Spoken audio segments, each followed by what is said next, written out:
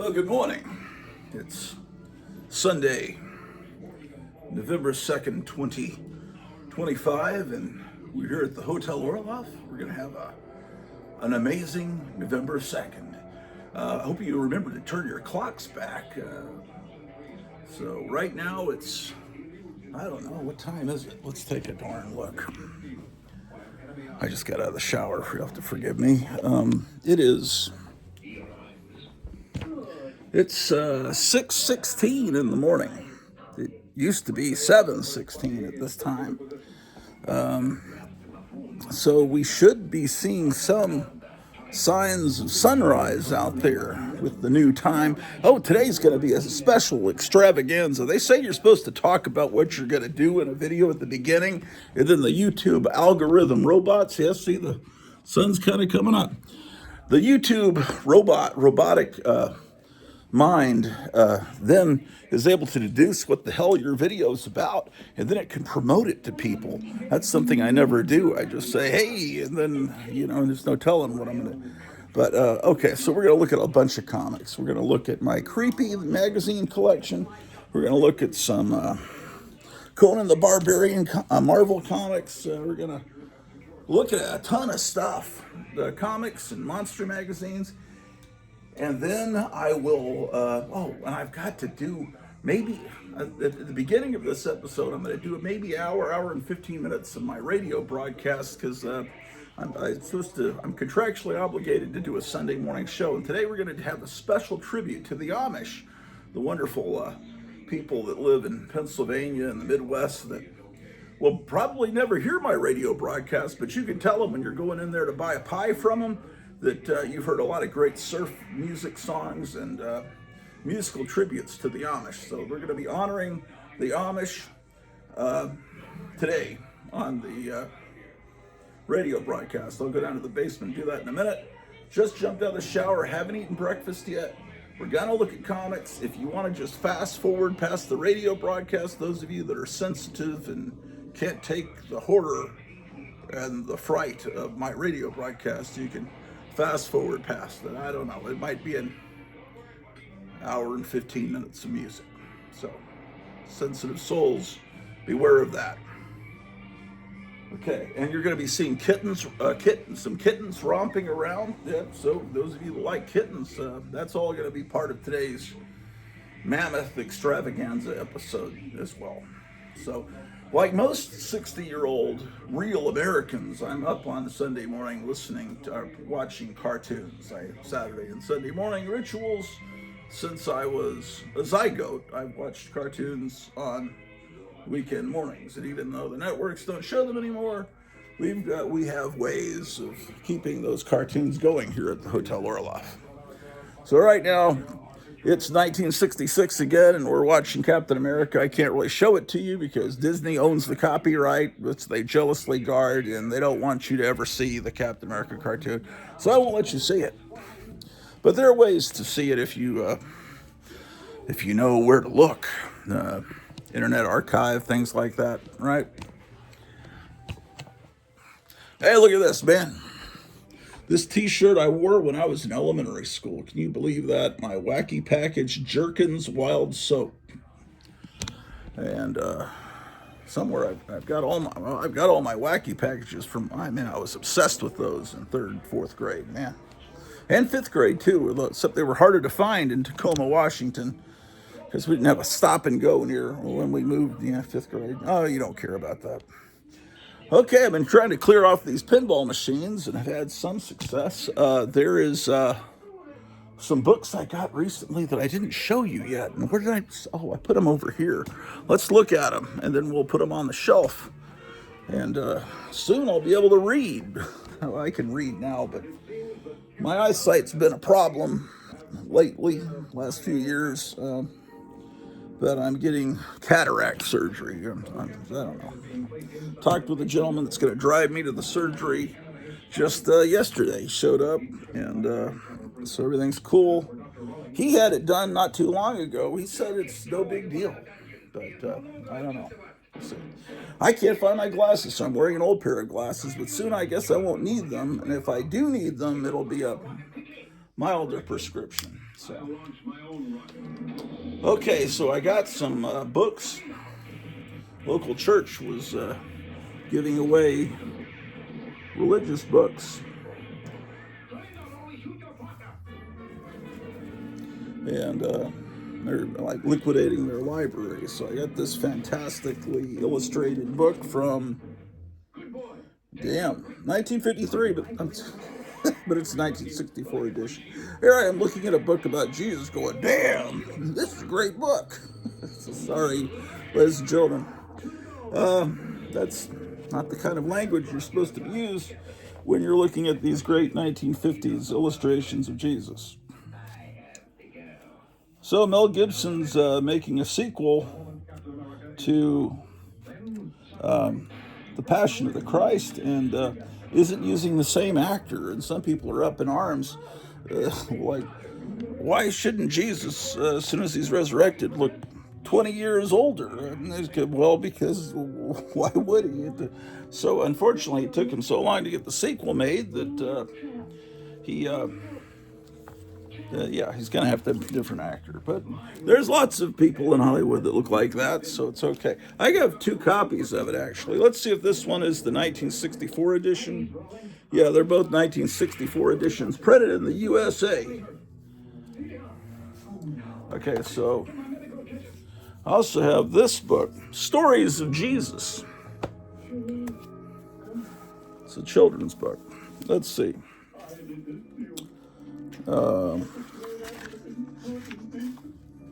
This is from 1954. I better get away from the sound. I'm going to have, they're going to get me for playing the Captain America sound. Let me come back when I'm playing, when the Hanna-Barbera cartoons are playing, because they don't zap you for the sound of the cartoon in the background. Well, oh boy, that's probably going to get me. Disney is horrible. It's a horrible organization. I'll tell you that. I'll tell you what. Okay. If I was a book about Jesus, where would I want to be on my library shelf, ladies and gentlemen? Let's see. Oh, it looks like there's a perfect place for a book about Jesus. Right there between King Arthur and his knights and this book, A Haunt of Fears. This is a British book about the strange history of the British horror comics campaign. So in England, too, they had the same problem with, in the 50s, about the violent, horrifying EC Comics and all their imitators. Okay, so yeah, good. I found some. Now, where do I put these big, oversized Jesus books? Is the next question. They don't fit on that shelf.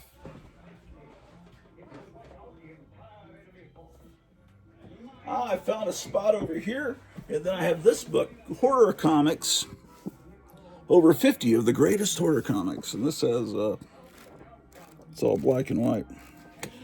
I could put this up here next to A Haunt of Fears, and that would make sense. Oh shit, what fell on the other side? Damn it. I need a, hold on. I know just what I need. Don't worry, we're going to start the radio broadcast in a minute. Those of you that tuned in for the music. I just saw.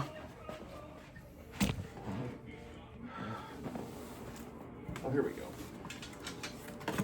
I've had these since I was in 2nd grade. My mother bought these at some 5 and dime, because I've always been a book collector, which of course was encouraged by my mother, who was a former school teacher. You know, thought it was great that I was reading. She just didn't really like me reading Dennis the Menace or Famous Monsters or Vampirella, but I don't know what's wrong with those publications for a small lad. So what fell over here? I heard something fall. Oh, a book. I dropped King Arthur and his knights. Luckily, it landed perfectly fine. Sometimes you just can't get rid of a severed arm. That's what if Adam West made a movie about the absolute Batman that they're doing for the comics now, oh my gosh, they would probably have him trying to get rid of a severed arm instead of a bomb, right? Okay, King Arthur, let's get you back in your proper spot. Bastard. Okay.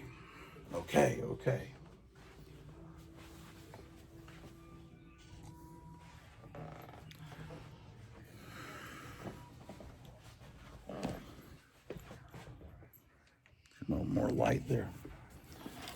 I got severed arms everywhere, man. I used to do this on my show, scratch my face, like make it play. Today, oh, wait, it would be like this. Jack Benny used to do this. Yeah, remember he was Jack Benny. You all remember Jack Benny, right? My wife says, I'm not waking up till 11. Okay, well, that's probably when this show's gonna end. She sent me a text message. I'm recording this on my phone for those of you. Okay, we got more fantastic books from the church over here. Let's look at them. Because now we've got a commercial on, which we won't get copyright problems from that. Mystery of the Green Cat. This came from the church library. I don't think this book is any. She says, oh boy, fun day ahead, she says. Yeah, well, anyway, this is from the incredible year of 1957. And James Stevenson, What's Under My Bed? Not every book in here is a discard. Why would you discard a cool book like this, man? They're getting rid of all their cool old books. I don't understand it. Books aren't this cool anymore. 1983. Well, I guess I'll forgive it from being from 1983. That even though that's a little bit more too recent for my taste. Here's Madeline's Rescue. Oh my gosh, Madeline's Rescue. Sorry, we had a little earthquake there. You know this book. This is in your school library when you were a kid. I'm sure you never read it because you're checking out the Charlie Brown books and the Guinness Books of World Records. This is a September 1967 first printing of a book from 1951. Here's the whimsical, quizzical Bible trivia book. Who is the shortest wealthy man in the Bible? In artwork, which disciple is often pictured with a rooster? What are the streets of heaven paved with? Man, this sounds like a great book to read, and here's another Bible trivia book. Who had surgery performed on him while he slept? What people had a fly god named Baalzebub? Huh? What king had the first birthday party in the Bible? What prophet ate a book and found it sweet? Who outran a team of horses? And what wicked king committed the S word by burning down his palace? Certain words you're not allowed to say on YouTube. They flag your video, or if you say them, that's one of those words. So anyway, let's put some more books on the shelves over here. Yeah, these Bible trivia books look fantastic, magnificent, ladies and gentlemen.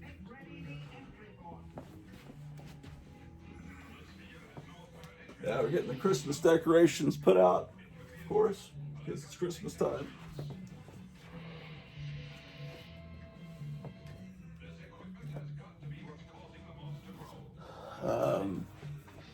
You ever look at your shelf and you think, well, I didn't know I owned that book.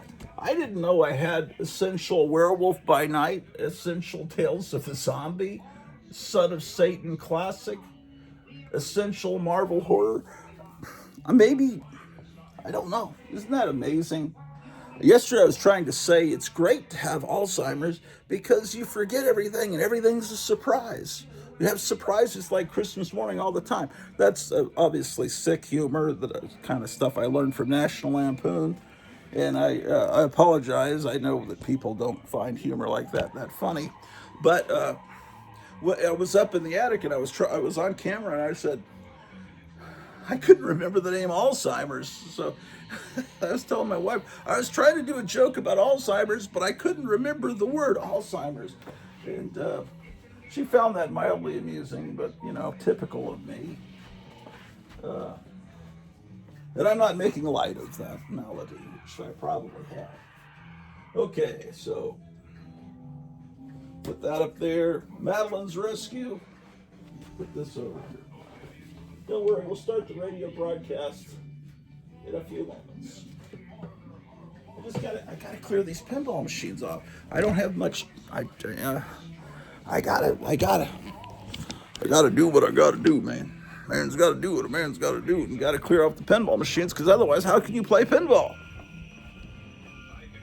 How can you have any pudding if you don't eat your meat? How can you play pinball if you don't get all your freaking comic books off of them? Here's Dynamite in Praise. How to Get Your Prayers Answered and Then Some by Don Gossett. At first, it looks like it's an L. Ron Hubbard book, doesn't it? But it isn't. Additional copies available from the Narrow Way Bookstore, St. Joseph, Missouri. Let's see when this is from. Probably the 70s. 74. When Dynamite was a big expression, courtesy of J.J. Walker.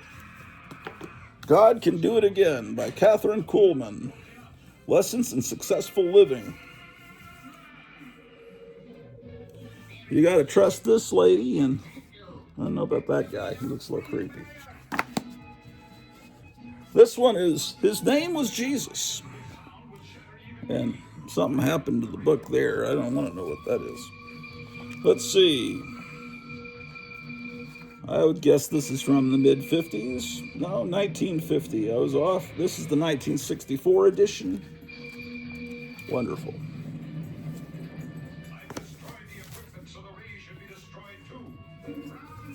Here's, this is the novel that movie The Wanderers was based on. I didn't get that.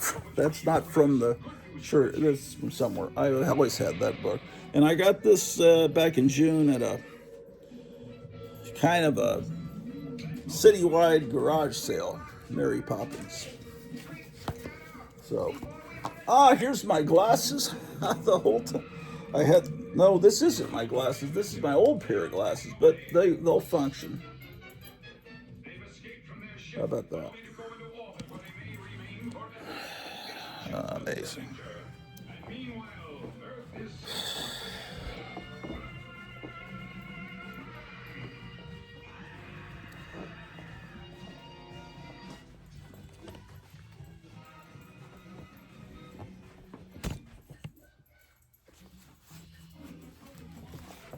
We'll put this in the book rack here.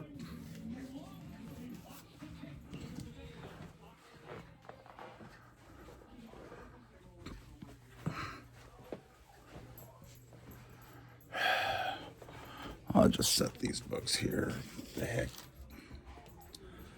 Okay. Well, that mission's accomplished. Man, we're already 19 minutes into today's broadcast. Well, let me get... Okay. I'm recording these cartoons off of IOTV. This should fill up the disc.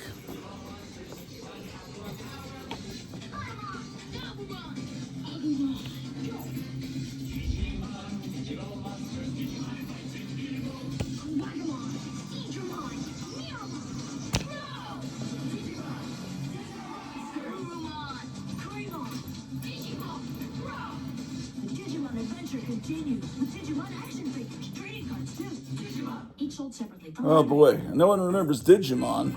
I hear there were a bunch of cretins waiting outside the Walmart, your local Walmart, yesterday for a new Pokemon release, which I guess Digimon was a Pokemon imitation. What the hell just happened? Oh man, you're fucking it up, no. The dog was stepping on the remote and was about to change the channel. Drew, you can't do that. What are you sniffing, man? What the hell are you sniffing? Oh, you need some more food, don't you? That's why I came and urged Dr. Quick to join us. Yes, we must face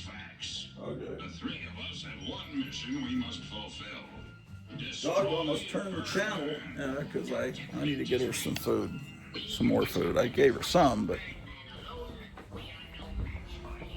she needs all the food.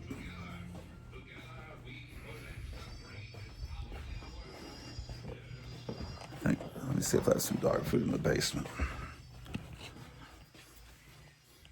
Oof. You don't want to know.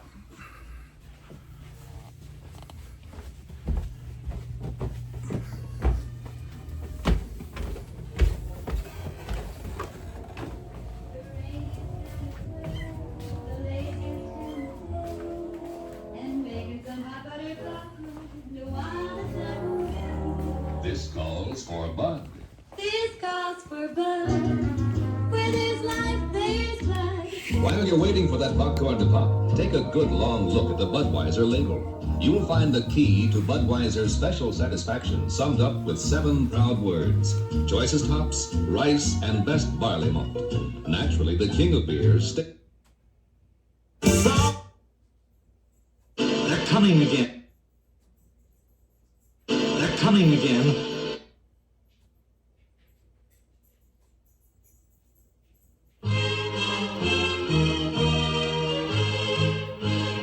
It's Christmas, man. Halloween's over, so it's Christmas time.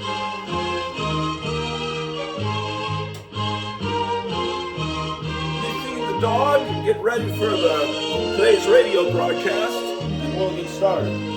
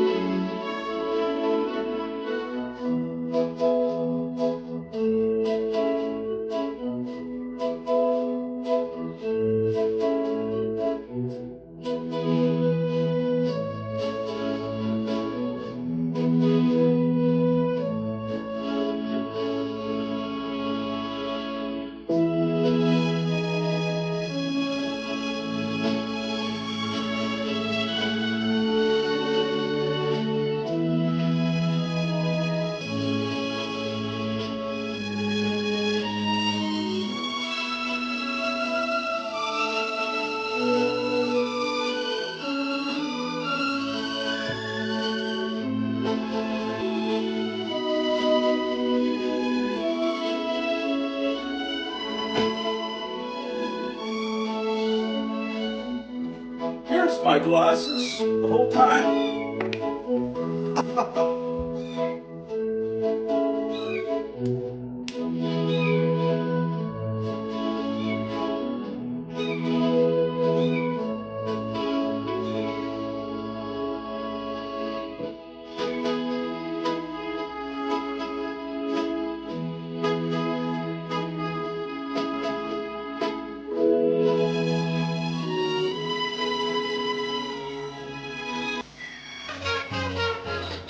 Look, I fixed this model kit, man. How about that?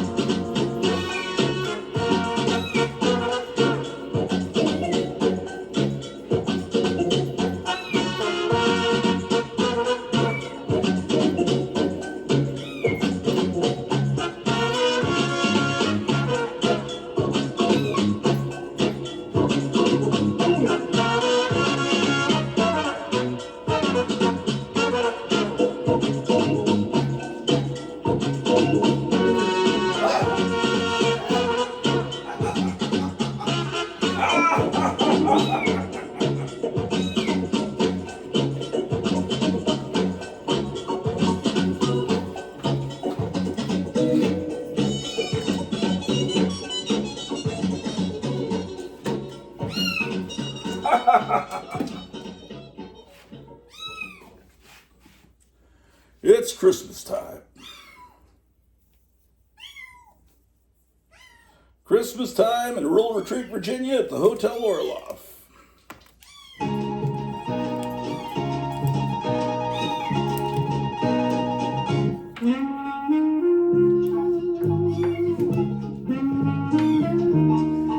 If you want to find this kind of music to play at your house during the season, look up Seeburg Library Music.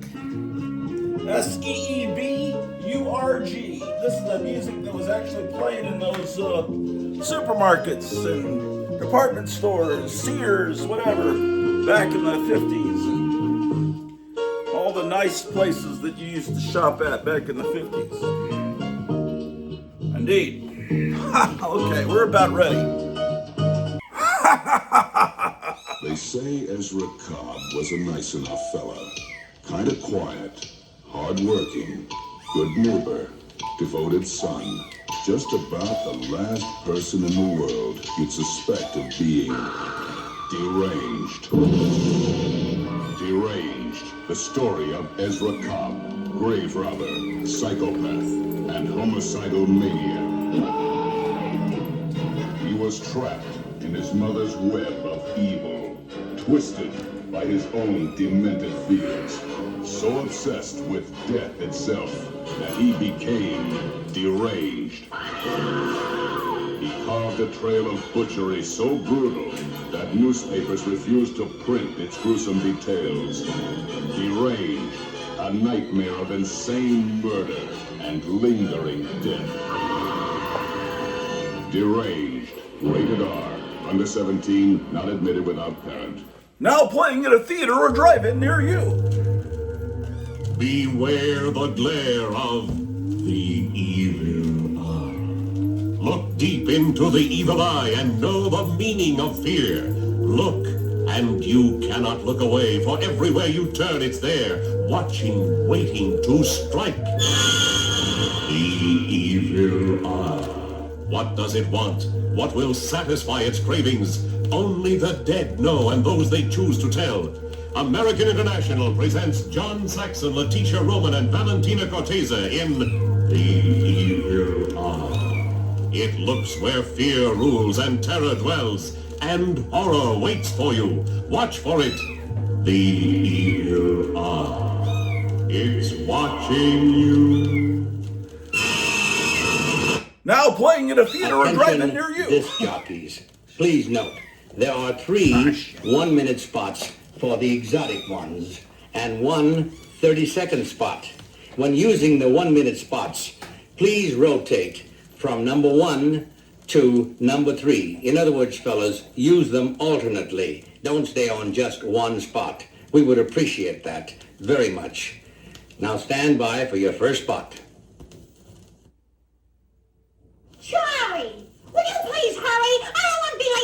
movies tonight. Okay, sweetheart. What do you want to see? Say, how about seeing that Western playing over the Bijou Theater? Not me, honey bun. I want to see the exotic one. But, sweetheart, that one is loaded with sex and violence, with exotic showgirls going berserk when a monster escapes in a New Orleans strip joint. You don't want to see that one. Yes, I do. And in one scene, the monster pulls a man's arm off and beats him to death with it. I just love that kind of action. I've got to see the exotic one. But I'm telling you, sweetheart, the exotic ones is loaded with the world's sexiest looking women. Now, you don't want to see that one, do you? Yes, we do, and we're going to go see it, Charlie Jones. And if you don't want to take me, I'll take a taxi. We're going to see the exotic ones, you hear? And you better Folks, wake up to don't reality. argue with your wife. Go and see the exotic ones. You're not going to have me tell any difference, because I want to see the exotic ones regardless of what... The exotic ones now playing at the Rialto Theater in downtown Rural Retreat.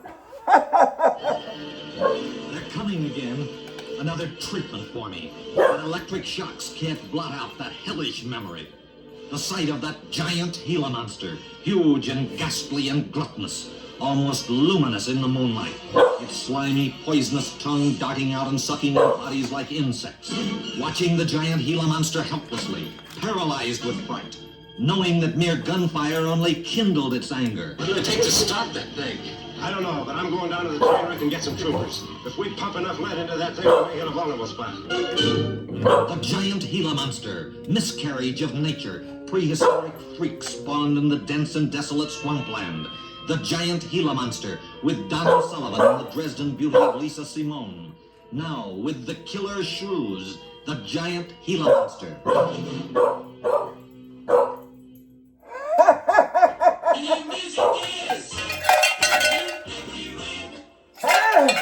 Wake up your neighbors, it's Sunday morning, man. Time to go to church and listen to Grottu Orloff, Psycho Freak Out at WFUN.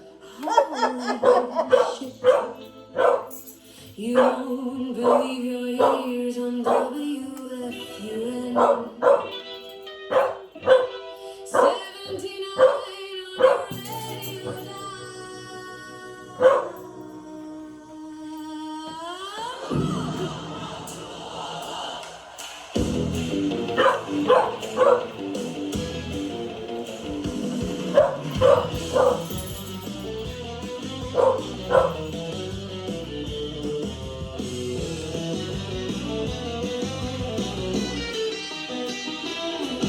dial.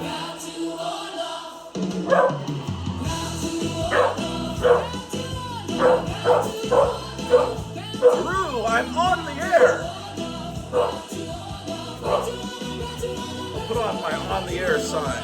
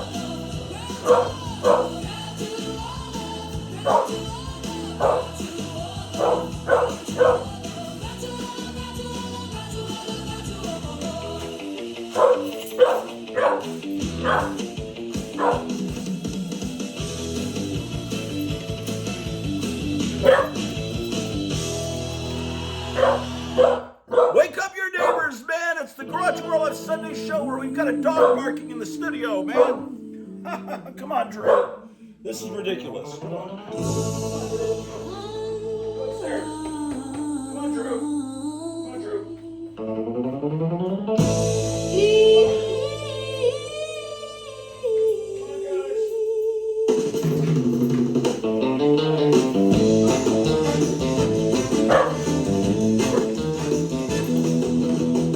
He hunts the biggest of all game. Of all game. Of all game.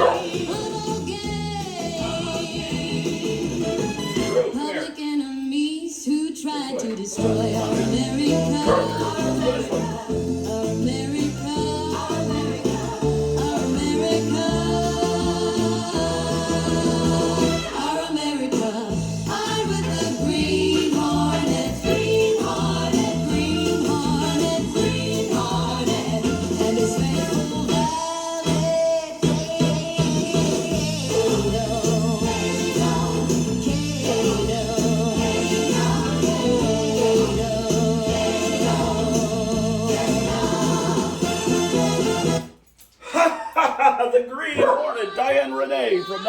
1967. Gave me a big bag of Reese's, and she sewed my witch's dress. I told my brothers to put on their costumes or we'd leave without them. I got my girlfriends waiting outside to see the cute boys. All their brothers are still getting ready. We could leave without them. My daddy drove us down to the city where the big houses are. We sang Motown all the way there in those big old cars. Halloween in Detroit is fun. It's fun, it's fun, it's fun. It's fun, it's fun, it's fun, it's fun. It's Halloween in Detroit, it's fun. It's fun, it's fun, it's fun. It's fun, it's fun, it's fun. All right, Diane Renee from 1963.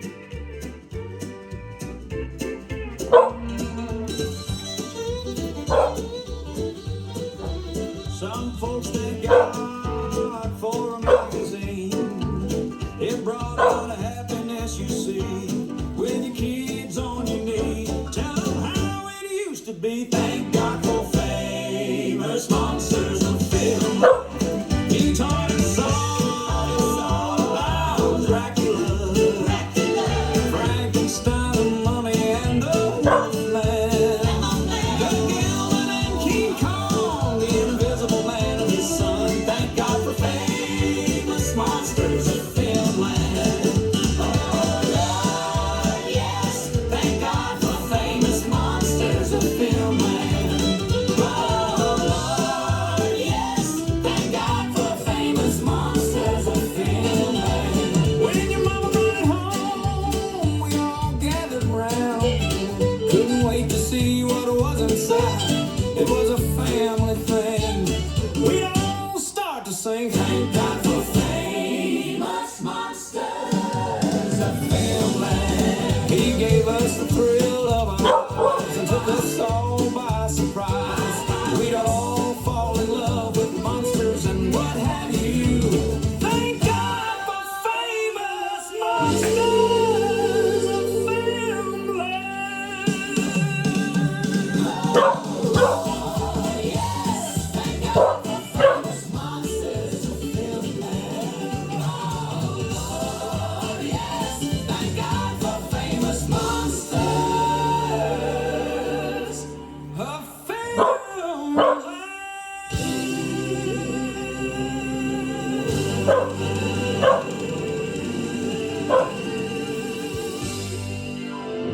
Carl Burgos from 1964 here on WFUN, the Fun Spot, Sunday morning, November 2nd. Should you turn your clocks back? I'm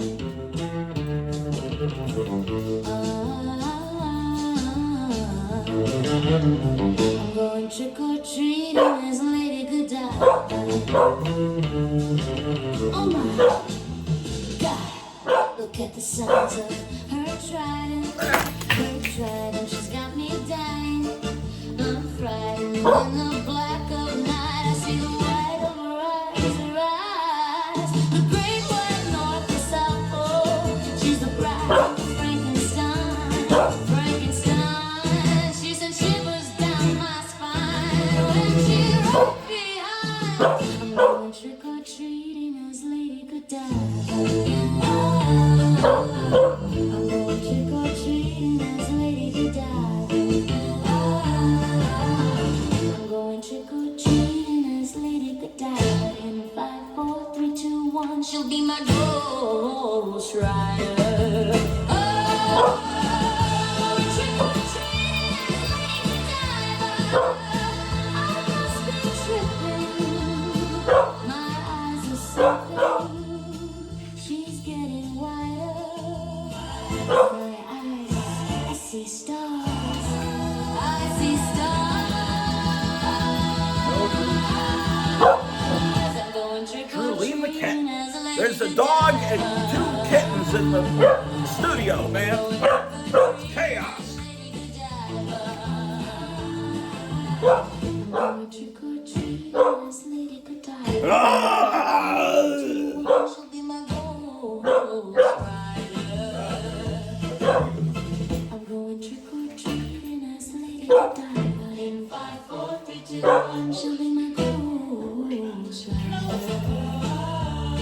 She'll be my ghost. I gotta She'll be clean my you. ghost.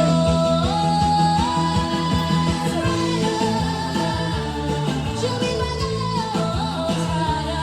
She'll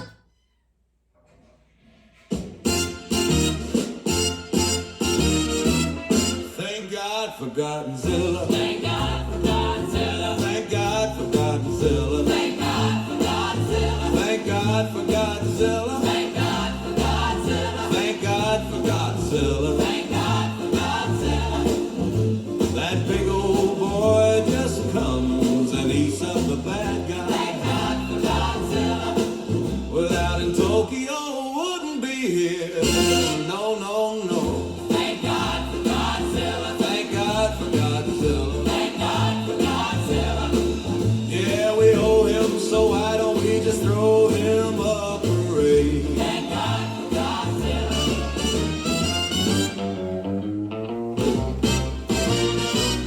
Thank God for Godzilla. Thank God for Godzilla. Thank God for Godzilla. Thank God for Godzilla.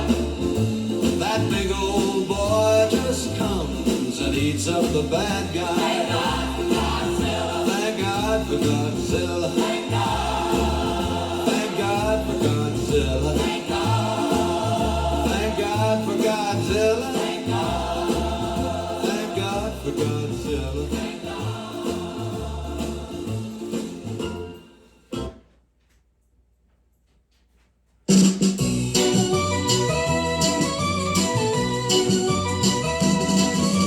Amish girls, we're Amish girls. We don't need no Ford or Chevys, 'cause we're cruising for action in a horse and buggy. There was a party last night down by the cornfield. The smell of apple cider lingered in the air. She had a baby 2 weeks later. Everybody knows who the father is. Amish girls, we're Amish girls. We don't need no Ford or Chevys, 'cause we're cruising for action in a horse and buggy.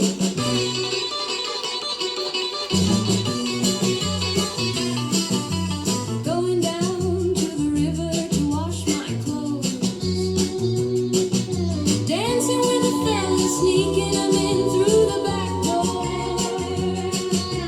Gonna go out tonight, get my hair up in a bun. Hey, when the folks are away, you know the Amish girls will play. Amish girls, we're Amish girls. We don't need no Ford or Chevys, 'cause we're cruising for action in a horse and buggy.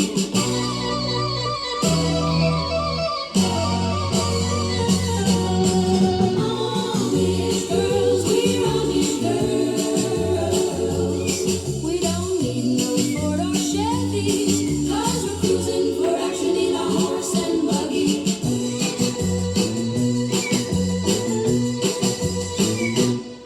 Marie Severin with a tribute to the Amish here on WFUN this morning. We've been playing a lot of songs about the great Amish people. WFUN. quite the cook, but you won't find her on the internet. I guess you have to come and look. I've gotta get my Really breakfast. loves to fish.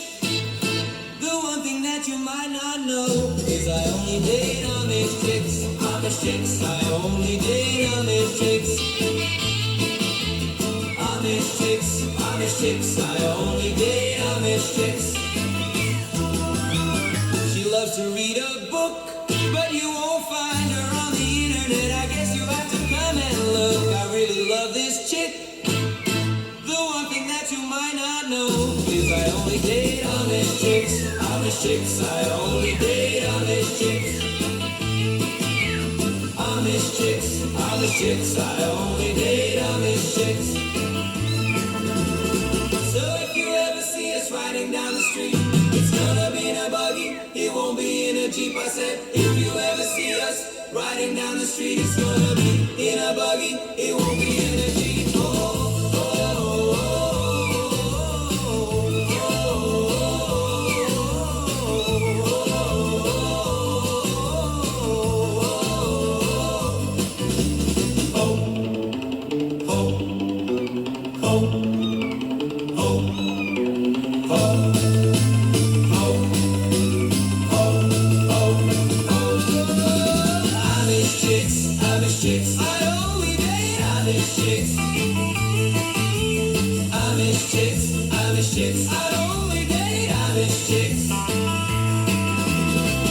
Amish chicks, I only date Amish chicks. Amish chicks, I only date Amish chicks. You better not. You better not. You better not. You better not. You better not be making any big plans, 'cause we Amish girls are coming for you. Man, you better not try anything funny, 'cause we Amish girls are coming for you. Honey, Amish girls are coming for you. Amish girls are coming for you. Amish girls are coming for you. Amish girls are coming for you.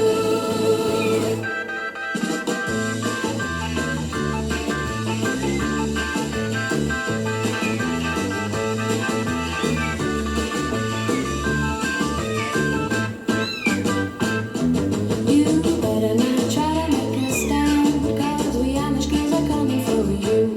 You better not try anything funny, 'cause we Amish girls are coming for you. Honey, we may not have electricity, but we're here to stay. We may not have a driver's license, but we're on our way. You better not. You better not. You better not. You better not. You better not. You better not. You better not.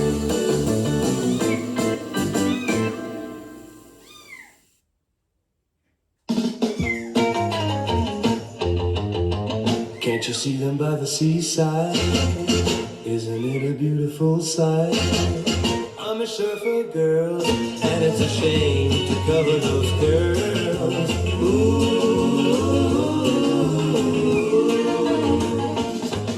Somebody called a mission trip. Somebody found them a free horse. They loaded up all their worldly possessions and they hitched a ride to the seashore. And they got there just in time, because they all were saved by the love of a 6-foot wave.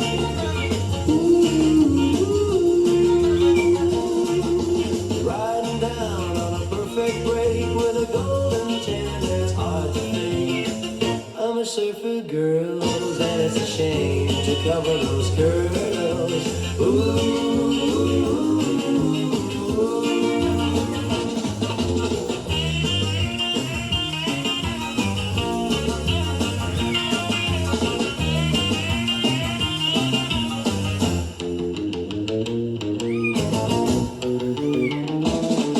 Somebody called a mission trip. Somebody found them a free horse. They loaded up all their worldly possessions and they hitched a ride to the seashore. And they got there just in time, because they all were saved by the love of a 6-foot wave.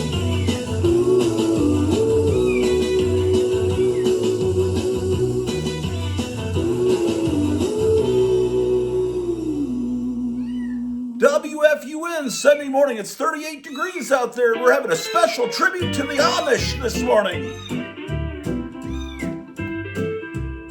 Well, when I was just a kid, my mama and my daddy, they would send me to my room and they would tell me not to do the things that I was doing. So I was reading in my room and my mama and my daddy, they were singing hallelujah when they found out what I was doing. And they said, son, you oughta thank God for comic books. Thank God for comic books.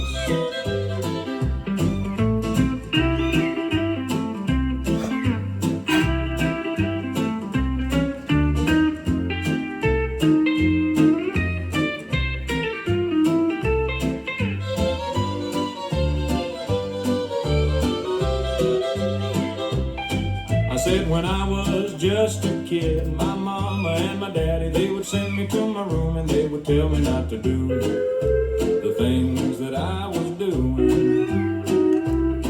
So I was reading in my room, and my mama and my daddy, they were singing hallelujah when they found out what I was doing. And they said, son, you ought to thank God for comic books. Thank God for comic books. Thank God for comic books. Thank God for comic books. Thank God for comic books.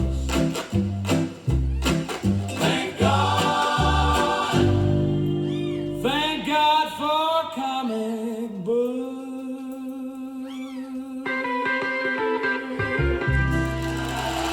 From 1954, that's Frederick Wortham and the Red Hot Pokers here on WFUN, Sunday Morning Gospel Hour. Turn on your radio. You won't believe your ears. On WFUN 79 on your radio dial. The Sunday Morning Gospel Hour.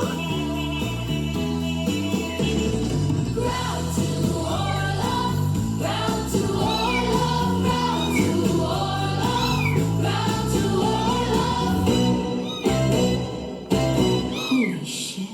Grottu Orloff, Grottu Orloff, Grottu Orloff, Grottu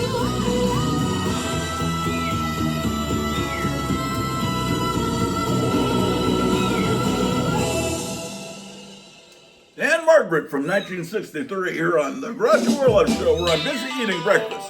I love the way they comb their hair, the modest clothes they wear. There's no equal in the world like the Amish surfer girls in their string bikinis, in their string bikinis, in their string bikinis, in their string bikinis.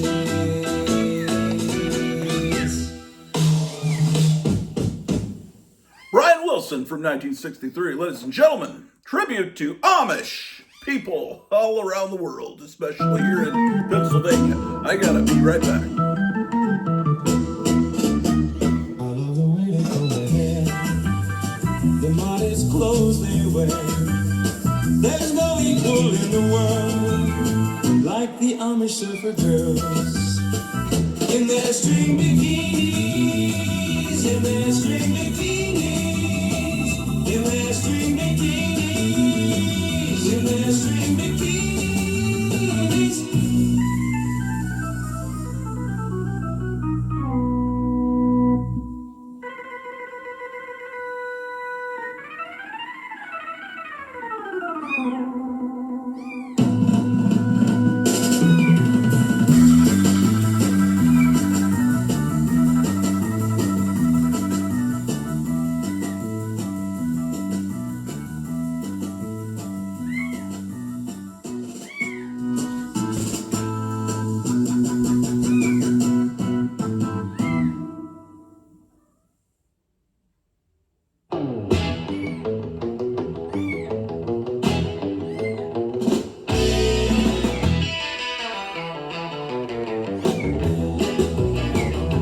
Oh, here they come, I see them there. Check out those ladies with their long black hair. They love the waves, they love to surf.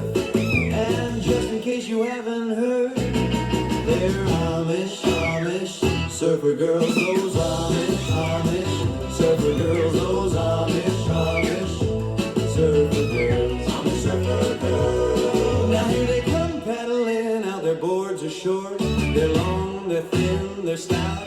They're catching waves, they're riding curls. And just in case you haven't heard, they're Amish, Amish surfer girls. Those Amish, Amish surfer girls. Those Amish, Amish surfer girls. Amish surfer girls. They got their bonnets and their black bay bathing suits. They don't need bikinis and they don't need boots. They're so pure, they're so innocent, and it's true they don't have electric. So here they come, they're looking good. They got the Beach Boys like I knew they would. They love the waves, they love to surf.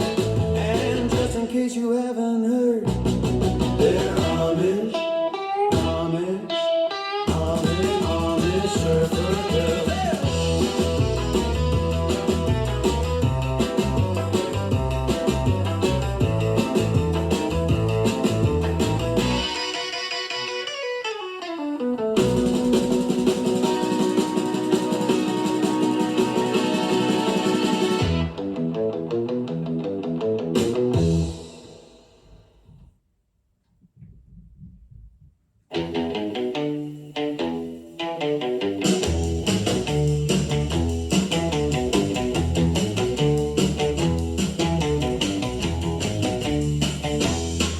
Cruising down in Ape City in my Cobra 427. Got Zira and Cornelius with me and President Johnson. WFUN Radio, WFUN Radio, WFUN Radio, WFUN Radio.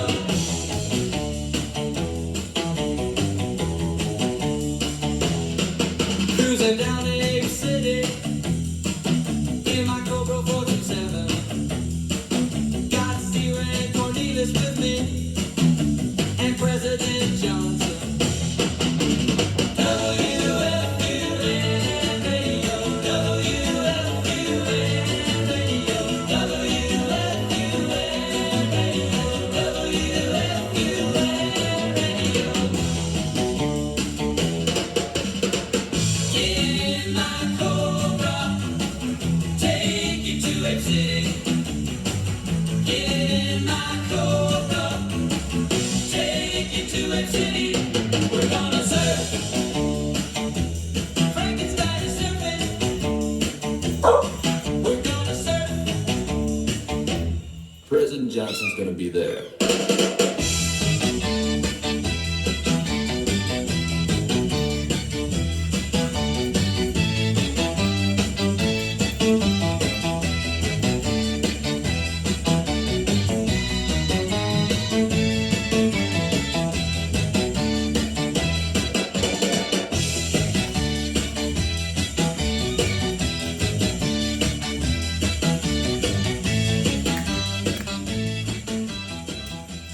Jan and Dean from 1968 here on the Grottu Orloff Sunday morning gospel spiritual hour.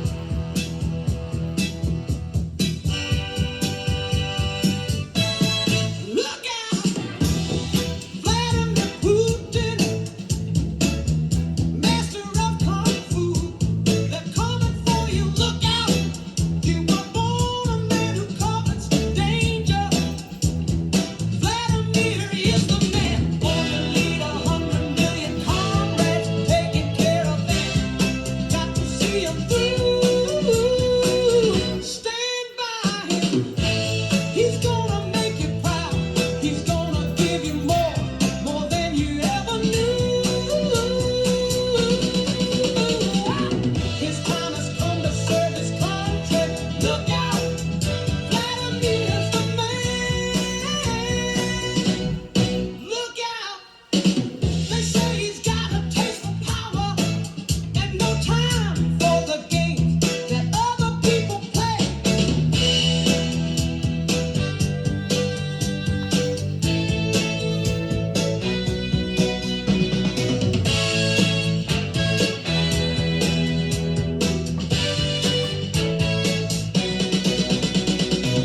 Stand by him. He's gonna make you proud. He's gonna give you more than you ever knew. Born to lead 100 million comrades, taking care of them. Got to see them through. Stand by him. He's gonna make you proud. He's gonna give you more than you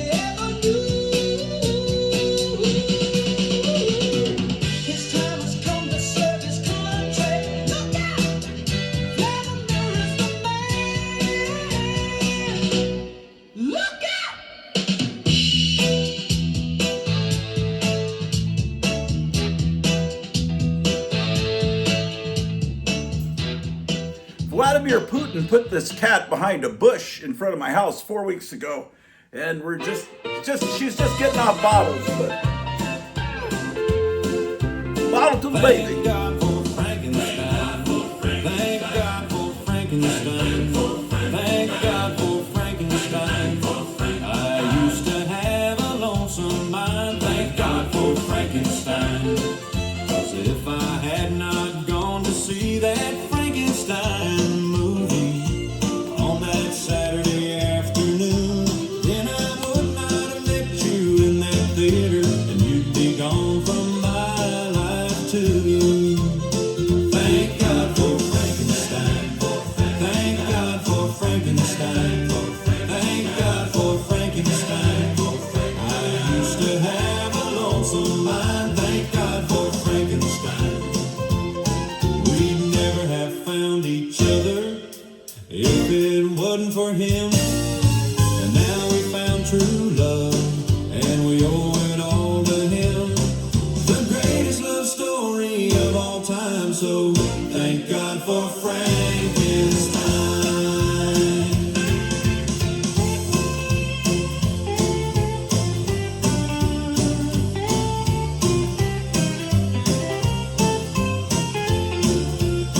Thank God for Frankenstein. Thank God for Frankenstein. Thank God for Frankenstein.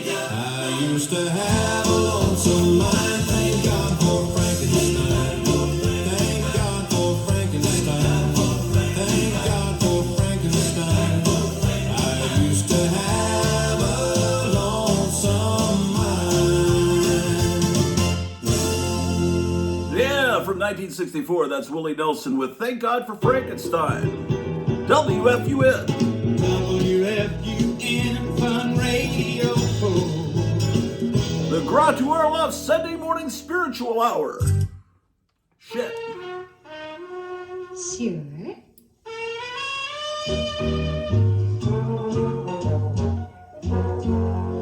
The rainiest kind of weather, the laziest kind of day, and making some hot buttered popcorn to while the time away. This calls for Bud. This calls for Bud. Where there's life, there's Bud. While you're waiting for that popcorn to pop, take a good long look at the Budweiser label. You'll find the key to Budweiser's special satisfaction summed up with 7 proud words: choicest hops, rice, and best barley malt. Naturally, the king of beers states its ingredients on the label. An easy kind of day, a lazy kind of mood. This calls for Bud. This calls for Bud. Budweiser. Budweiser, the king of beers. You know how you feel when you're dressed just right. You're the kind of sight that'll make him look and look again. Got what it takes, he can fit your style.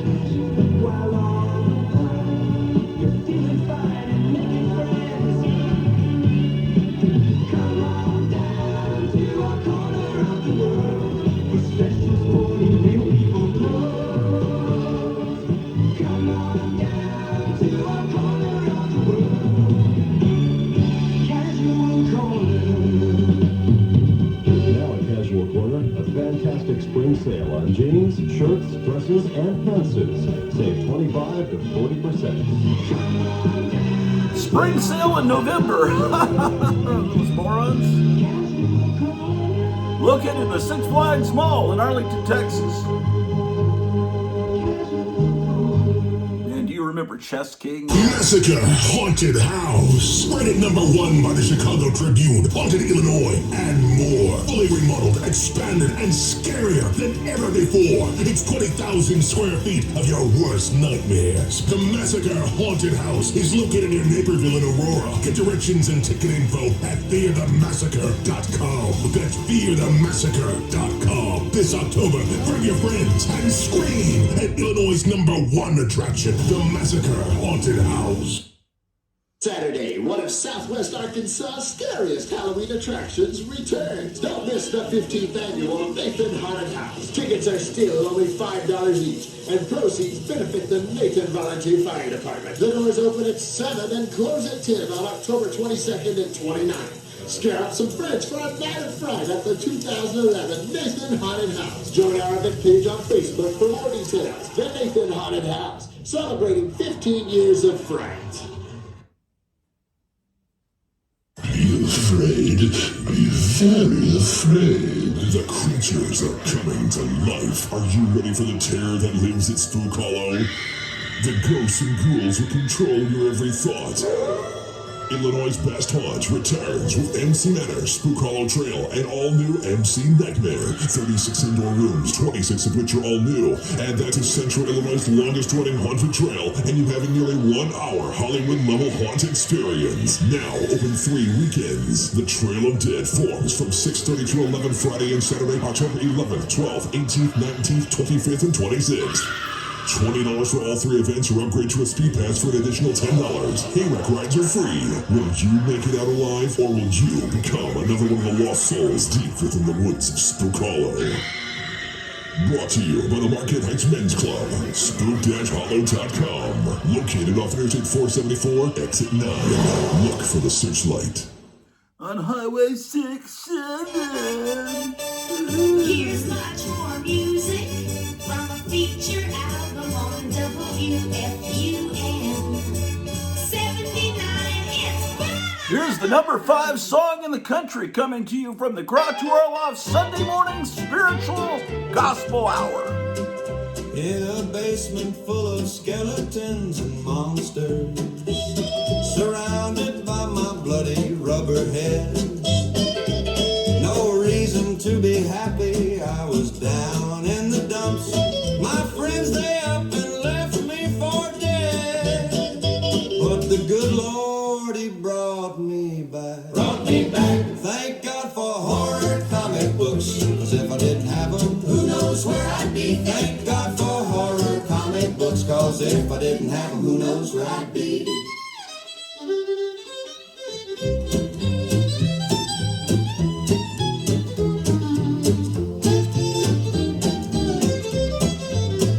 It was March 2020, I was flat on my back, surrounded by all my dumb best friends. No reason to be happy, we was down in the dumps. Everything just came to an end. But the good Lord, He brought me back. Brought me back. Thank God for horror comic books, 'cause if I didn't have them, who knows where I'd be. Thank God for horror comic books, 'cause if I didn't have them, who knows where I'd be. I like the way they feel. All that paper in my hand, and all the stories about the likes of you. You, just like you. I love EC horror comic books. EC horror comic books. EC horror comic books. I love EC horror comic books. EC horror comic books. EC horror comic books, and you do too. You like the way they feel. All that paper in your hand, and all the stories about the likes of me.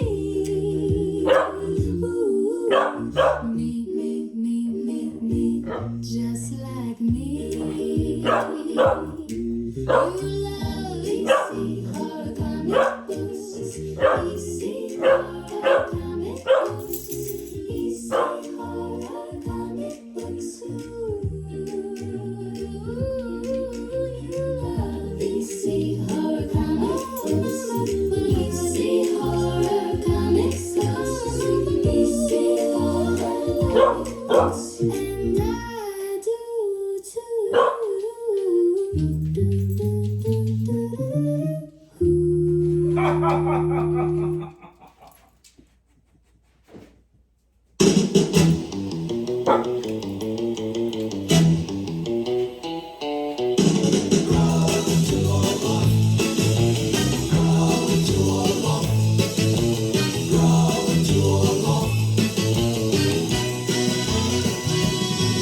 turn on your radio. You won't believe your ears. On WFUN 79 on your radio dial. Ground to Orloff, ground to Orloff, ground to Orloff, ground to Orloff, ground to Orloff, ground to Orloff, ground to Orloff, ground to Orloff, ground to Orloff, ground to Orloff, ground to Orloff, ground to Orloff.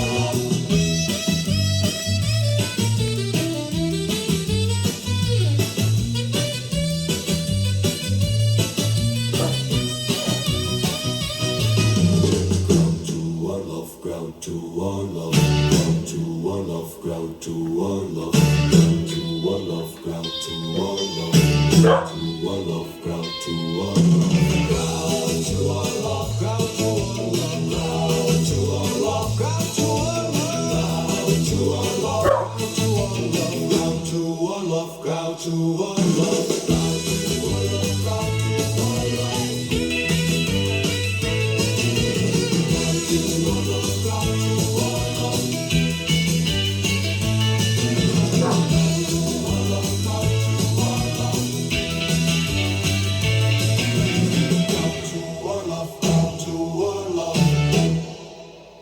Hey gang, have you tried Wheaties? This will really brighten up your Sunday morning. So do what Roy Rogers and Tom Mix do, and Superman, and have a bowl of Wheaties today as you're getting ready for church and listening to the Grottu Orloff Gospel Hour. WFUN.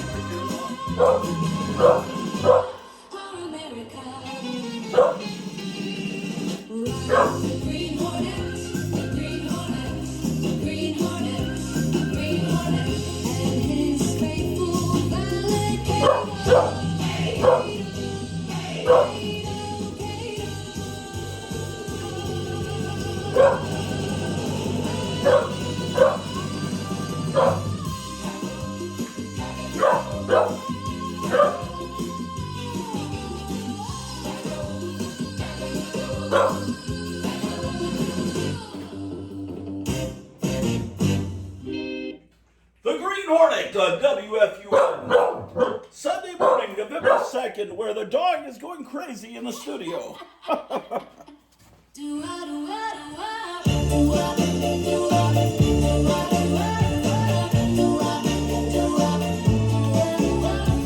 Let me tell you something, baby. There's a place you gotta go. Well, it's a swinging little city up there in the Michigan snow. I heard you call it Detroit. Well, that's not what they say. Motor City. In the middle of October, there's a time you gotta be. Up there in the city, right on the edge of the deep. And I know what you're gonna say. That place is scary. Well, let me tell you, Halloween in Detroit is fun. Come on, baby, hop in the car.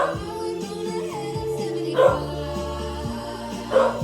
Well, you've never seen a place that's more alive. Grab your costume, baby, you can be whatever you like. A cat, a ghost, a pumpkin, or the Countess Dracula's bride. I'm gonna dress up like a robot. That's what I always do in Motor City. Halloween in Detroit is fun.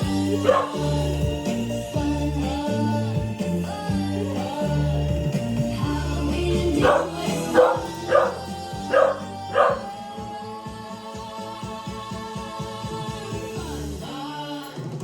Fun.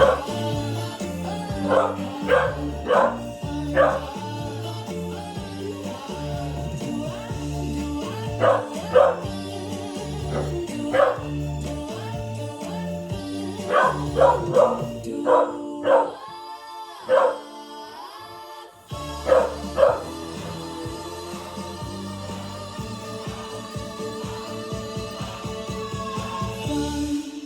I hope all of you in Detroit had a wonderful Halloween. Hey, gang, if you've gotten the new Gotham City t-shirt, call up Kevin Johnson at Gotham City Comics.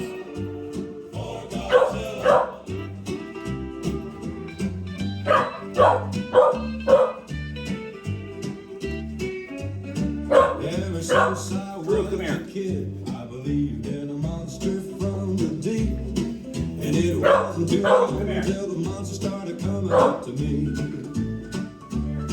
He said, you might not understand, but I'm here to give you a helping hand. And he taught me about being a man, so I looked up to him and I said, thank God for Godzilla. He said, come on boy, let's take a ride. He was rolling in a brand new 1961 Coupe de Ville. I said, man, what you doing with a car like that? He said, you know, I ain't got no chill. And then he took me downtown. He said, hey, let's buy another round. And then we started to dance, and I knew I was gonna be his biggest fan. Thank God for Godzilla.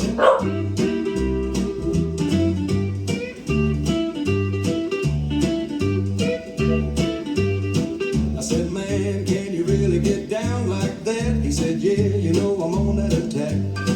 I said, man, I can't even keep up with you. He said, yeah, that's why they call me the monster fool. I said, how do you keep your game so strong? He said, well, let me sing you a little song.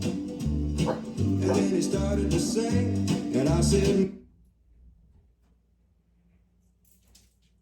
two Amish boys out in the field, digging holes and taking their time. One says to the other, say, ain't you sick of this? The other says, oh yeah, it just ain't right.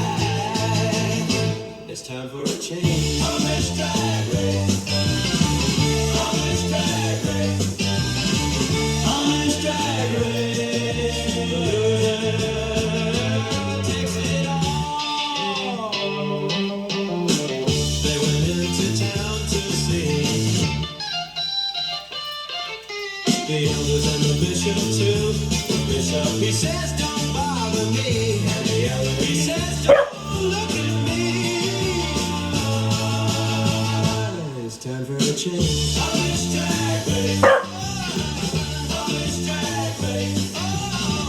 Amish drag race. Takes it all. Amish drag race. Amish drag race. What is going on, man? You guys need to grow up, man. All your loud noise during work. We're having a wonderful Amish drag race. The loser takes it all.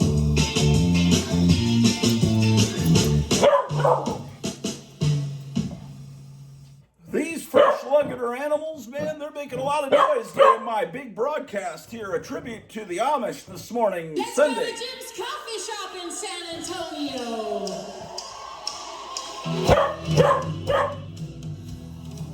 Frontier burger. Frontier burger. Frontier burger. Frontier burger. Number 3. 2 sharp-boiled patties with cheese, lettuce, tomato, onions, and our own special sauce. Served with French fries and a milkshake, a Texas legend.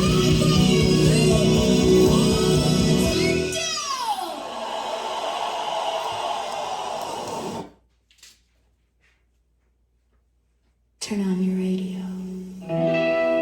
You won't believe your ears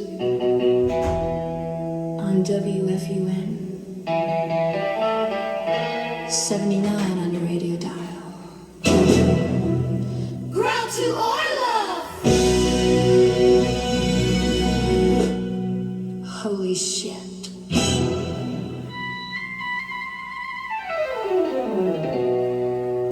Had to get the dog out of the studio. Sorry about all that. I hope it didn't set off your dogs at home.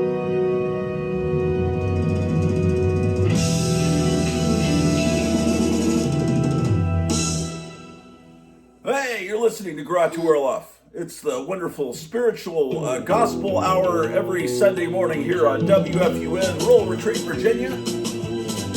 They were just riding horses yesterday. Oh, that'll be alright, wouldn't it? I wonder how much they got paid. I'd have done it for free, wouldn't you? Amish girls in Playboy magazine, they're breaking their mama's hearts, they're gonna burn in hell. Amish girls in Playboy magazine, that's what they say, but I don't know. It looks like heaven to me. Amish girls in Playboy magazine. It ain't no way to keep a woman from sowing her wild oats. Amish girls in Playboy magazine. Now, what do you think about that? That's just wrong. Man, it's just wrong.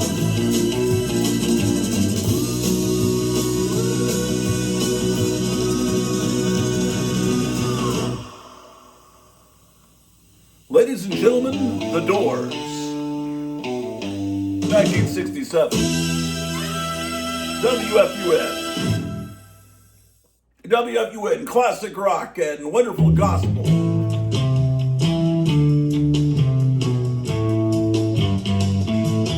Once upon a time, we thought the worst was over.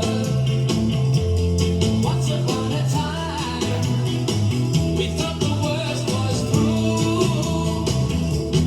Little did we know, the worst was yet to come. And the worst An earthquake! was the sadism. In the torture chamber, in the torture chamber, in the torture chamber of Dr. Sadism. The torture chamber, the torture chamber, the torture chamber of Dr. Sadism. The torture chamber, the torture chamber, the torture chamber of Dr. Sadism. The torture chamber, the torture chamber, the torture chamber of Dr. Sadism.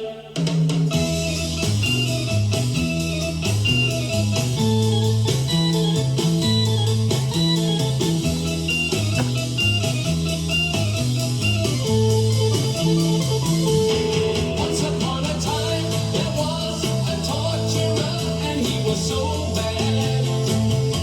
They had to torture him, but the one thing worse than the torture of a torturer is a torturer come back from the dead. To the torture chamber, to the torture chamber, to the torture chamber of Dr. Sadism. The torture chamber, the torture chamber, the torture chamber of Dr. Sadism. The torture chamber, the torture chamber, the torture chamber of Dr. Sadism. The torture chamber, the torture chamber, the torture chamber of Dr. Sadism. The Torture Chamber of Dr. Sadism from 1974. The Morons. The Morons from 1966. Ladies and gentlemen, on WFUN.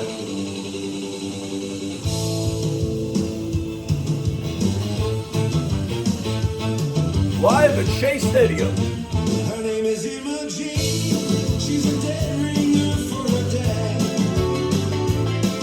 With a sexy twist. Her mama's a bad money underworld. And her cousin's name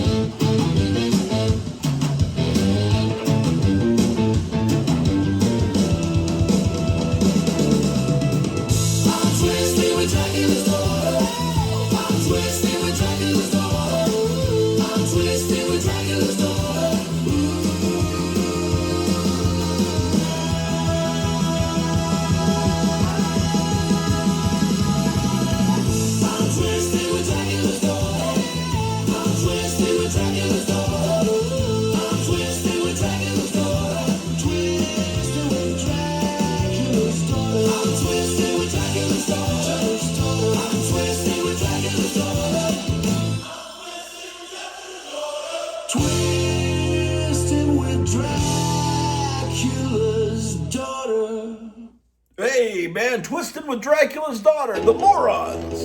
WFUN. Special tribute to the Amish this morning.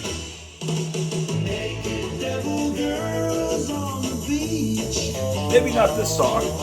Some got buns of steel, some of them peach. Naked devil girls on the beach, all got legs that never quit, all got attitudes, none of them sweet. Some ride on motorcycles, some ride on waves, some drink from golden goblets, some drink from kegs. Some get sunburned, some got tans, some got hair that never moves, some just put up with it.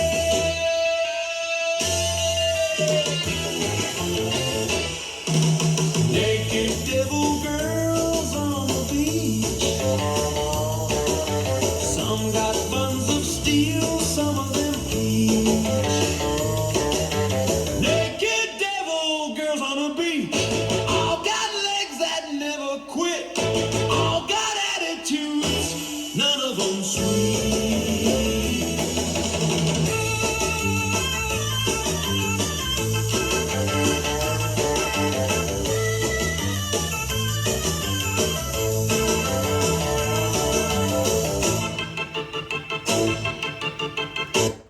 Oh, shit. Hey, it's warmed up to 39 degrees here on WFUN, Rural Retreat, Virginia. Let's go. Grottu Orloff. I collect comic books, Marvel comic books. I collect comic books, DC comic books. I collect comic books, Marvel comic books. I collect comic books. Shit, nothing works here in this studio, man. We don't have dogs barking. We got equipment that doesn't work here, man. WFUN, the fun spot.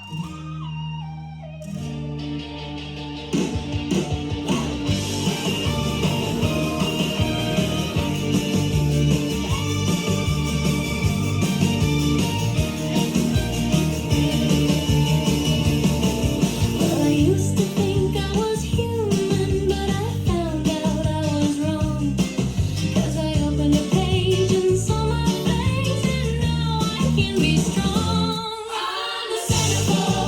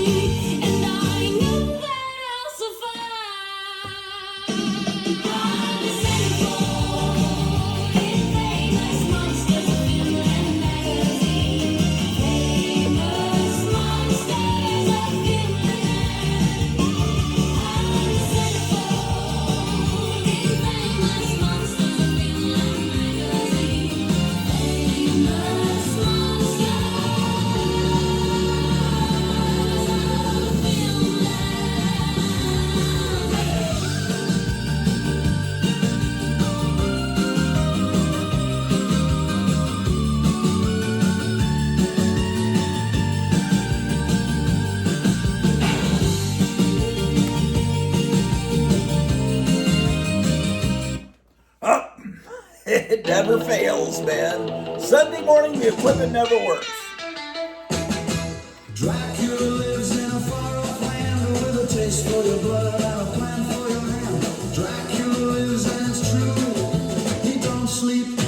The count don't count sheep. He'll get you when it's dark and deep. I say Dracula lives. He said Dracula lives. I say Dracula lives. He said Dracula lives. Dracula lives with a heart full of sin. When he tells you to come, don't let him in. Dracula lives and it's true.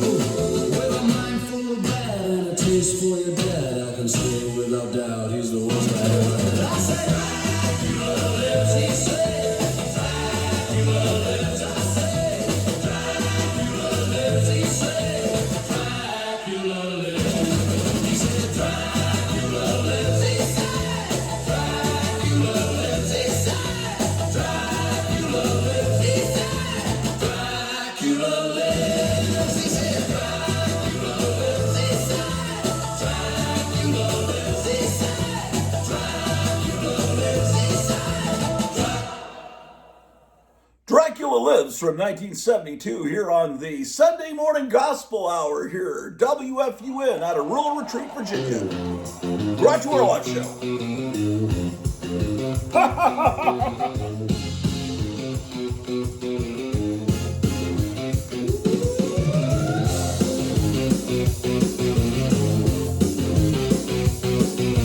met her at a dance in Daytona Beach.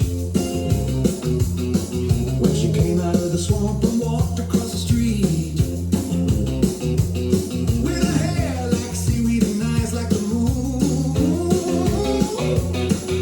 the daughter of the creature from the Black Lagoon. I'm in love, he's in love, I'm in love. I'm in love, he's in love, I'm in love.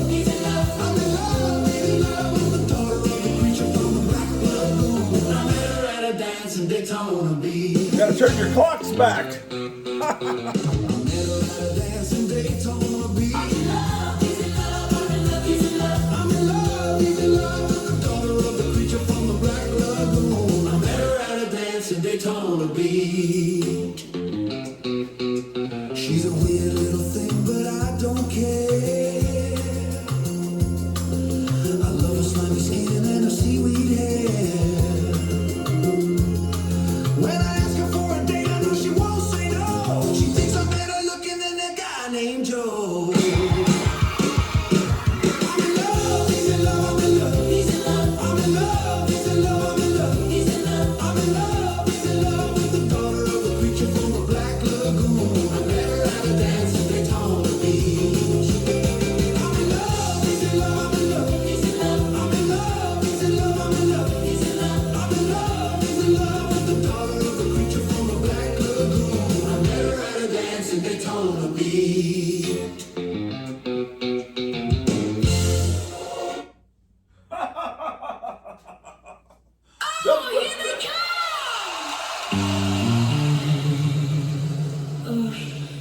Here they come.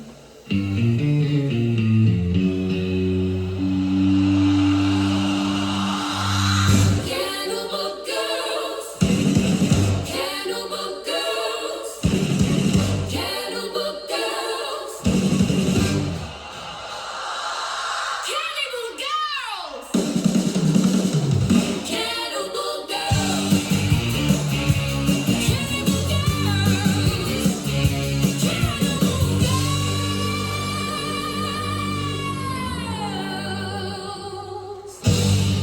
The Runaways from 1972 here on WFUN, the Sunday Morning Gospel Hour.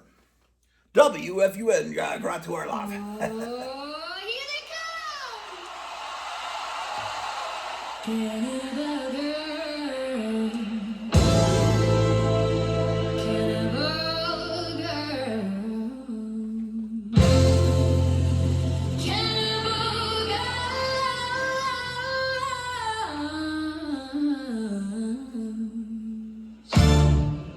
cannibal girl. Cannibal girls, cannibal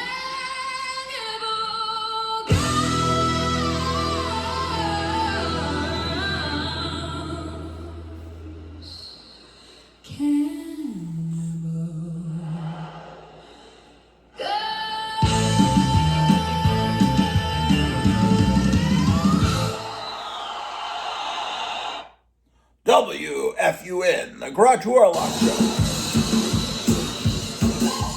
I'm watching kittens play here. I don't know if you can see or not.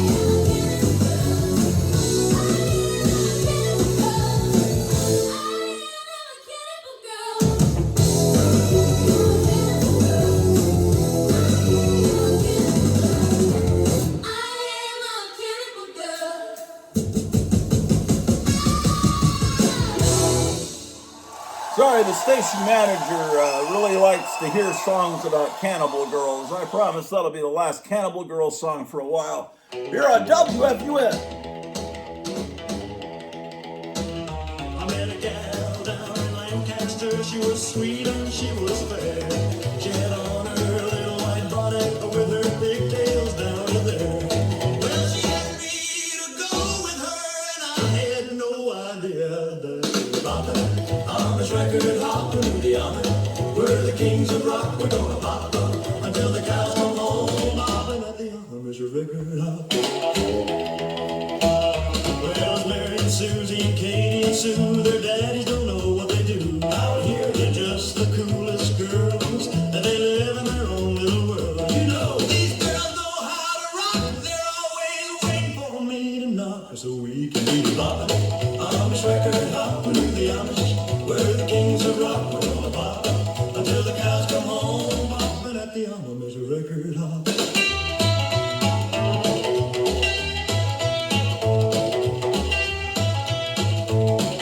Bopping at the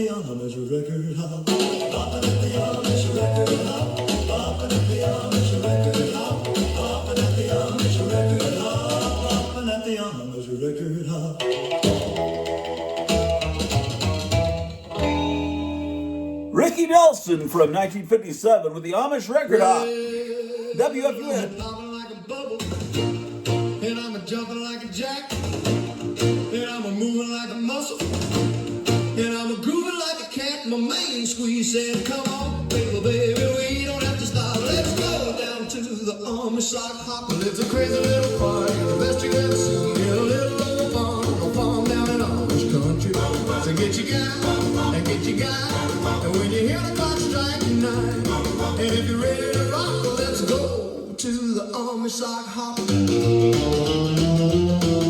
the DJ said I'm ready. I'm about to play some tracks. And then I put my shoes off. I got a pat on the back. I saw the baddest little honey when I came in the door. She was looking at me funny, so I went to the floor. I said, "Howdy, little lady, do you wanna dance? If you're ready, I'm ready. So let's take a chance. It's a crazy little party, the best you ever seen in a little old barn on a farm down in Amish country.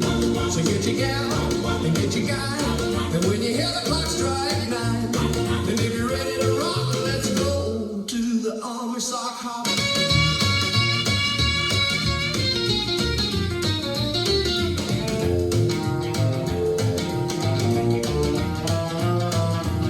It'd be a time you won't forget. Party's gonna go from 9 to 10. I can't believe you ain't there yet. It's the Amish sock hop. Well, it's a crazy little party, the best you ever seen in a little old barn on a farm down in Amish country. So get your gal and get your guy, and when you hear the clock strike 9, and if you're ready to rock, let's go to the Amish sock hop.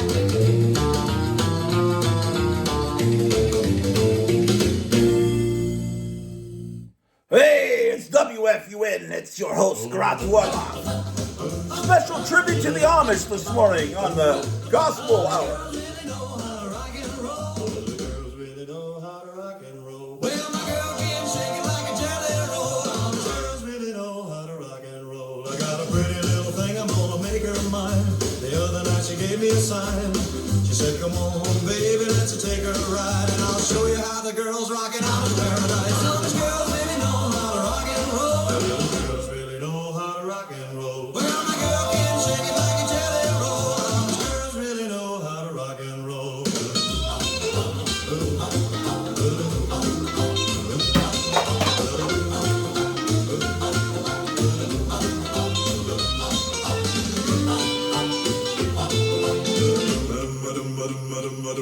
I got a pretty little thing, I'm gonna make her mine. The other night she gave me a sign.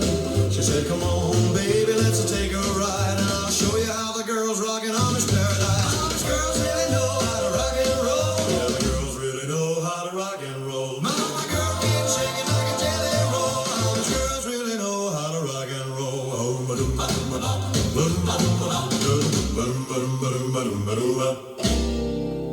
Yeah, WFUN, where the fun never ends.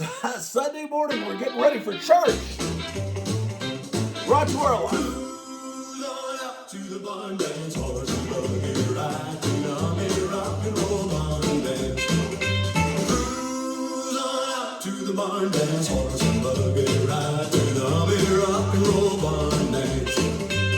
I see that moon up in the sky. I wanna go out and have some fun tonight. I call up my friend. What do I say? Meet me at the barn for a big rock and roll hoedown. Cruise on out to the barn dance, horse and buggy ride to the Amish rock and roll barn dance. Cruise on out to the barn dance, horse and buggy ride to the Amish rock and roll barn dance. Horse and buggy to the Amish rock and roll barn dance. Barn dance. Horse and buggy to the Amish rock and roll barn dance. Barn dance.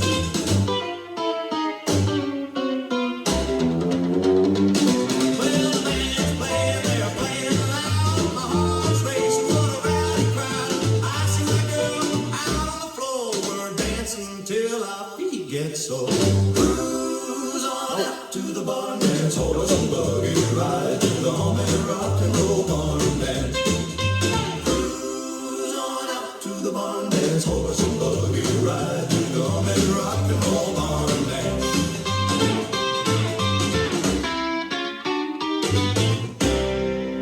Well, on the top of my phone. It says President Trump has ordered thee, and then I couldn't read the rest of it. I don't know what's going on. We'll find out when I end this show. He's ordered me to stop playing Cannibal Girl songs.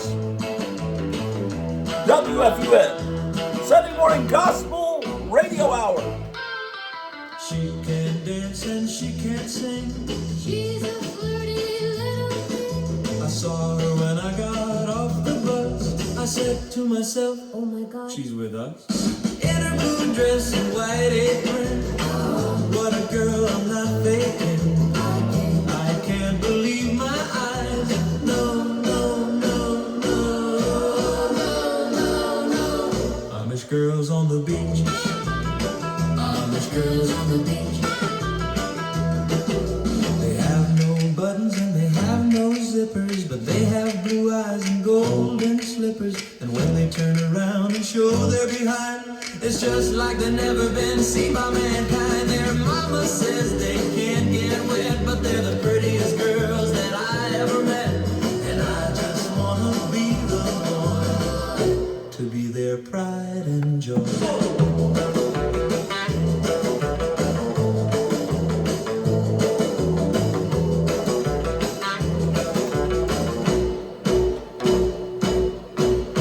They wear their bonnets to keep out the sun. But you don't need a tan to have fun. Just grab my hand and come with me. Let's run into the waves and jump into the sea.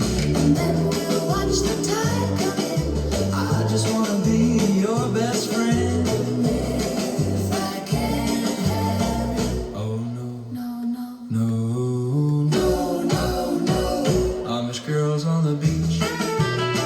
Amish girls on the beach. Amish girls on the beach. Amish girls on the beach.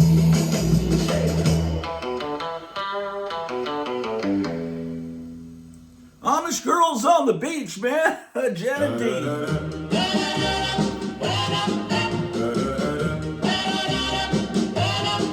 All the buggy going fast. The competition has passed. When he lifts up the horse, all you see is the ass. That boy from the old Dutch order, ain't no one gonna beat him from here to Lancaster. He's so fast. Yeah, yeah, yeah, yeah. He's so fast. Yeah, yeah, yeah. He's so fast. It's the Amish drag race and he's winning again with the bucktail and the straw hat. Yeah, he's the winner again. He's the winner again. He's never been beat, not on the back road or the farm road. He's the fastest on the county road. Not one person has ever said that they've seen that boy's taillights on the buggy. He's so fast. Yeah, yeah, yeah. He's so fast. Yeah, yeah, yeah. He's so fast. It's the Amish drag race and he's winning again with the buck teeth and the straw hat. Yeah, he's the winner again. He's the winner again. Yeah, and a little apple cider. How it goes down sweet. And a little apple cider. How it goes down sweet.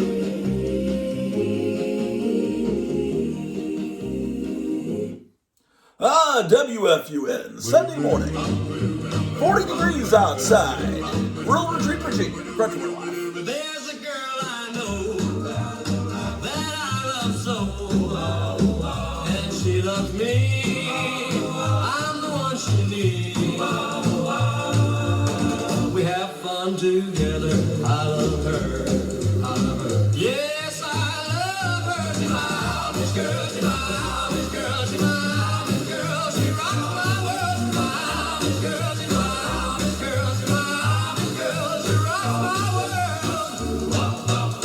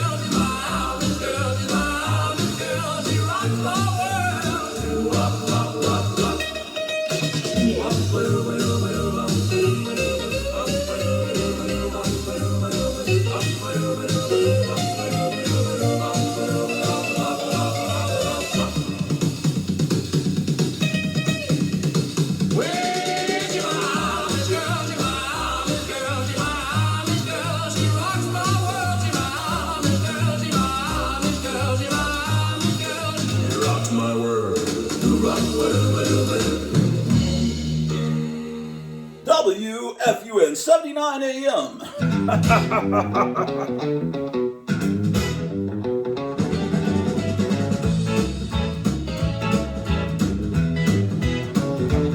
Yeah, I'm riding in my buggy with my Amish chick. We're getting lots of stairs cause we're coming home quick. She says she needs a break from all the cows and pigs, and I said that I need to see her milk the pigs. Yeah, I'm rocking and rolling with my Amish chick. Yeah, I'm rocking and rolling with my Amish chick, and I'm gonna take her to the biggest city to make all her sisters sick. Well, I went to the city with my Amish chick. We went into the movies and I touched her bit. I asked her if she wanted to go and get a beer. She said no and pulled out her gun from her brassiere. Yeah, I'm rocking and rolling with my Amish chick. Yeah, I'm rocking and rolling with my Amish chick, and I'm gonna take her to the biggest city to make all her sisters sick.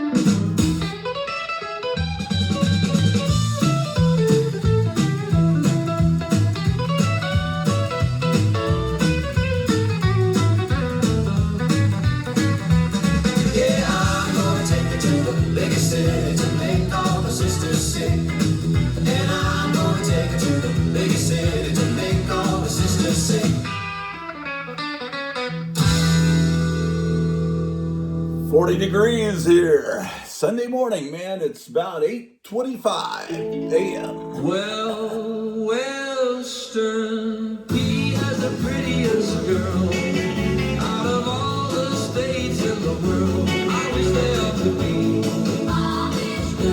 I wish they all could be. I wish they all could be.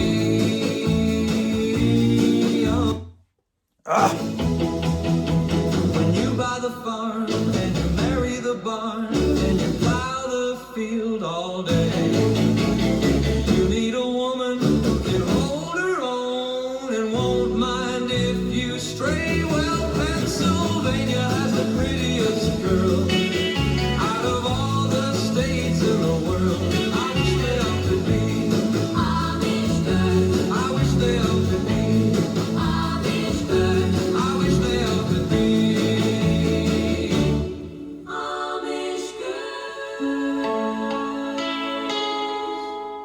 Remind me to tell you about that song later here on WFUN, where the fun never ends and sometimes it never starts. 79 AM, the Grottu Orloff Show. We're getting ready for church.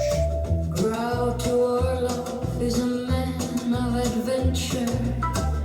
Grottu Orloff is a man of delight. Grottu Orloff is a man of such splendor. Grottu Orloff is a man of the night. Oh, Grottu Orloff, Grottu Orloff, Grottu Orloff, Grottu Orloff, Grottu Orloff.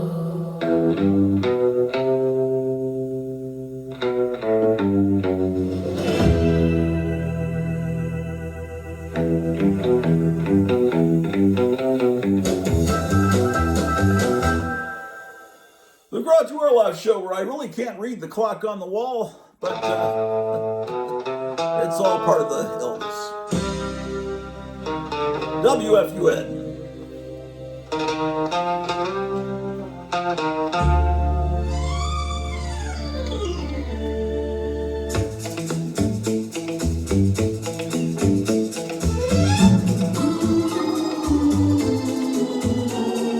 Grottu Orloff is a man of adventure. Grottu Orloff, he's so debonair. Grottu Orloff is a man of distinction, a legend in his own time. Grottu Orloff, he'll go anywhere.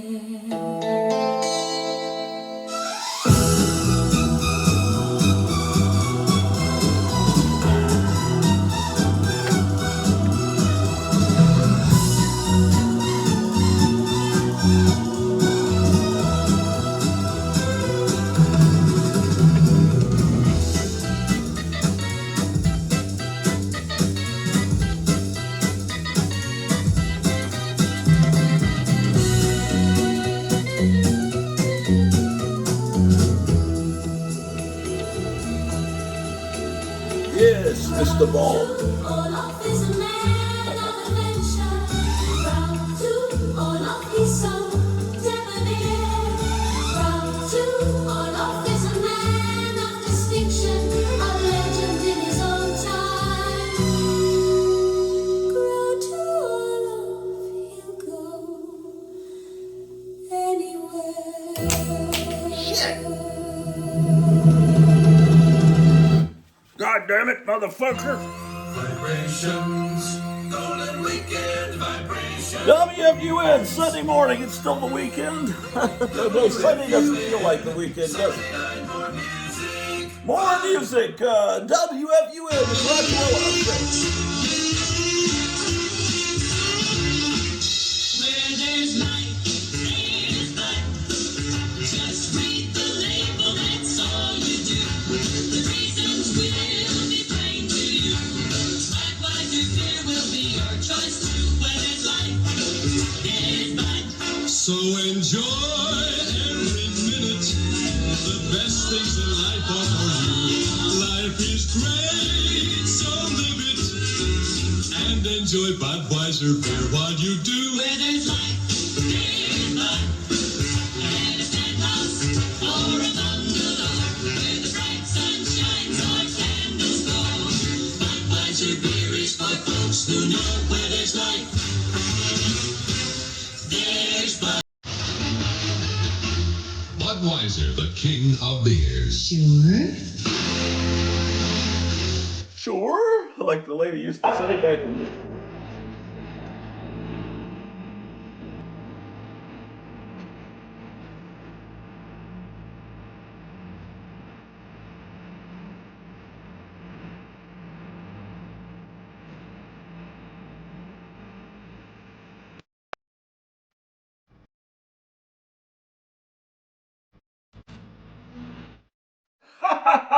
Budweiser, indeed.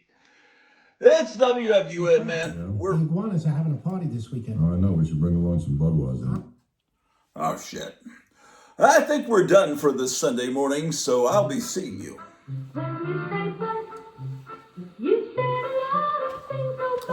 All right.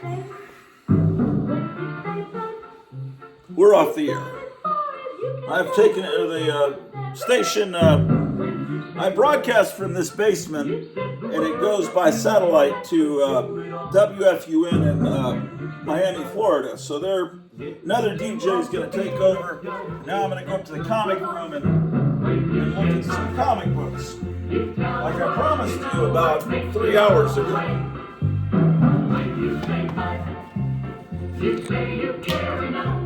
So, I got to put the dehumidifier back on. I turn it off when I do the show so it doesn't make a loud noise.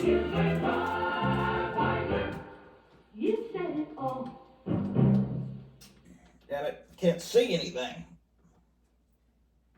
LSB features Oh my gosh. regular chunk and classic TV channel. The day is done. It's time to let it go. It's the moment to unwind. I gotta catch the kitten and we'll go upstairs. And for the king of beers and settle back and please yourself. Cause when you say no,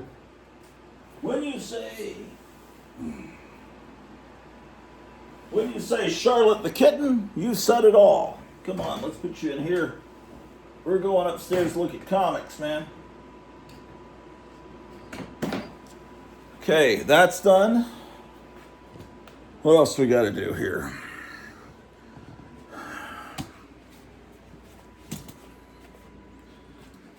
Oh, I guess I got to turn this light off.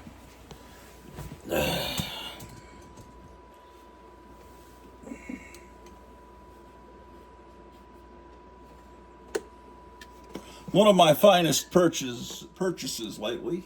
It's almost like a Castle Skeletor, but not quite. Someday I'll get a Castle Skeletor. Someday. Someday, some way.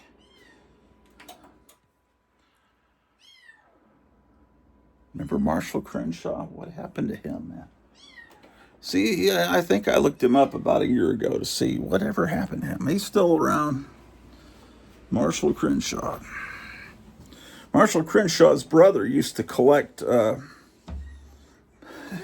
back in the 80s and 90s, it was, there was a lot of great public access television, and especially in New York City. And Marshall Crenshaw's brother lived in New York City, and he would record on VHS all these crazy, insane public access shows. I was part of one, Joe Riley's Hypnotic Eye show. Yeah, before the internet, before people could do crazy shows like I'm doing now, this would be what I'm doing now would be a public access show on a local cable station. So people would record these local nuts doing their own TV shows, and then they would trade them with other people in other cities. And Marshall Crenshaw recorded some of the best stuff off of Manhattan cable TV. And he would trade with my friend Randy, and then I'd trade with Randy and get all these great tapes and everything. So that's my, what do they call it? The 6 degrees of Kevin Bacon. That's my, how close I am with Marshall Crenshaw, I guess, his brother. Got more masks I need to hang up here. Okay. I don't think there's anything of consequence that you need to see here. We've got the kitten. I've got to put my turban up, because if I just leave this turban around, I'm going to get a better turban. I'm going to get one like Sam the Sham. But right now, these are times of little money. And so I've got to... Okay, so anyway, the cats would destroy this turban. You know that. So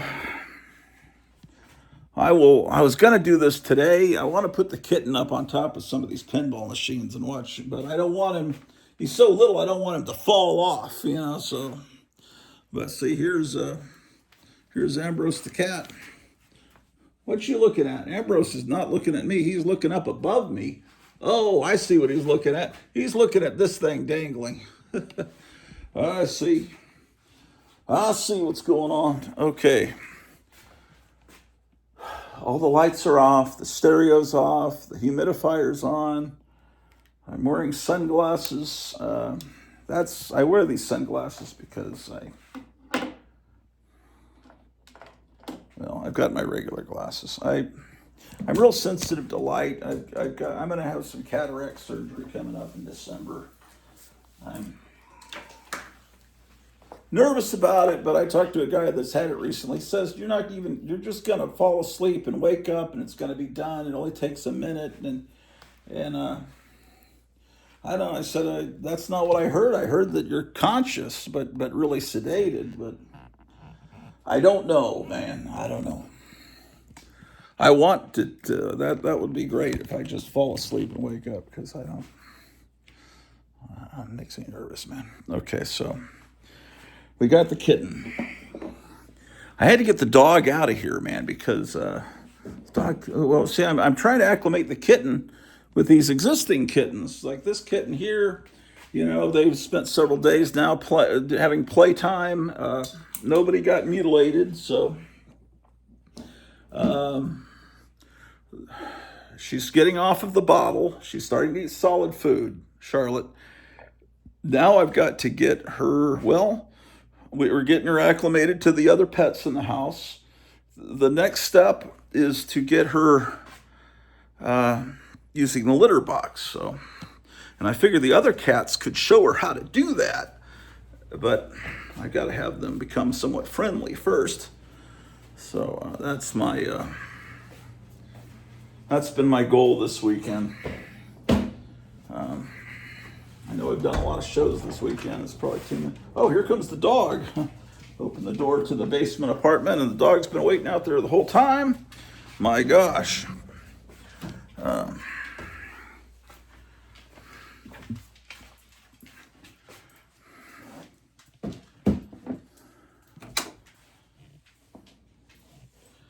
Okay.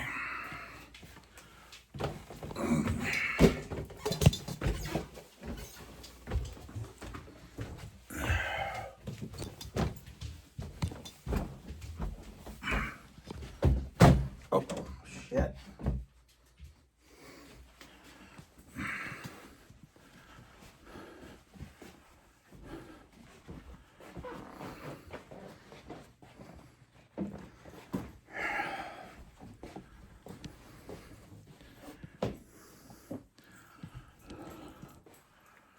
So it's about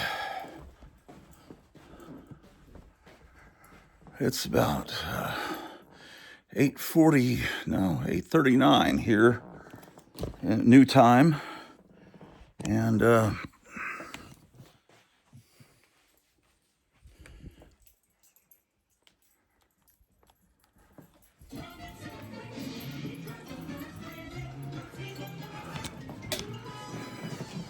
so it's a sunny day, sweeping the clouds away, on my way to where the sun is out. I don't remember the lyrics. Okay, so this cartoon was moderately okay back in the 90s. It's produced by Steven Spielberg, so it's not really that funny. But I don't know, Steven Spielberg could be funny, but that movie 1941 proved that his sense of humor is very lacking. Although it was a spectacular movie, it should have actually, it was a comedy. So usually comedies are supposed to be funny. That's part of the definition of comedy. Look at this. You're tired, I know. Rest by the fire with Jesus is recommended to me. My gosh, I've never seen a video like that. And it's 3 hours, 33 minutes, and 33 seconds. Oh, I've got to turn my Darth Vader Jesus clock to the right time. On the 8th day, when it was time to circumcise the child, he was named Jesus. Okay. Let me do that. Every time I see a clock today, I've got to remember that it's time to change the time. Okay, this is the kitten milk. That music you were hearing over the last hour or so is all either written or suggested by me, and then robots on Suno.com, put the music together. I tell them what kind of singer I want, what genre of music, rockabilly, country western gospel, surf music.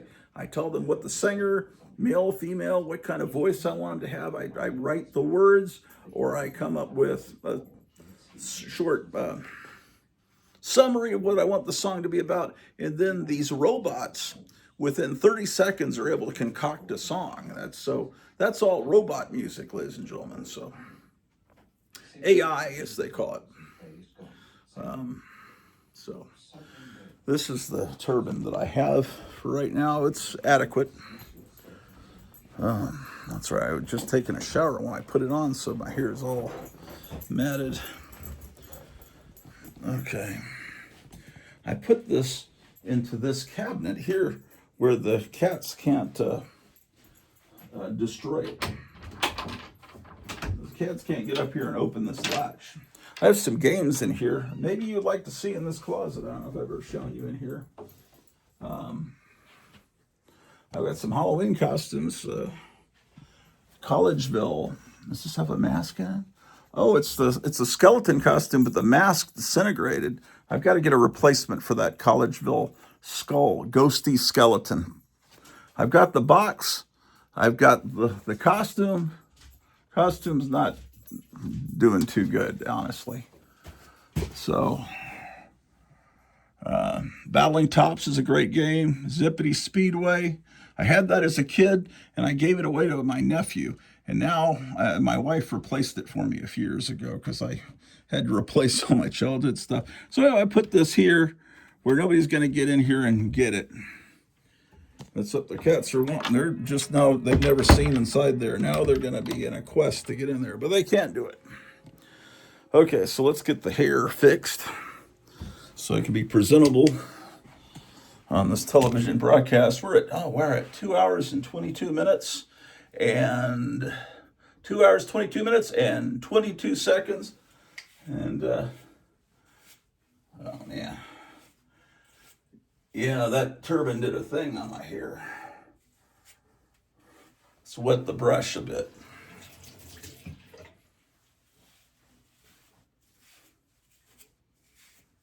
When I was in high school, all these kids that were kind of wannabe cowboys, some people called them ropers or goat ropers back in Texas, and they would wear these caps, and they had long 1970s, kind of hair parted in the middle, and then they put the cap on, and then it would be, the hair would, when they took it off, the hair would be matted, and then it would flare out.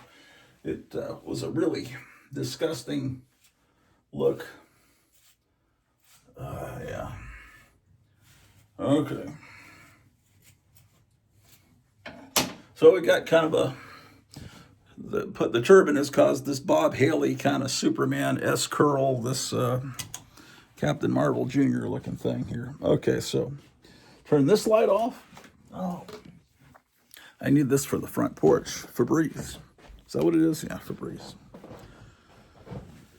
Okay, let's turn this light off. Oh, I was going to adjust the Jesus clock.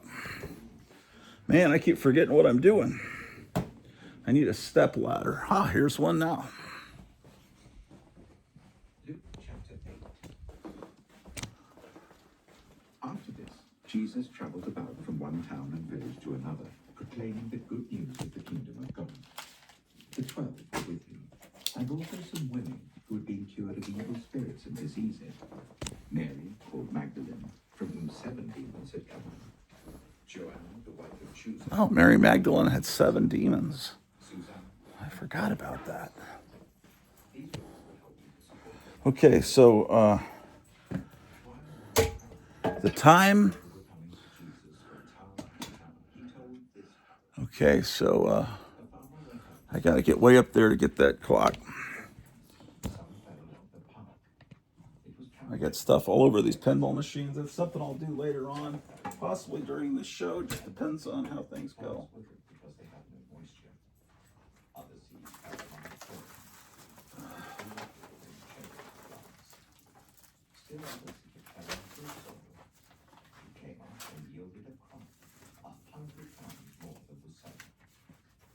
Look at this collectible, an unused Taco Bell bag for the Tick from the 1990s.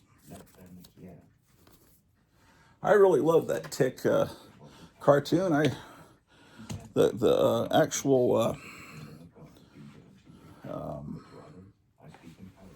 comic book I didn't think was as good as the Saturday morning TV adaptation. It's kind of weird, I know, but weird but true. Okay. This is kind of in an awkward place.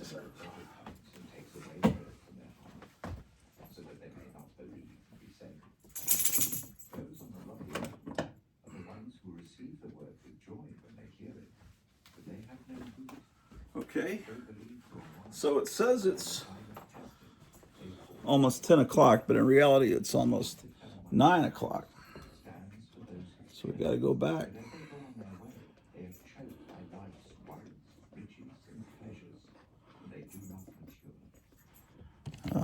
Wait.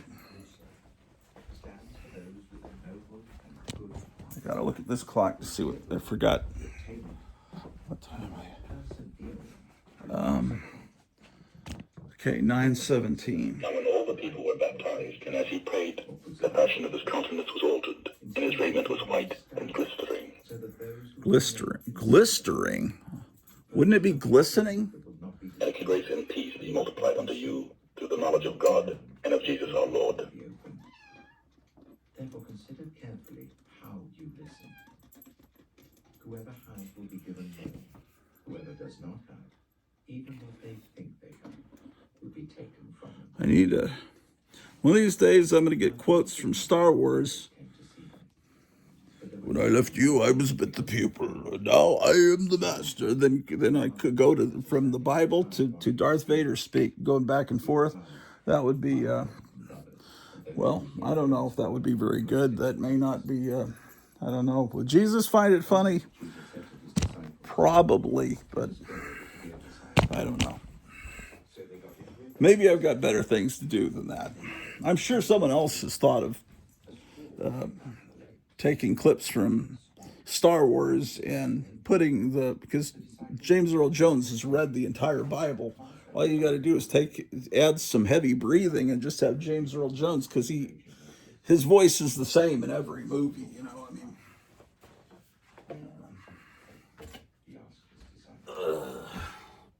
The Great White Hope or Star Wars, it's the same guy. It's the voice of CNN. You have Darth Vader appear. This is CNN. Okay, amazing. Well, one more thing. Now we have Darth Vader saying the right Bible verse at the right hour. That's very important, you know. Shouting at the top of his voice, "What do you want with me, Jesus, Son of the Most High God? I beg you, don't torture me." For Jesus commanded the impure spirit to come out of them. Oh, this is a pretty good video.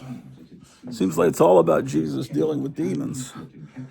Okay. Driven by the demon into solitary places. Jesus asked him, "What is your name?"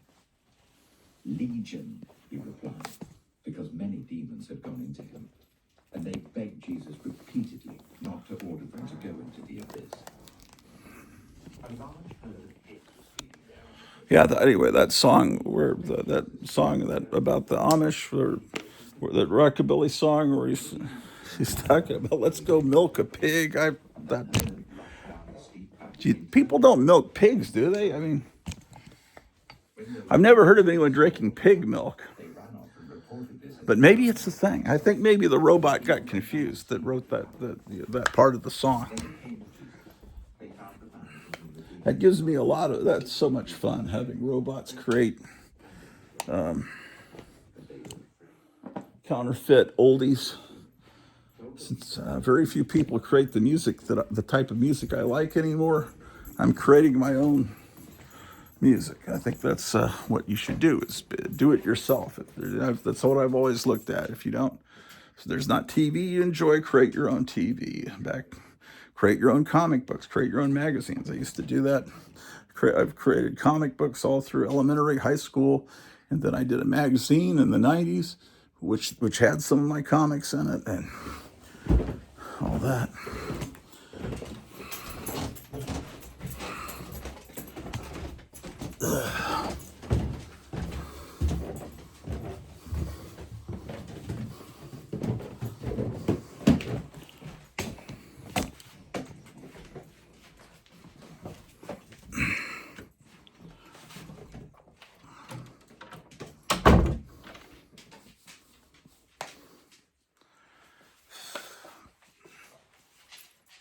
Excuse me, Drew.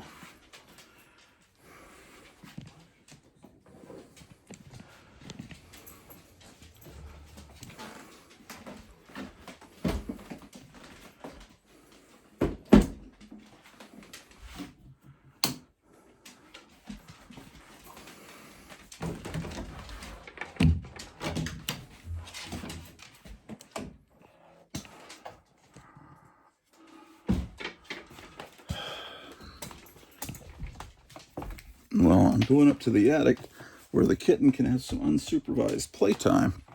Because when she's with the other animals, I have to kind of supervise. As these are wild, vicious animals from the jungle. Drew, you wait up here. You wait here, man. Ooh, I didn't want to do that. Okay, we're in the elevator now. On the 3rd floor. We're heading on up to the sky. To a deluxe apartment in the sky high. Yeah, we're moving on up to the comic book room. We finally got a piece of the pumpkin pie. Yeah, pumpkin pie has always been my favorite, man.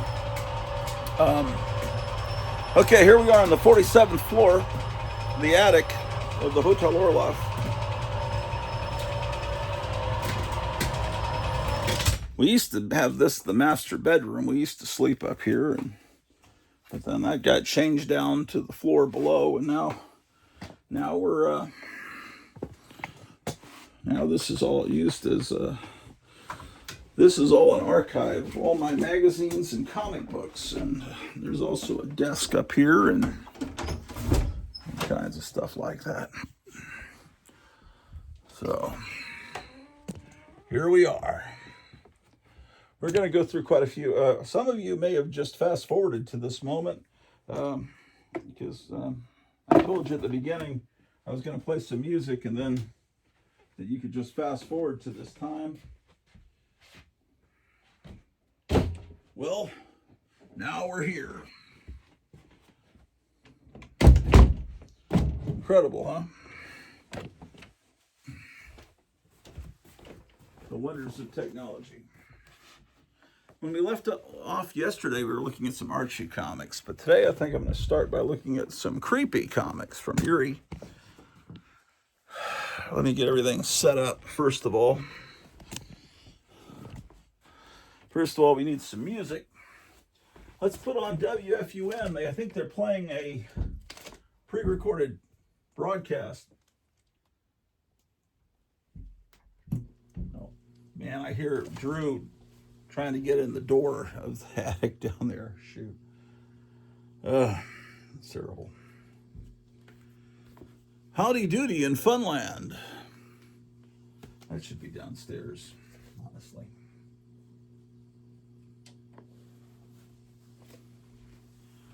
Okay, let's get some lights.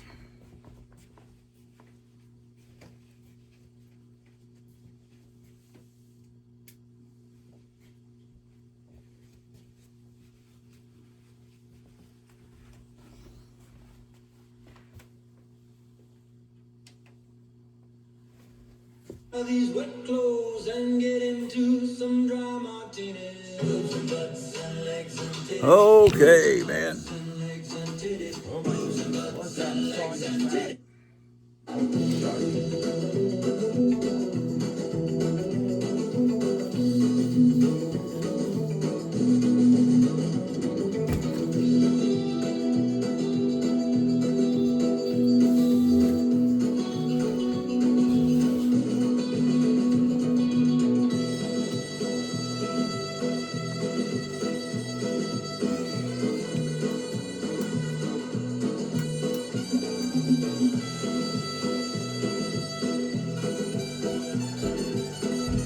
Let's go with the kit now.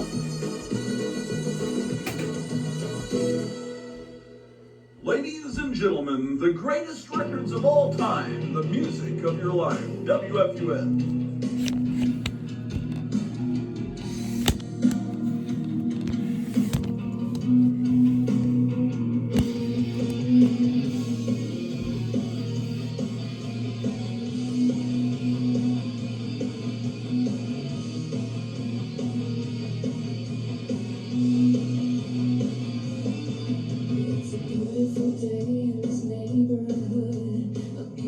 Day for a neighbor, would you be my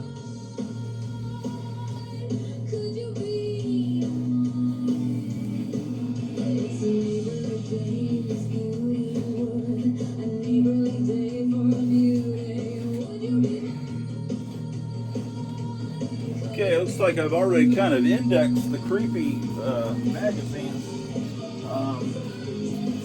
which is what I was going to do today, but it looks like I've already done it.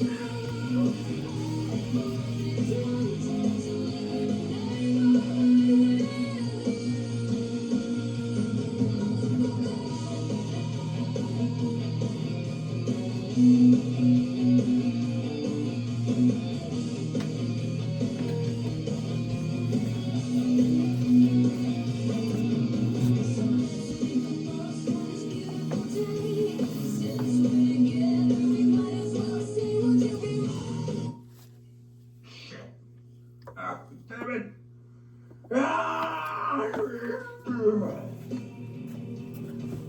Alright, sorry about that.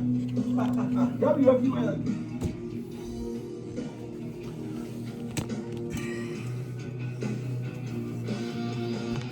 Plug in the camera.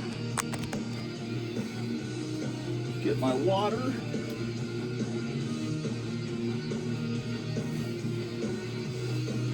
Okay.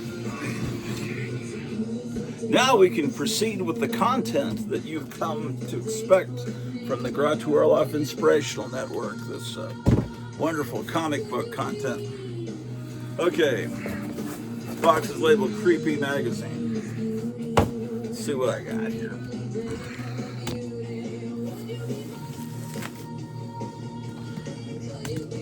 Sometimes you wonder, what? Do I have that issue? I have Creepy number 1. It's got some little, you can see some water staining there. It's Creepy number 1. Creepy number 2. Also has some kind of water damage at the bottom. It's not horrible, but because these all came from the same original collection, Creepy 3. Obviously, Frazetta cover. So you can see a little bit of water damage there. I'm missing 4 and 5. Here's 6. What I'm wondering is, do I have the Frazetta one that has like King Kong chasing a girl? Here's 7.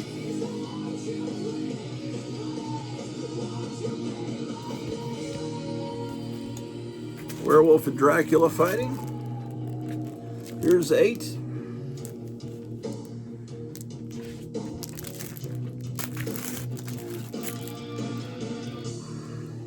I do have that issue. It could be in a little bit better condition. There's a little bit, looks like someone did a little tape pull there. It's got a date on it, a store stamp. It's dated October, but the date that it arrived in the store was August 6th. That's exactly what you would think. There'd be a 2-month window. So August to September to October. Books always came out on the stands 2 months before the date that's written on there.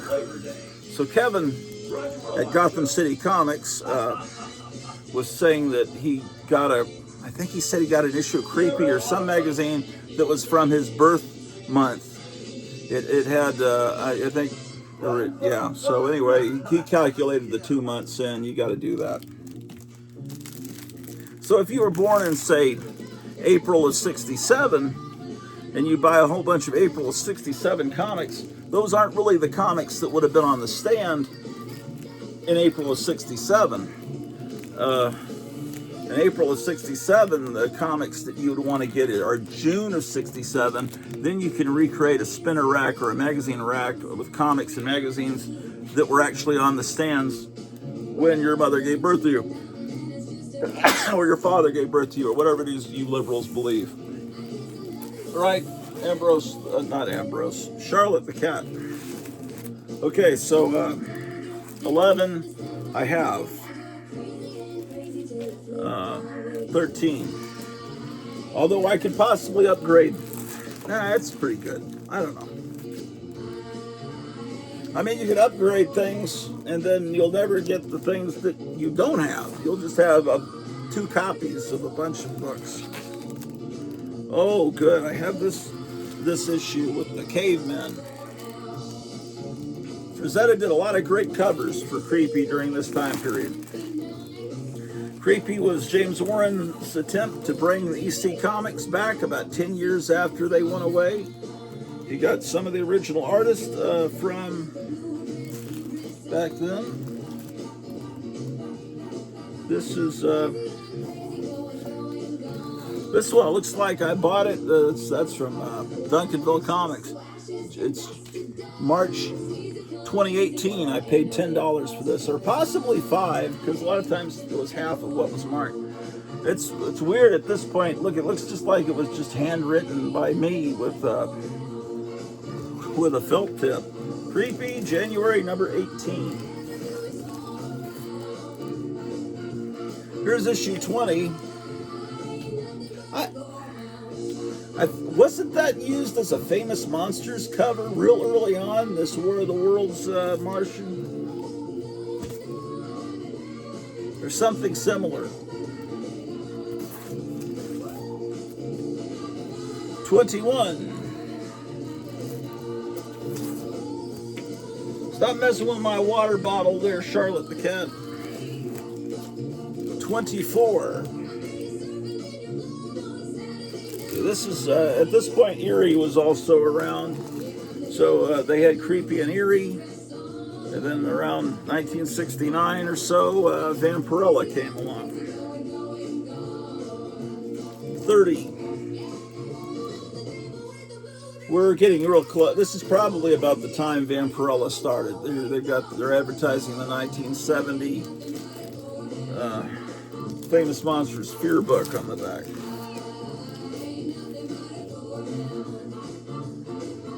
There's issue 32.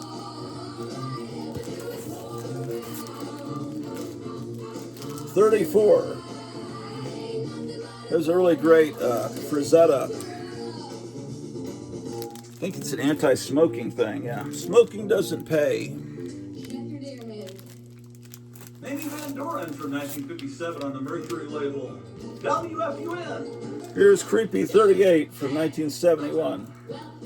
I think I have a Creepy I need to put in here that Shannon sent me. Let me check.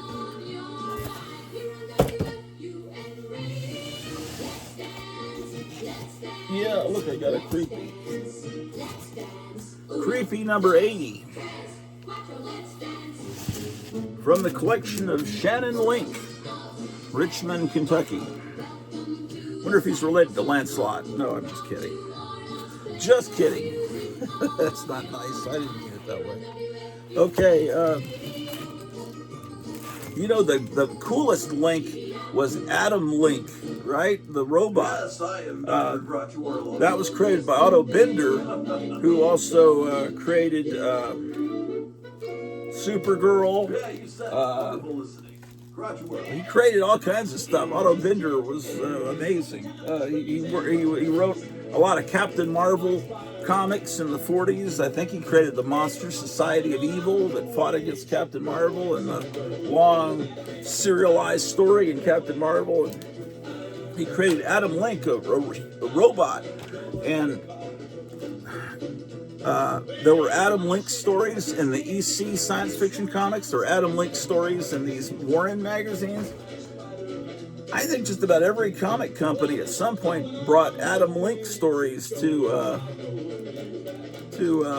comics. I just got reminded because Shannon's last name is Link. That's a cool name.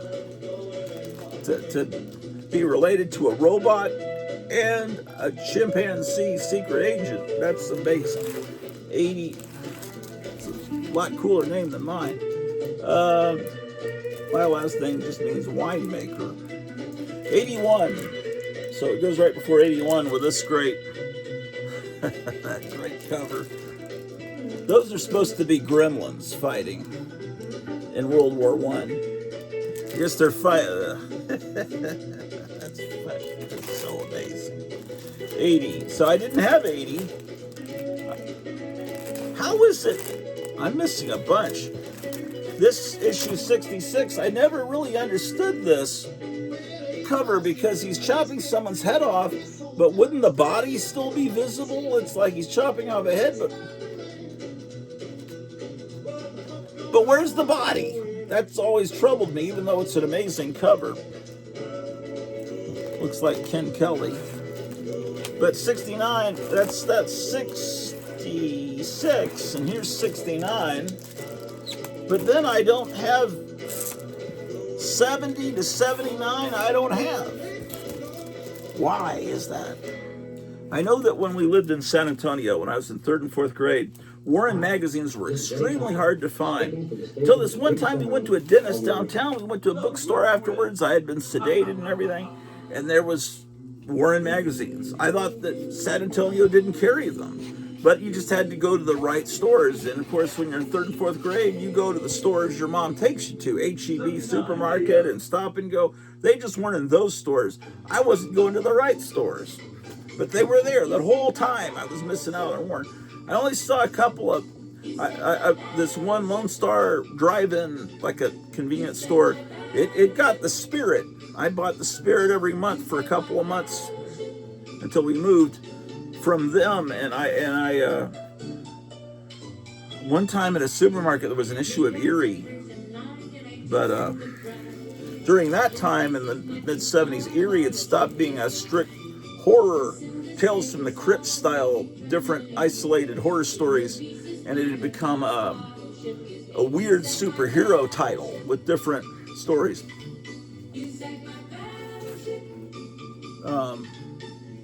But Creepy always maintained the format of the different horror stories. I was mainly wanting to look at the early issues of Creepy. Maybe you want to look at all of them, I don't know. This was a great issue. This is all, well, it's a great issue. It's got a great cover. It's not the one I was thinking of. There's one that's all Richard Corbin. This Dracula I always thought looked a little effeminate. I don't know about him. Let me see, man. Let me see if I could find it. Yeah, these are the robots. This probably has an Adam Link story in this issue. Well, in 5 minutes. This was a great cover. This bloody Jaws style cover. 77 degrees. Come on, man. Maybe it was Eerie, but I think it was Creepy. It's the special 100th issue. There's the Three-Eye Atlas.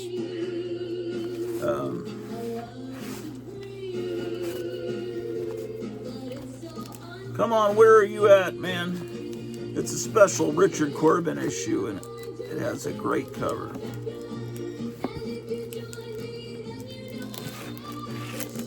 Oh, I always loved this issue. Man, this cover isn't that beautiful? Look at that. That's one of the greatest, my favorite Richard. I'm gonna make a poster out of this one of these days. Creepy got, Warren went under, someone bought, or I don't know if they had permission, I don't know what exactly it was, but someone,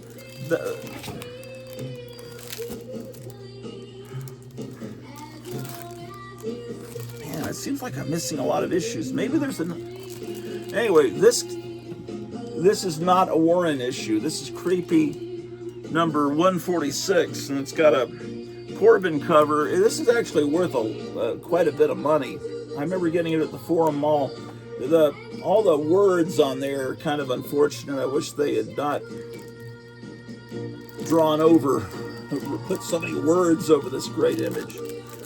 But anyway, it only came back for one issue.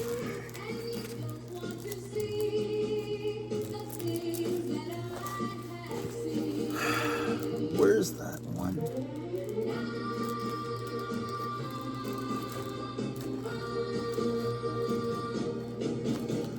I'll just have to assume. From 1958 on the Mercury label. WFUS.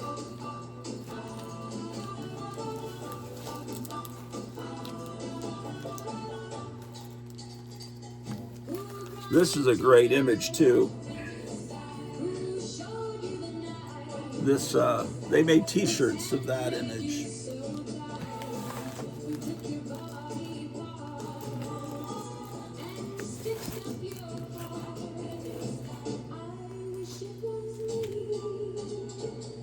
Was that Erie that had the Richard Corbin issue? It was late 70s. I remember getting it at the original location of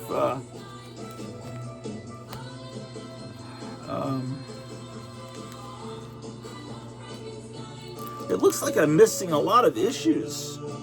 Here's 113, and then it goes to 125.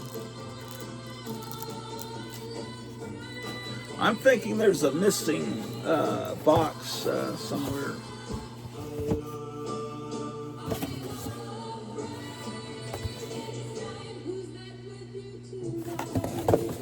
Okay, that's disconcerting.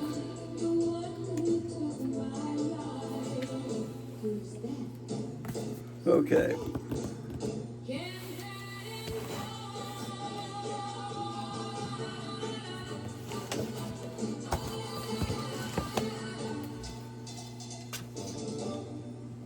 Connie Francis. Well, we got a few minutes left. Man, I'm starving. I'm gonna go eat a cheeseburger and some fries here in a minute. WFUN.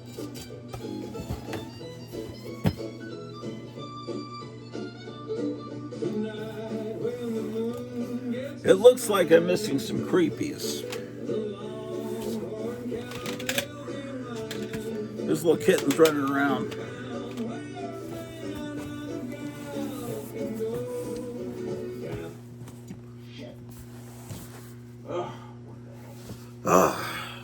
Nothing ever works. Okay, here we go. WFUN. Oh, shit. I'm starving.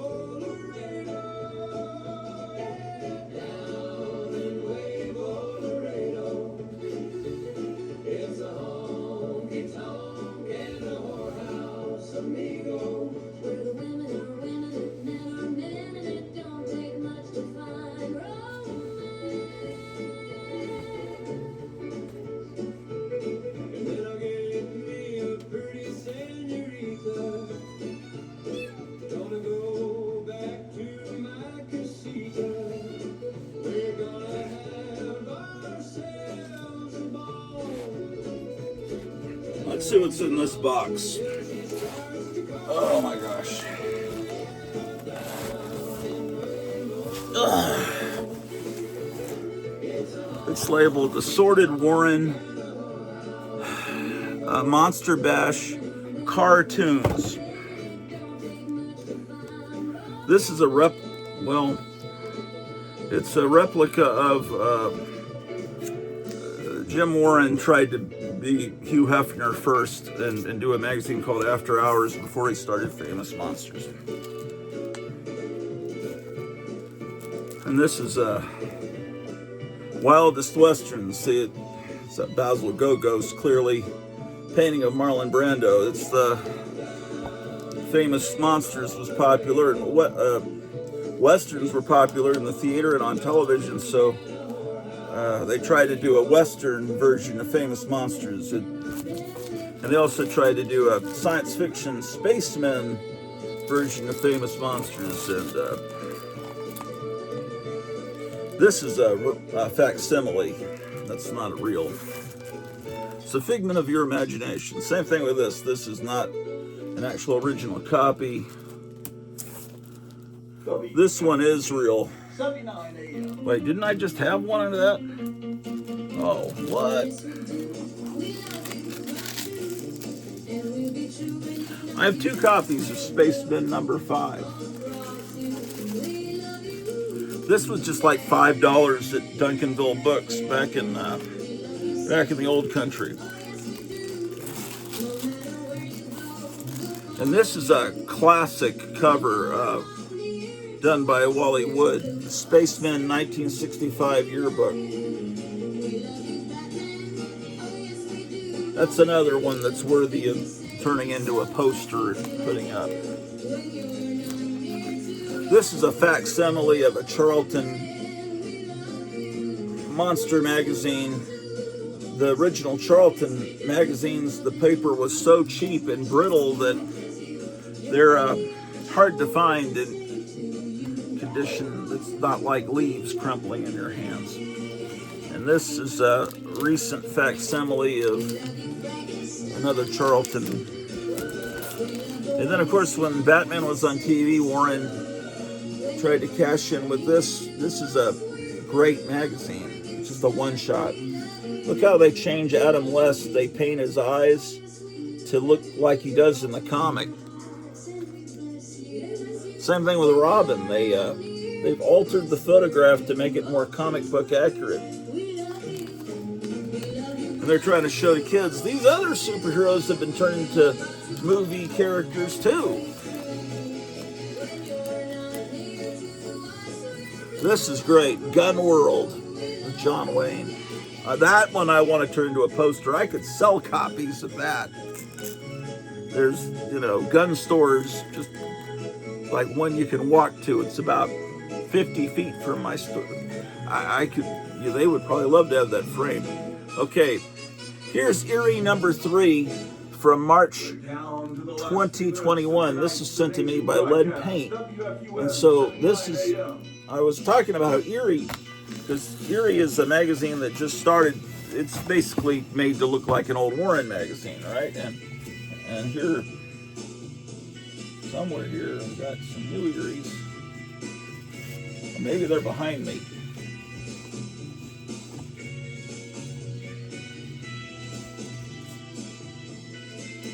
There we go.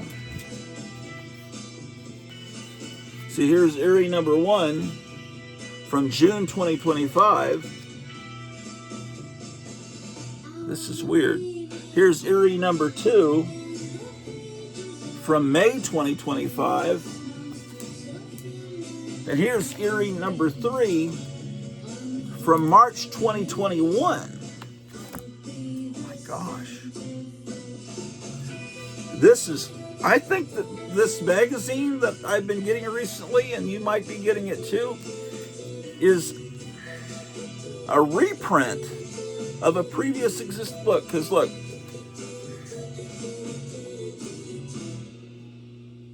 what? Okay, this is very confusing. Here's the new issue, right? No, it isn't. It must be back behind me. We're gonna solve this mystery right now. The cat is behind me, man. Hey, don't mess with that. Said the royal sorcerer to hatch himself. With this amulet, Okay. you and your descendants are endowed by Kitten, I don't want you back behind me because my wife pointed out exactly how fat I've become when we were watching a video yesterday. I was playing with the cat toys. It's like, man, yeah, I was noticing that myself, how fat I've become lately. It's those ultimate maple waffle sandwiches, man.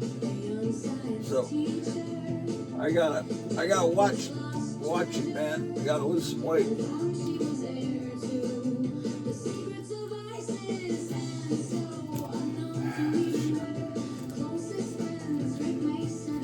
Okay, let me get these books.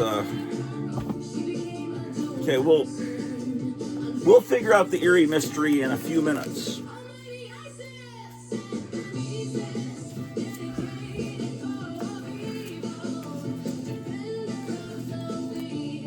Ooh, yeah, I got all these new stickers.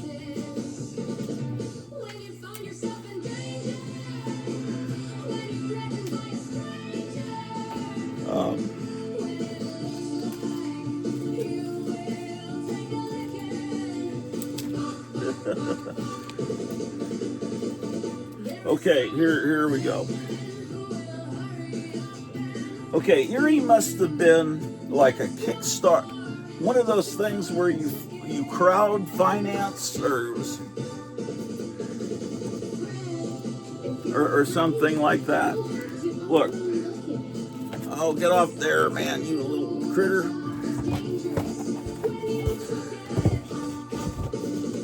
Okay, look. This is a magazine that came out recently. June 2025.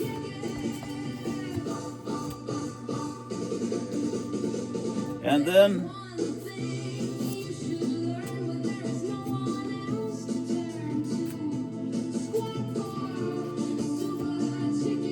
whoa.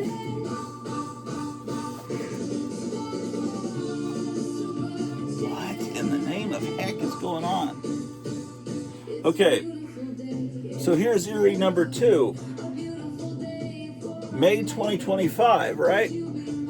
On the back, there's an ad for the next issue, right? See, it's got this outer space alien ape, like menacing this girl. It's supposed to look like a Frazetta painting. But notice that it's advertising issue 3 coming soon, but it's got March 2021 as the date, and issue 2 is 2025. So you've gone back in time 4 years. So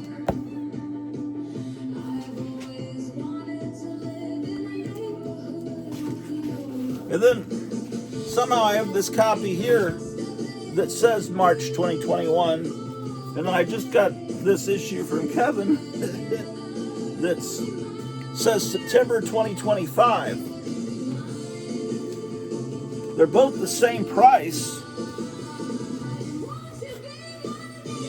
I don't know exactly. This must have been. Maybe were all 3 of these sent to me from lead paint? I don't know. I don't know where I'm all confused, man. This doesn't make any damn sense. You're tuned in to WFUN, 79 AM, 106.9 FM. Okay, so what? These are 2025, yeah. Yeah. And then this must have been the one that Lead Paint sent me that's old. Take the tape off. Okay, let's see if there's any difference between them inside. It looks like he got a better distribution deal, and now he probably printed like 100 copies of them, and so he figured I'd just reprint them because no one ever saw them. So anyway, this is the original. It's pretty thick cardstock. Let's see what this one is like, because I haven't opened the stuff I just got from Gotham City earlier this week. Oh shit, this cat can climb. Get off my comic books, man. Oh, her claws have been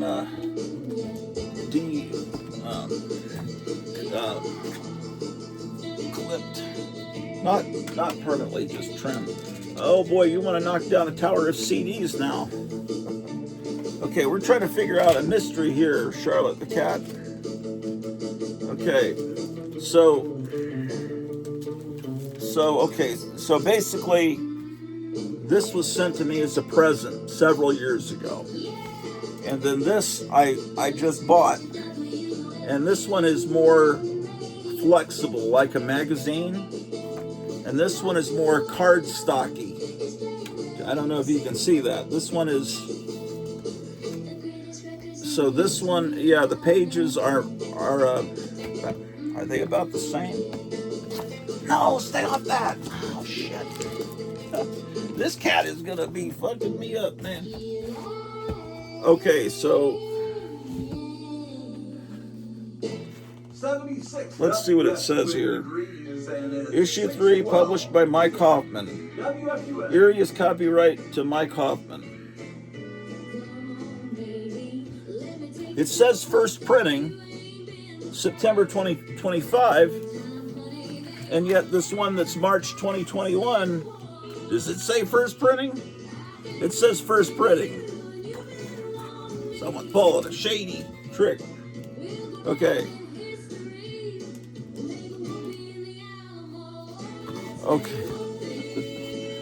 I think that the one that I was sent by Lead Paint is like a small press run he did years ago for people that sent him money, maybe, to do it. And now that he's, and then he got a distribution deal, and he took all the files, and he's now printing it in big numbers and sending it to comic stores instead of just subscribers. So this is the first printing from March of 2021, and here's the first printing from September of 2025. And it's, I was telling Kevin, that magazine was around before Erie spelled with a Y. Okay, so the fourth issue is not out yet, but I think maybe Kevin said he's getting it next week. But this one, or this must be the one I just got from Kevin. But that means that there's also one like this probably from 4 years ago. Let's look at inside of it. Anyway, I don't know. This will be a mystery that we'll let Overstreet worry about it.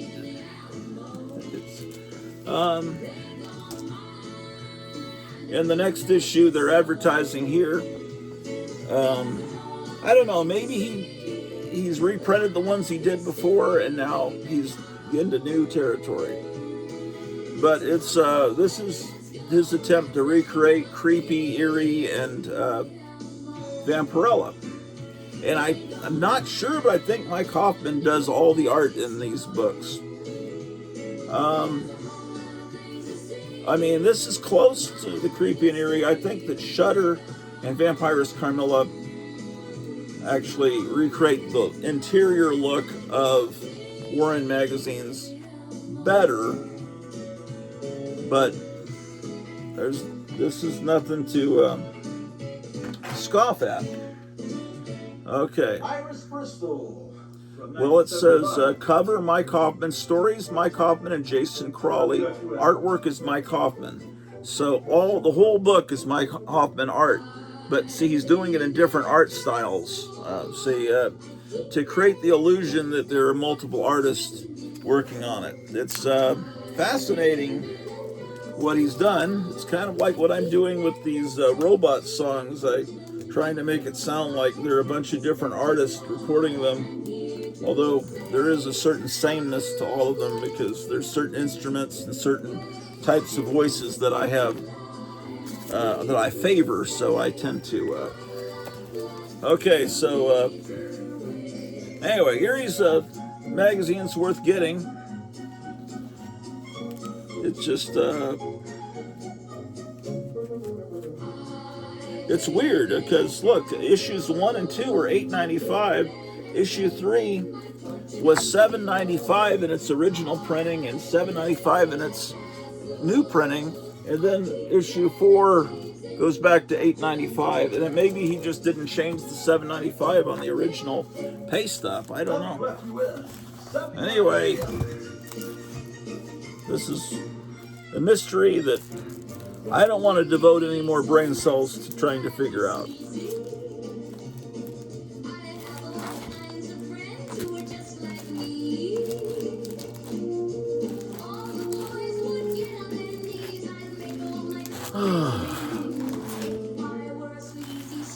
Oh, come on. Let's put them here. Weird stuff. Okay. There was another Warren magazine there for a while called Screen Thrills.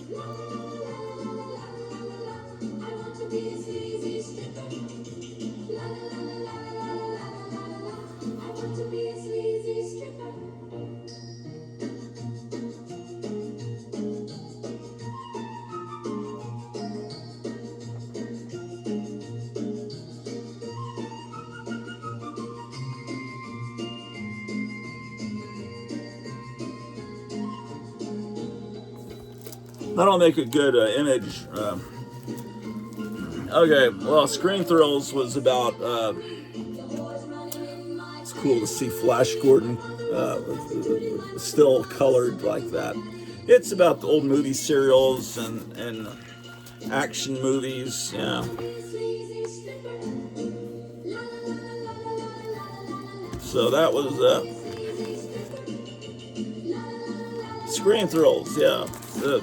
There was tons of those screen thrills for sale at Duncanville Books back in the old country for just $5 each.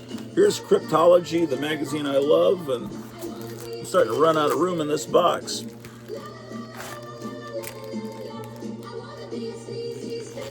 Maybe I can pull something out of here.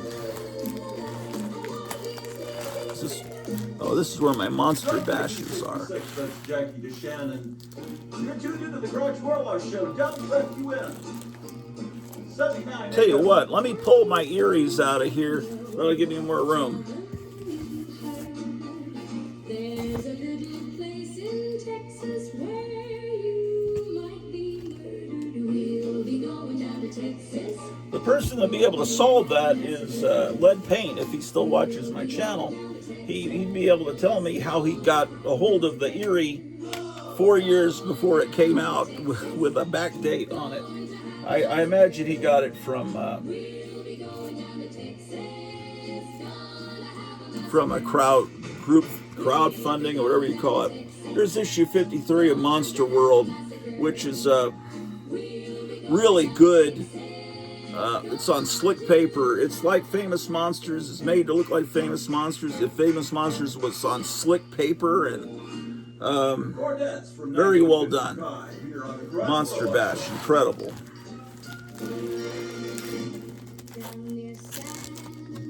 There's one coming out imminently, like next week, I think, with a Wolfman cover, my understanding.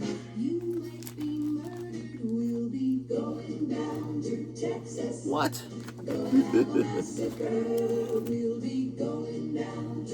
No. Oh, okay. Here's issue 54. 53.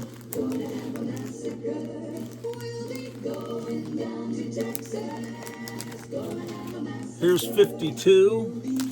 I think you should get it from Kevin at Gotham City Comics, but if you don't choose to do that, I guess this is at Barnes & Noble possibly, but I would support Kevin Johnson at Gotham City Comics. He'll ship it to you in incredibly safe packaging.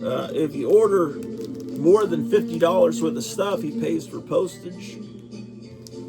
I assume he does that, or maybe he does that for friends. Maybe I don't hold him to it, but I think he'll do that for you. Here's 47. 47's my favorite number. It's one of my favorite monsters, man. Ever since second grade, I've loved the Cyclops from Seventh Voyage. 45.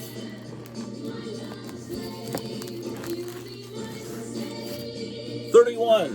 I don't have anywhere close to a complete collection of this, but here's 13.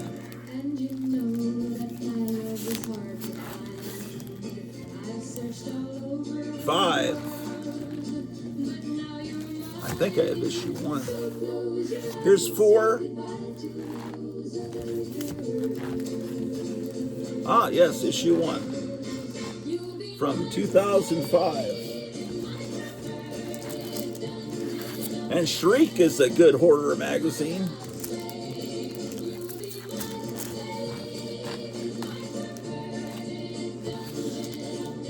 This movie Monsters, I have another copy of this in another box. Where was that box? This is a wonderful Greg Theakston painting of Dr. Zaius. This is from Atlas Seaboard. Oh, the cat has fallen asleep in my lap again. That happened yesterday, and then I don't want to get up, man. Well, she's not that asleep.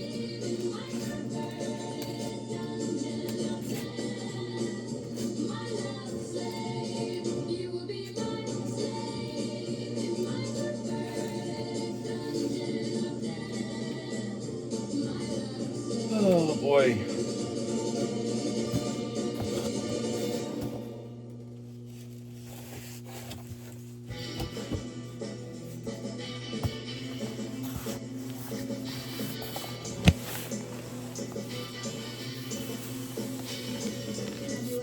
Well, that was interesting finding out about this eerie magazine.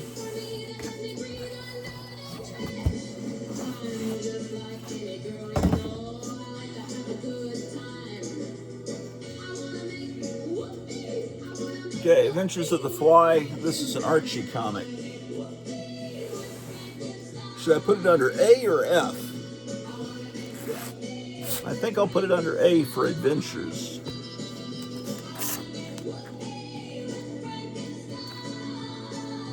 Yeah, I think I'll do that. Okay, put that there.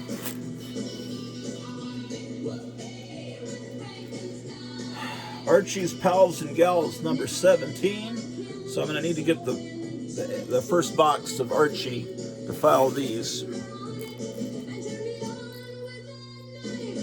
I don't remember where I got this from. This must have been from Mike, who moved to Atlantis a few months ago. Archie's Comics Spectacular. I must have gotten that from Kevin on Free Comic Book Day. Pep. I'm not sure where I got this issue either. Isn't it cool to say either instead of either? Makes you sound like you could possibly be intelligent. 220. Here's 243. A bunch of groups on Facebook that alter the covers to make them dirty. Someone probably could have fun with that one. Some people are such degenerates. They're just saying about Frankenstein on the radio here. There's monster-sized monster, 7 feet tall. Just imagine your friend's shock. Where's my magnifying glass? Just imagine your friend's shock when they walk into your room and see the monster reaching out, bigger than life Frankenstein. The original man-made monster, that creation of evil genius that terrorized the world. A giant 7 feet tall, his eyes glow eerily as his hand reaches out. An awful and sinister, as awful and sinister as the wildest nightmare. Yes, Frankenstein is 7 feet tall, in authentic colors on durable polyethylene, and so lifelike you'll probably find yourself talking to him. Won't you be surprised if he answers? Comes complete with eyes that glow even in the pitch dark for a special thrilling chill. Or you can get Boney the skeleton, and then there's Boney, stark, scary, with nothing left but his bare bones. A 7-foot monster out of the grave, his bones white, his eyes staring, even glowing in the dark. Money back guaranteed. Just send $1 plus 25 cents to cover postage and handling for each monster you want. Your money back if not satisfactorily horrified. And you send it off to Honor House in Lynbrook, New York. Rush me, my 7-foot tall glow-in-the-dark monsters. Send me, or you can check Frankenstein or Boney the skeleton. I enclose $1 plus 25 cents for postage and handling for each. If I don't get shivers and delight, I can return my purchase within 10 days and you will refund the full purchase price. How about that?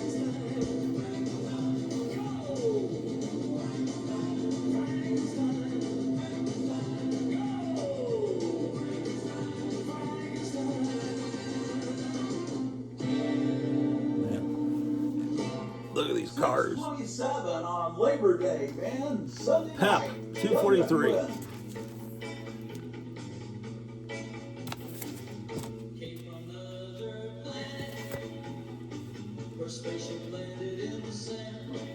What's this?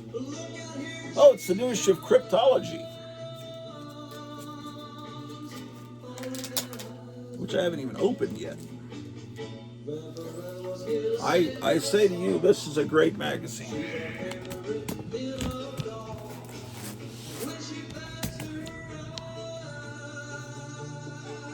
Put out by the same people that put out these great magazines. It's issue number 5. from the company is Tomorrows. They put out Alter Ego and a lot of great stuff.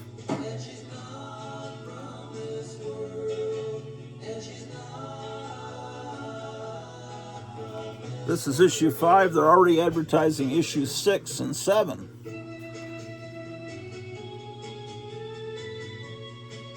They have, this issue's all about skulls. And they've got Golden Age covers with skulls.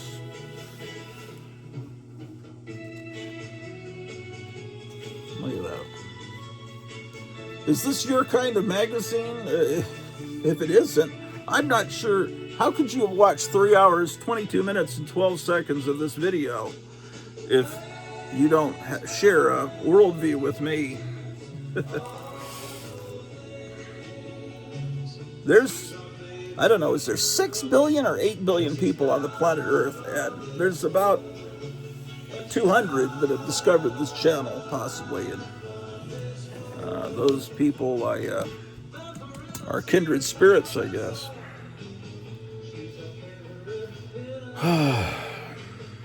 The reptile. Hold on, I need to move this.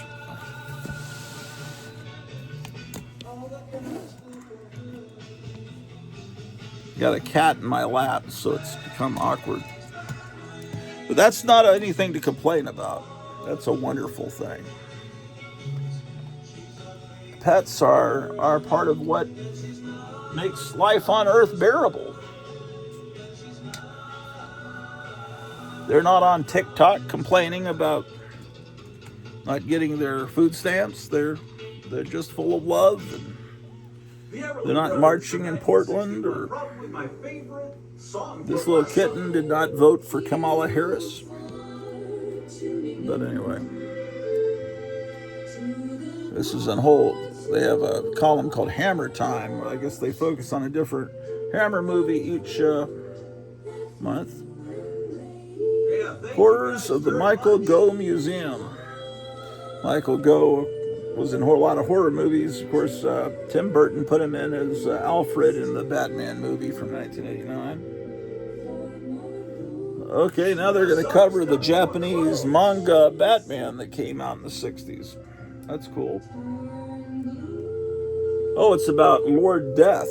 Oh, okay. Lord Death started in the American Batman comic, and I guess the all those wonderful robots that help me create all these great songs. Yeah, just all skulls, man. It's really been fun. If I had discovered this magazine when I was in 2nd grade, my gosh. Holy smoke. What? Is that a real ad?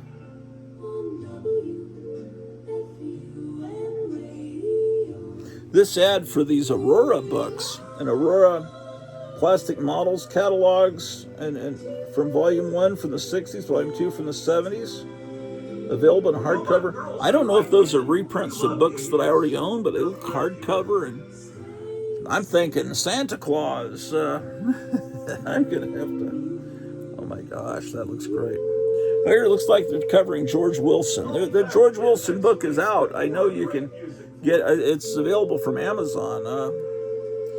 He did a lot of these gold key covers, and he was really prolific. Look at that guy. That's the first time I've known what he looked like. I started picturing him looking like Dennis the Menace's neighbor, but no, man. Oh, wow, George Wilson. I'm glad he's finally getting recognition, even though he's not around anymore, but that's great. An article on Pirates of the Caribbean, another one of my obsessions from my childhood. These model kits that would move. I had one of them called, I think it was Dead Men Tell No Tales. There it is. That's the one I have. I think I still have most of the parts. I have the box.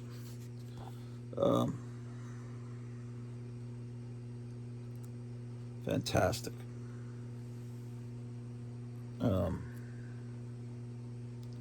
Dark Mysteries. We don't have music playing.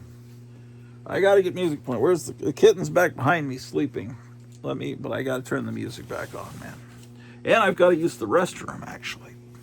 That probably means I need to pause because I don't want the sound effects of that on this recording. Okay, so we'll pause. All right. Well, we're back. How about that? We were looking at cryptology. Where did I put it? Is this it? Yes. I don't know. Ever since I was a kid, I've always opened magazines from the back, and maybe I was Japanese in a previous life. Okay, Pirates of the Caribbean. Article on dark mysteries.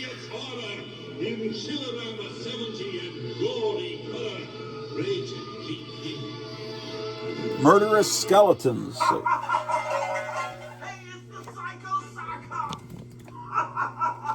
and gentlemen, Grottu Orloff. And then old paperback covers from the 40s.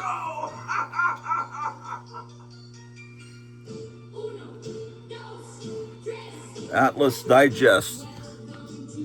They were kind of like the forerunners of paperbacks. The Ghost and Mrs. Muir. They've got what you're reading here on the side, so you can kind of flip through like this and find out what its things are about. Flip Your Skull.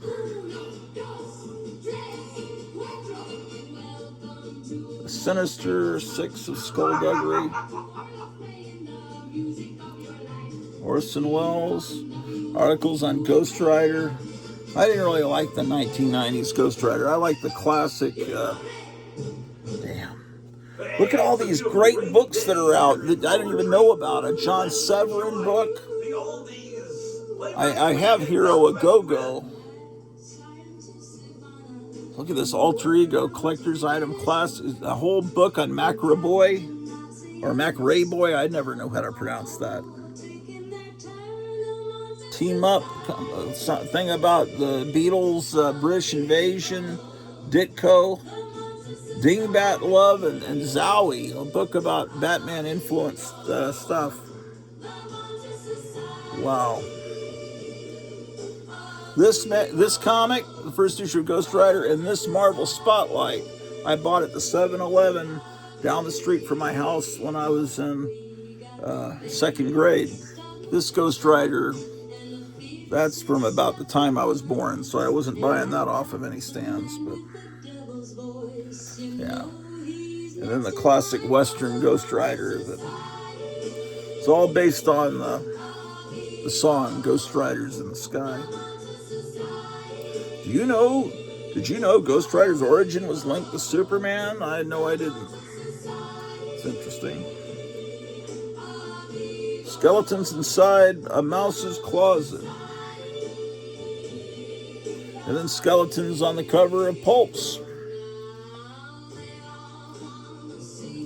I'm going to have to look at my previous issues and see if they have strict themes in each issue. Here's the cryptology ad rates. What does it cost to put an ad in cryptology? Back cover, inside cover, $900. $800 for 2 or more. Full page interior, $700, $600 for 2 or more. Half page interior, $400, $350 for 2 or more. Quarter page interior, $200.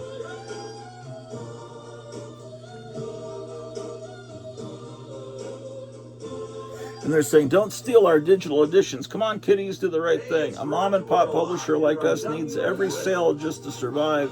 Don't download or read illegal copies online. Man, if I put an ad in here, then all the people in the world that are into what I'm into would know about my YouTube channel. And then maybe I'd get more than 800 subscribers.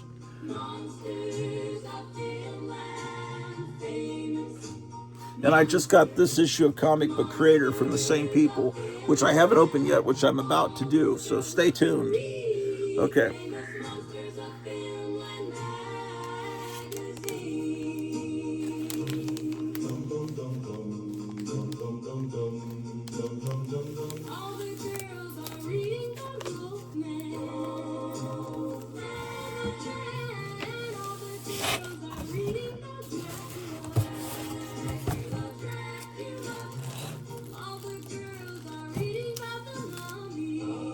little kittens asleep behind my rear end here.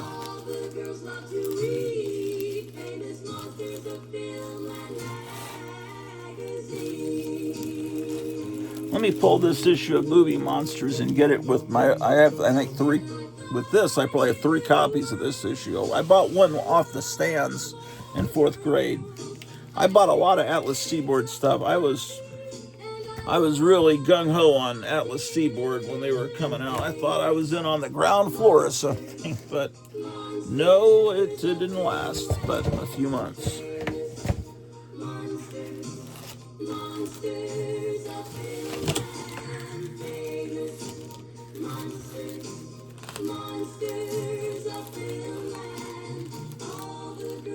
All these people have complete sets of every issue the Atlas Seaboard put out, and I thought, why don't I have every issue? What? I don't know. It's like I should be the one. I should be one of those people because I loved it, but I don't. So I don't know. Some people have more, maybe disposable income. I don't know. It's a beautiful rainy day, so you can stay inside and listen to the oldies with Grottu Orloff. WFUN. Issue 1. Issue 1 didn't have a strict theme because it has Addams Family versus the Munsters, Bernie Wrightson, Atlas Precode, it wasn't just only skulls. Issue 2 has a Don Heck interview. They always cover comic books. They cover everything, every horror movies. And this is number 5. So I have 3 and 4 somewhere that I haven't filed in here yet.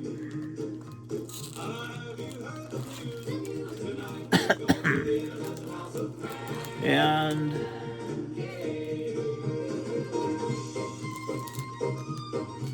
these books I need to pull out because they're not filed correctly. Monster World, some issues of Monster World, they should be in another box. In this, some issues of Famous Monsters should be in the Famous Monsters box. And here's a Richard Corbin cover on a not real Famous Monsters. This is some later company from 2010, about 15 years ago, put this out. It's done. See, it doesn't look like Famous Monsters really. It has color. Not that there's anything wrong with color. It just, I don't know. It just doesn't. Henry was such a great movie. It's more like a coffee table book. It's square bound. And how much did this thing cost? It was put out by IDW. It was expensive. I remember that. Damn, it was $13 back in $12.95 back in 2010. After Forrest Ackerman left and did Forrest J. Ackerman's Monsterland, this is what he was doing. This was in the mid 80s. But all he had was the logo, the lettering. Inside it was kind of an ugly magazine because what made Famous Monsters was the great production design. And Forrest J. Ackerman's great collection of stills and everything, but this is covering like freaky fairy tales, just a bunch of shit like they would play on Tubi TV. Yeah, this is it's not printed well, so that was bullshit.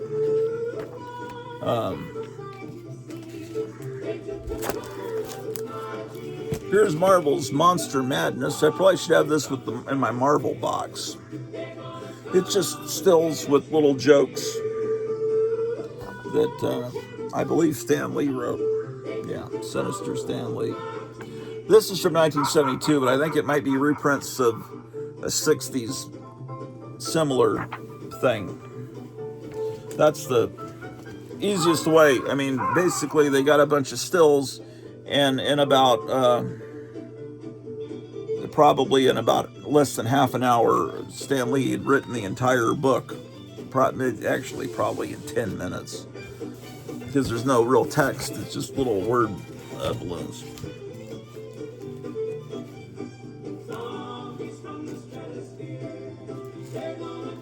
I'm not knocking it. I sound like I am. I'm not.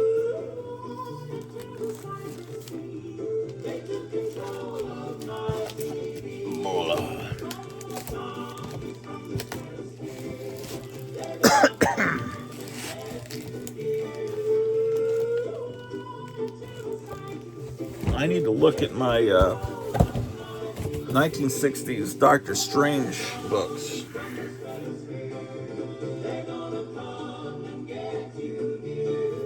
Oh, what's next? What's the next book?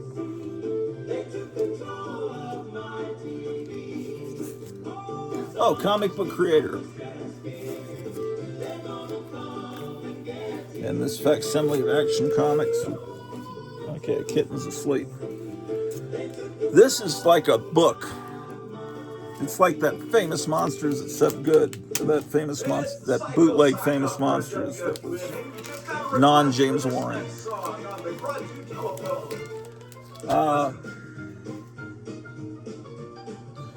Tomorrow's Publishing, Raleigh, North Carolina. I didn't know where they were located.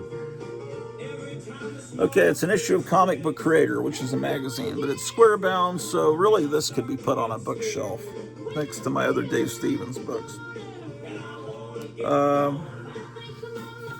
See, it's like a book. That was such a loss, Dave Stevens, man. I was buying his stuff when it was coming out. I mean, if you were into comics in the 80s, you had to recognize the genius of Dave Stevens. If you didn't, I mean, some people are getting into Dave Stevens now, but I think that's just because they weren't around then. But if you were around then and weren't into Dave Stevens, that's almost an unpardonable thing.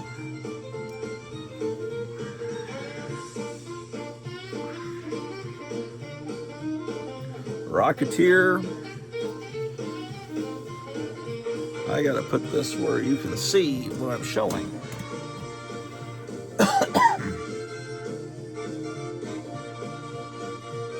I guess I never saw those Shadow and Doc Savage covers.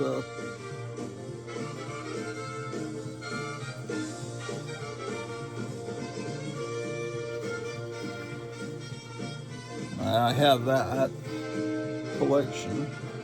Johnny Quest. I think I have multiple copies of that Johnny Quest. Okay, so he started as an assistant for Russ Manning. There's Russ Manning there. Tarzan artist. Oh, wow. There he is, a young guy. He was a guy out of time, man. I don't mean he ran out of time, but he was born at the wrong time.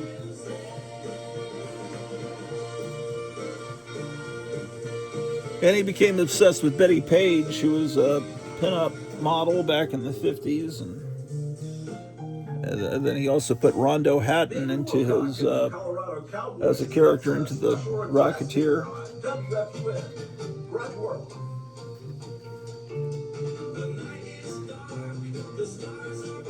It's a long interview with Dave Stevens here.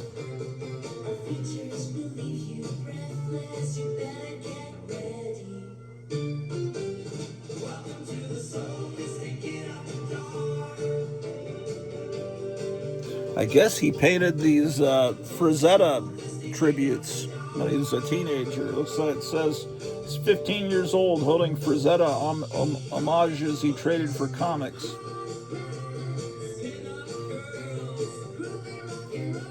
A lot of his artwork from high school. He did some Herculoids art for Marvel when Marvel briefly had the Hanna-Barbera license. Tarzan art.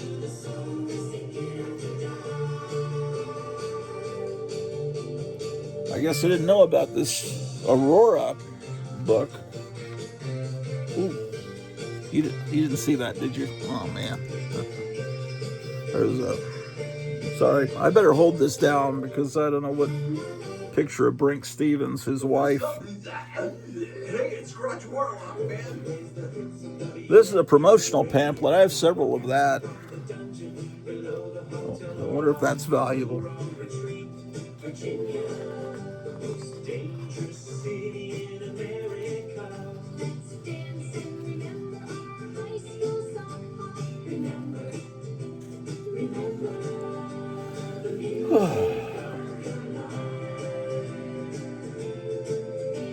Some fan commissioned this picture of El Santo, the Mexican wrestling legend. Yeah, great stuff he did. Let's see, that's actually for Zeta there. That's his tribute to it there.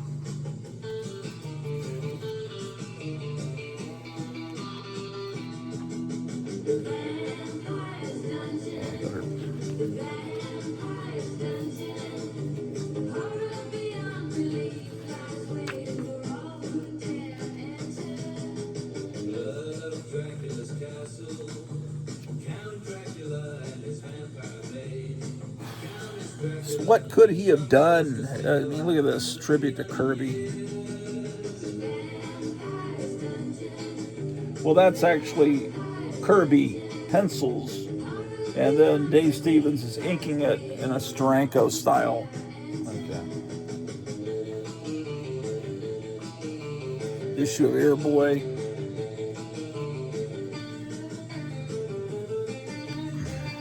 Sheena.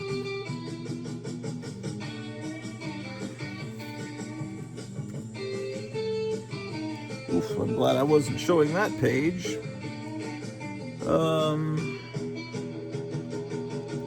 Yeah, you'll have to buy your own copy of this. This should be at your... Oof, boy. Okay, make sure you're not holding this to the camera when you're flipping through it. A lot of pictures of, like his wife, Brink Stevens, posing for him to do comic art, but it's a lot of not much clothing.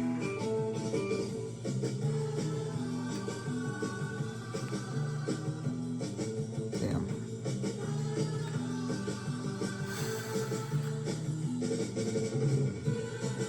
There's a documentary on cable about him that caused people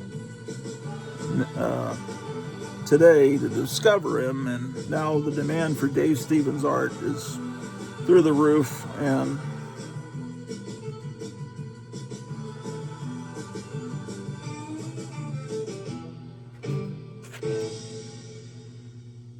yeah, it's Grottu Orloff. Yeah. WFUN, 79 Yep. AM, Rural Retreat, Virginia.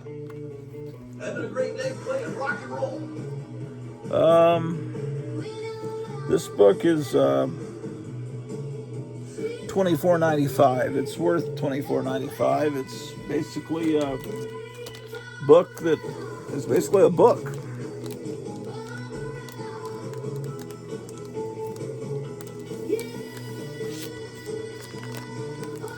Okay.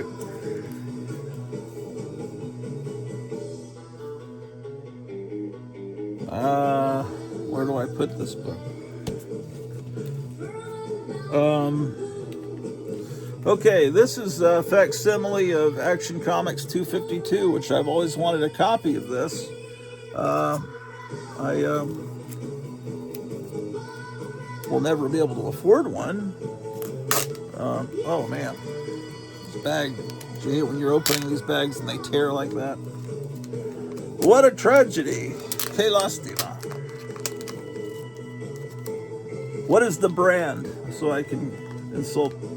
Oh, BCW. The sign, look at that. BCW. They put their own stamp in there. The stamp of shit.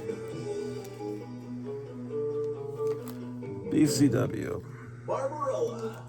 Their boxes are especially bad. Badly designed. Great guns, a girl flying. It must be an illusion. Look again, Superman. It's me, Supergirl, and I have all your powers.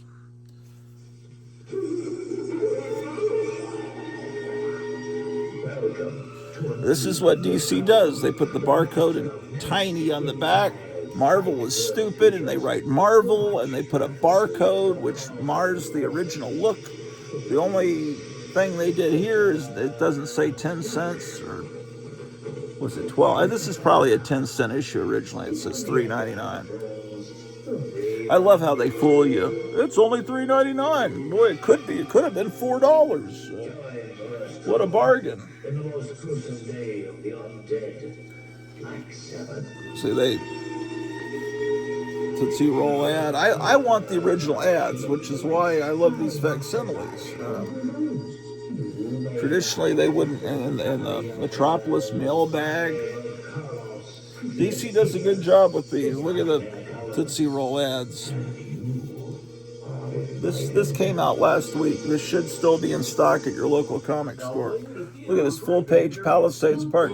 They really do. This really does feel like it actually feels a little grittier than real newsprint comic book paper. I think they probably are. This is probably recycled paper. It gives it that feel of kind of rough feel. Tootsie Roll was a major sponsor of DC at that time.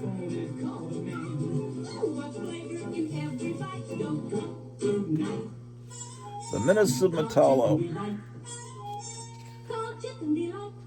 Great stuff, man. Fantastic. All this stuff.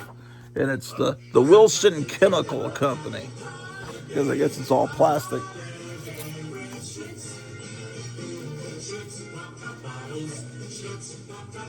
So I've got to file these in with the Silver Age.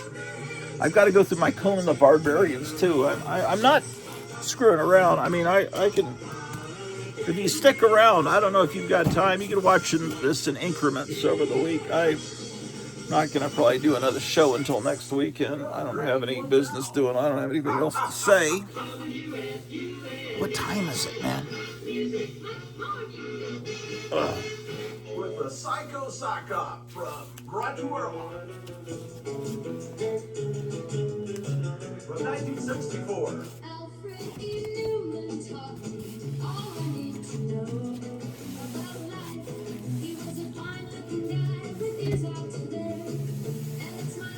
This woman singing. Alfred E. Newman taught me all I need to know about life. That's well-spoken robot singer.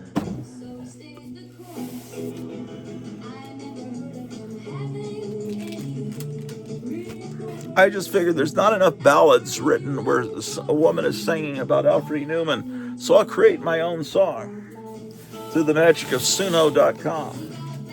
Suno.com.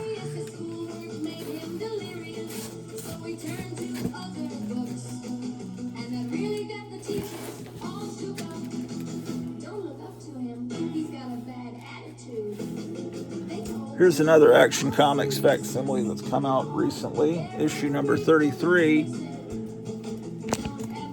Sorry.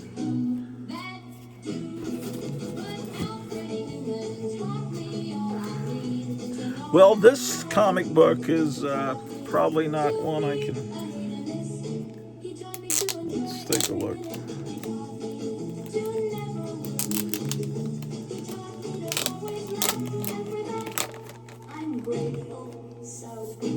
Thank you, Alfred. And may we meet again. Connie Francis from 1964. You're tuned into Grottu Orloff on WFUN. This is a comic book called Heat Seeker. Most of the pages I can't show.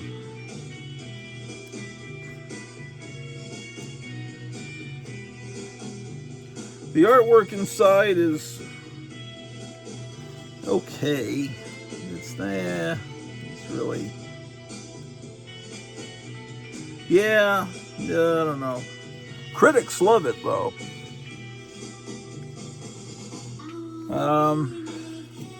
I don't know, man. I'm used to the artwork of Dave Stevens and stuff. The artwork needs to improve a little bit, or I may have to, pull this from my pull list, Heat Seeker. So let's get that filed.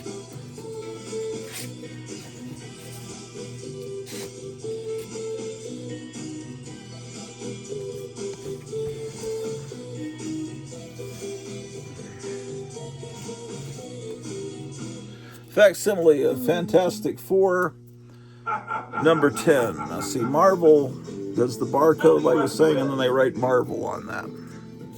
79 a.m. Okay, let's see if I can avoid tearing this VCW bag.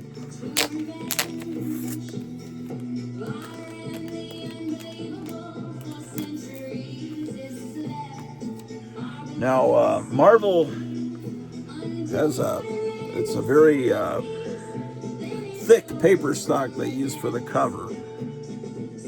The interior is slick. It's not made to feel gritty like DC tries to make the interior paper gritty. This is slick. This will, 40 years from now, this will still be just this white. It's like National Geographic or something. It's so that's good. I mean, it's a different way of approaching it. Archie does the same thing with their facsimiles. They print them on slick paper.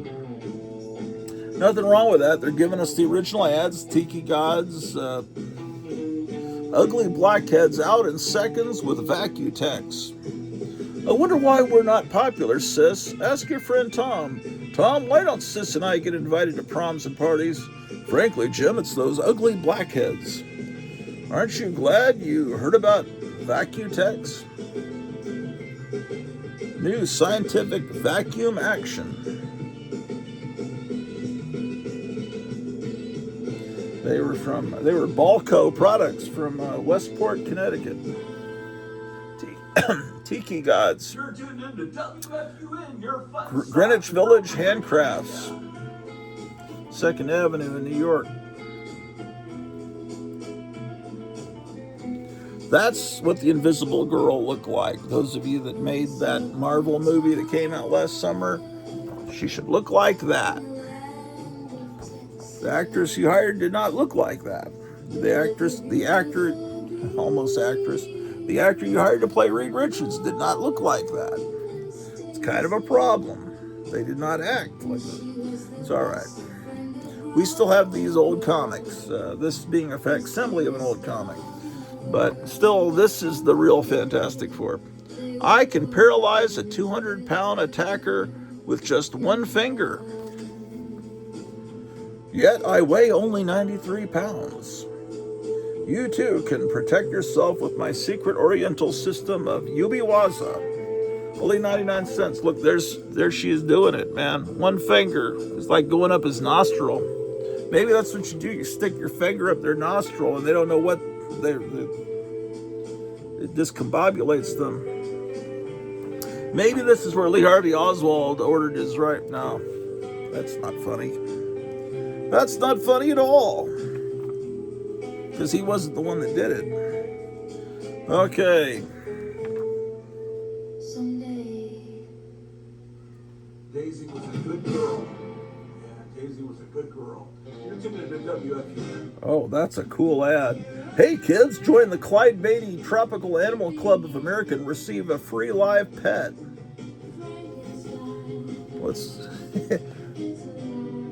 What's that you got there? Gee, that's really something. That's my free pet. I got him when I joined the Clyde Beatty Tropical Animal Club. This little comic strip, that's fantastic. This when did this come out? Like 1963? Of course it doesn't. 1961, number 10. Really fantastic.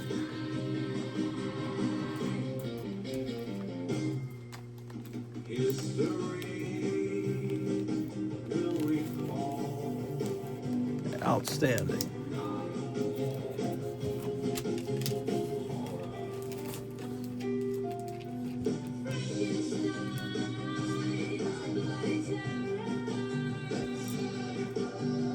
I have this facsimile number 9 that I still need to file, and number 8 I haven't, so maybe I can do that today. But what's going to be next here? Oh, a facsimile of Detective Comics number 40. This is also a new arrival in your local comic store. They probably still have it.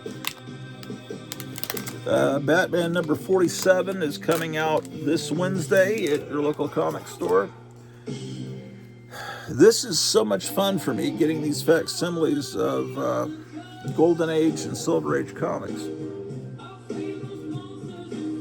And this has a distinct smell of paper. Boys, G-Man outfit with lie detector.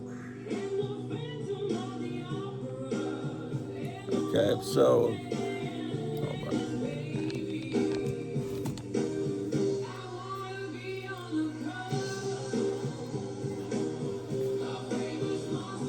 you might call Kevin. I don't know if he has more copies of this in stock, or if he doesn't, your local comic store would probably have them, because I don't know, surprisingly,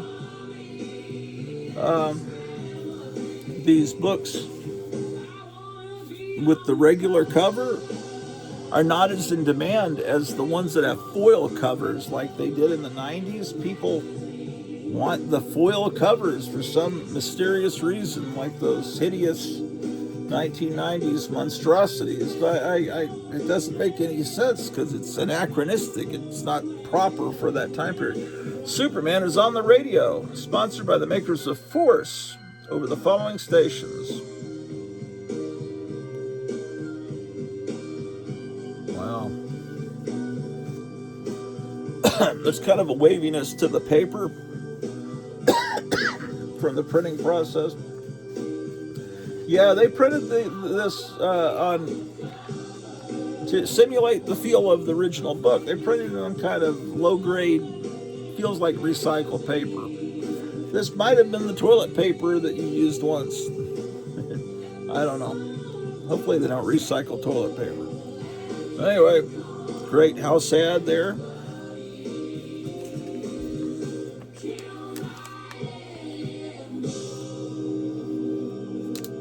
Yes, indeed. And I try to remember, I think this was done as facsimile because it's the first clay face, I think. Usually there's some reason why they choose a particular issue to do a facsimile. Because idiots, new collectors, they only care about key issues where something key happened. They don't. If it's not a key issue, it's just called a run filler to them. That's not how I've ever looked at comics. But. Okay, this is an Archie Halloween Spectacular that I just got, and I haven't opened it yet.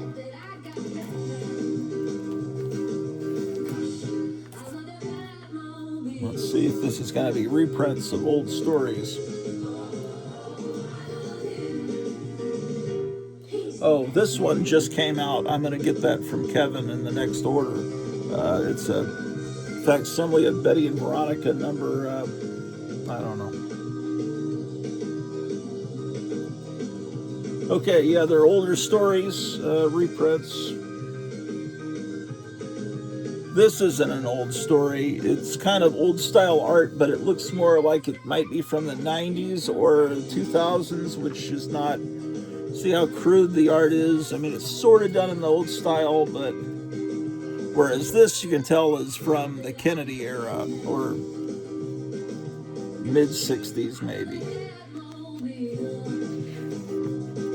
See, you can tell that's classic art.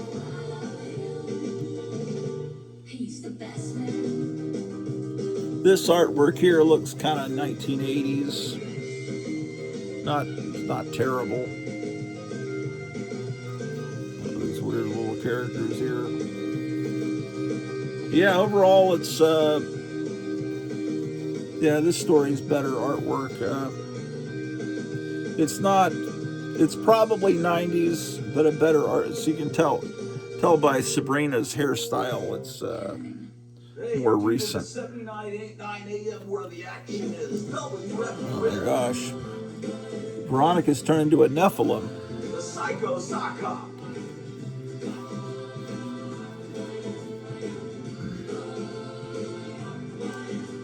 Okay.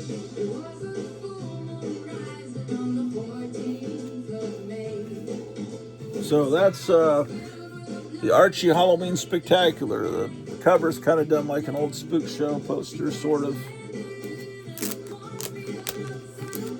I'm not sure what 60s comic that image came from, but it's fantastic.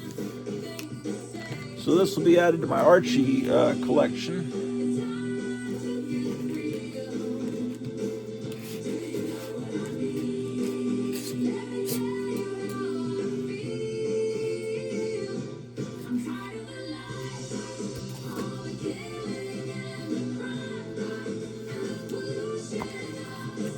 Okay.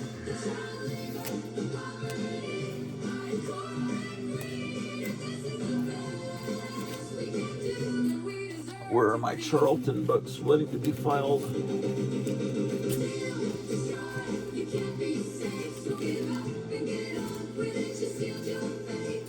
Okay, previously I'd gotten Underdog number 1, and now I have Underdog number 2 from my last order. Let's open this up. Man, there's an eyelash in the bag. I should clone the person that put it there. I'm gonna take that eyelash and make a clone of one of the previous owners of this issue of Underdog.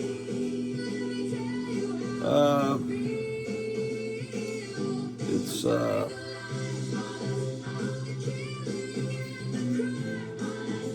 from September of 1970. So I was 5 years old when this came out. Of course, by this point, Underdog was in reruns. It was no longer on network. Well, it might have been on network. If it was on network television, it was reruns. Look, you can get the star-studded vest. Oh my gosh, there's something cut out. I don't know why that was cut out, but something got cut out there. Oh my gosh. If I had the talent of Captain Strangelove, I could download this page from the internet and somehow fix that image. I don't know.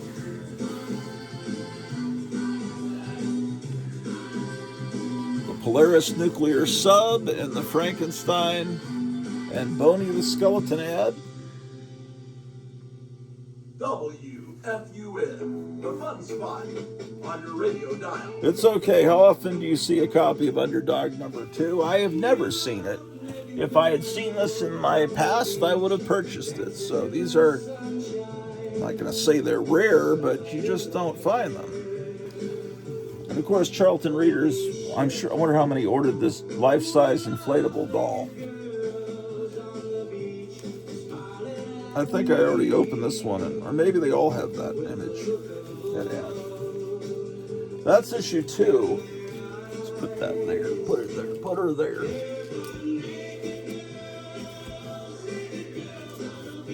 Okay, and then this is number 4. I already have number. Oh, are these out of order? No, here's 5. Number 3, I must not have number 3 yet. That must still be at Gotham City Comics in my box. I'm trying to buy these piecemeal. Kevin got in every Underdog comic ever purchased from someone, and I've got, I think, 98% of them now. Here's number 6. Here's the average reader of Underdog number 6. I mean, clearly this is meant for... They figure you're not too smart. You need to finish high school. Why don't they just assume that there's 6-year-olds reading this comic? They all seem to be they figure that they're adults reading it. You're probably in the Army and you need to get a ring for your girlfriend back stateside.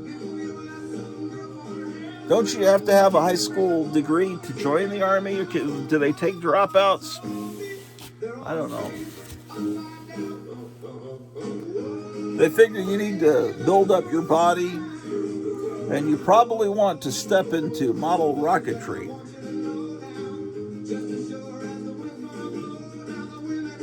No kid has colored this 2-page spread. That's good. Underdog being strangled by a snake. You can learn to draw comics. You can have mighty muscles, and you can make money selling grit. I saw a copy of Grit once. I actually saw it. It was a real newspaper that you could sell. It looked incredibly boring. This looks like comics today with these giant panels. That way you don't have to draw as much. Now you'll be able to overcome any attack, win any fight. They assume you're probably being picked on too if you're reading these comics. Stop stooping. That's what I've got to stop doing. You can get a spy pen radio, all kinds of stuff. Lots of ads for building your body up.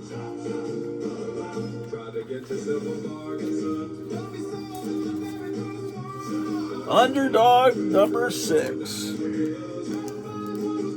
What a great cartoon that was, Underdog. Let's get that in a file.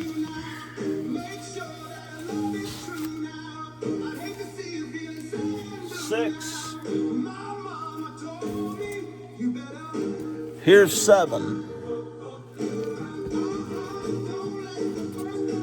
And then I have 9. Is this going to be 8? No. 8 must still be there.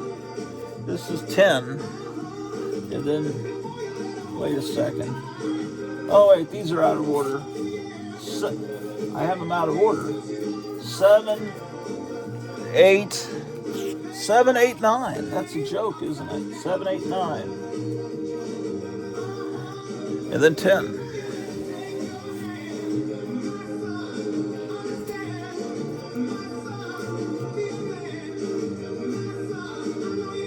Underdog, 1970, Charlton.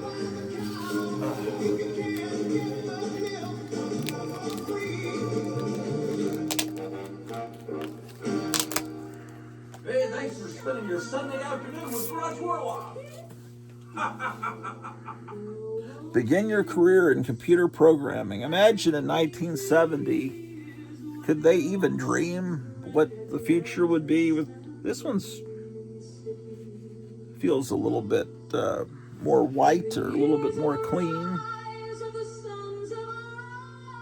Ah, it's got Bullwinkle in it too.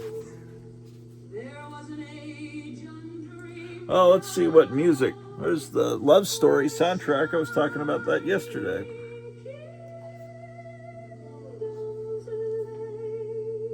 George Jones, Best of Tommy James and Tommy James and the Shondells. You know Tommy James.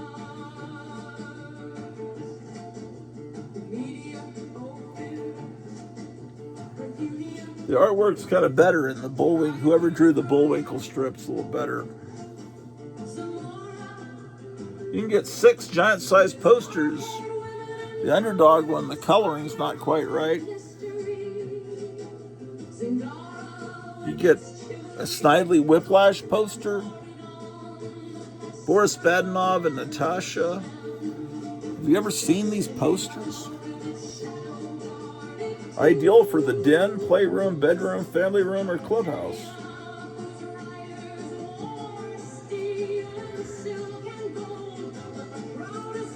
Can you beat the Brain Buster?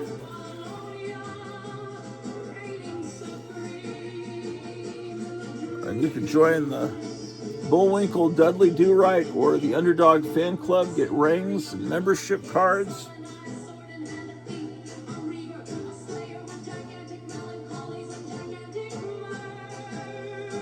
Yes, indeed. January 1972. I was in first grade.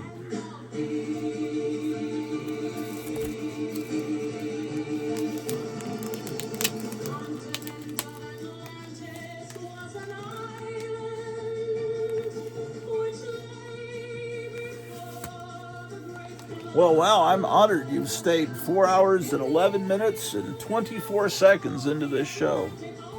And then the next thing I have here is Gold Key. This, I think, the first issue of Gold Key's Underdog run. Let's see what I have back here. Maybe I have more Underdogs. What? That feels different. That feels slick. What is it going to be? Oh, it's an issue of Castle of Frankenstein. I'm still going to get that issue from you, Kevin. I cheated. I went out to Barnes & Noble when I went to get my eyes looked at, and there was an issue of Castle of Frankenstein, and I had to get it. I knew that Kevin was ordering it, but I got it anyway because I couldn't wait, and I was nervous about my eye surgery, and I just needed something to console me. So, Kevin, when you order it, I'm still going to buy it because that would be a rat-thing thing to do to not get that from you. So I'll have an extra copy to display. Well, let's look at it here. I wasn't going to show that. I didn't want Kevin to know that I had cheated and gotten a book from someone else. Okay, this is stuff I got from Half Price Books that same day when I was out in the big city. Here's a Charlton copy of Snuffy Smith. I already shown you this, I think. I took the bag off it because Half Price Books, man, I don't know what that, some cat turd was saying something there. I already showed you this, so you don't need to look at it again.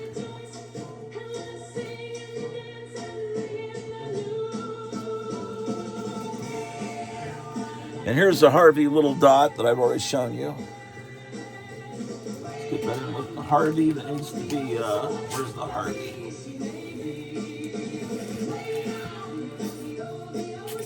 Here's Harvey, Casper, little dot, Richie Rich. Here's Uncle Scrooge reprint.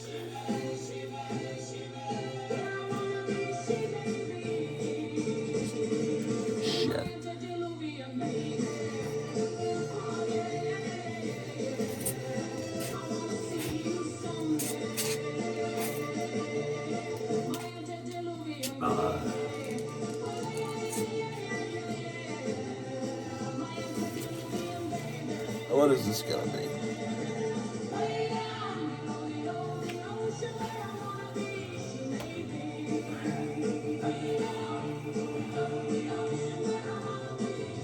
Oh, Sabrina's Christmas Magic, autographed by Dan Parent.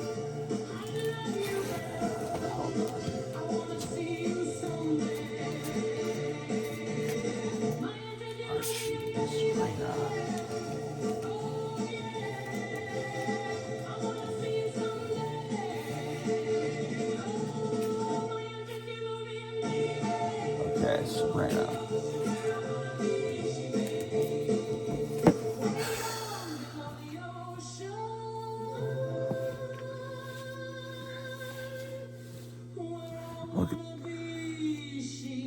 Look at this little kitten here behind me.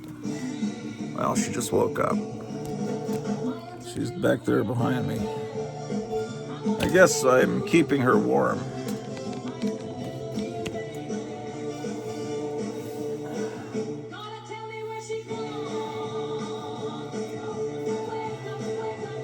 Oh shit. Okay, a couple of classics illustrated, Oregon Trail and Wild Bill Hickok. Beautiful music for beautiful people here on Radio Grottu, WFUN, the Grottu Orloff Show. It's the Sunday night Psycho Sock Hop, ladies and gentlemen, and thanks a lot for tuning in.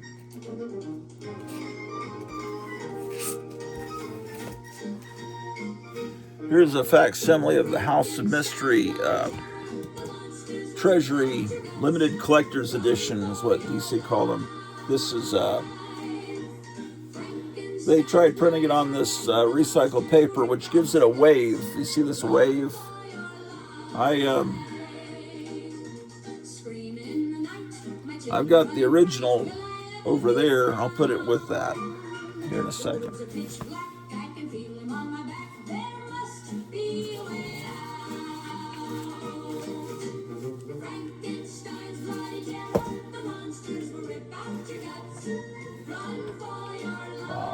That's nothing. That's some issue of Entertainment Weekly from 20 years ago. Okay. Let's look at Castle of Frankenstein. Again, it's like a book. Number 42. Frankenstein is on his way. There's a safe way out. Frankenstein's bloody terror. The monsters will rip out Well, your guts. Run for your life.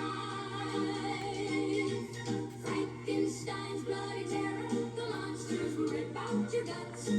Run for your life. oh, they're covering Mr. Magoo. Mr. Magoo meets the monsters.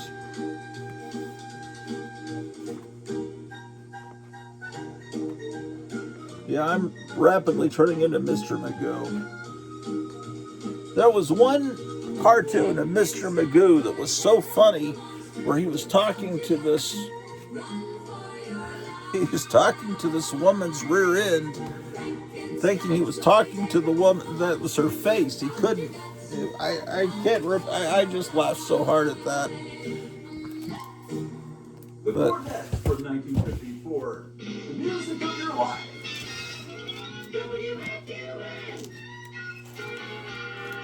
Grottu Orloff. Tonight and tomorrow night, The Outline presents Trip 66 at Longshoremen's Hall, Beach and Mason Streets on Fisherman's Wharf, featuring the sounds of the Grateful Dead, The Loading Zone, The Answer, The Seance of Sound. All these in continuous music from 9 to 1.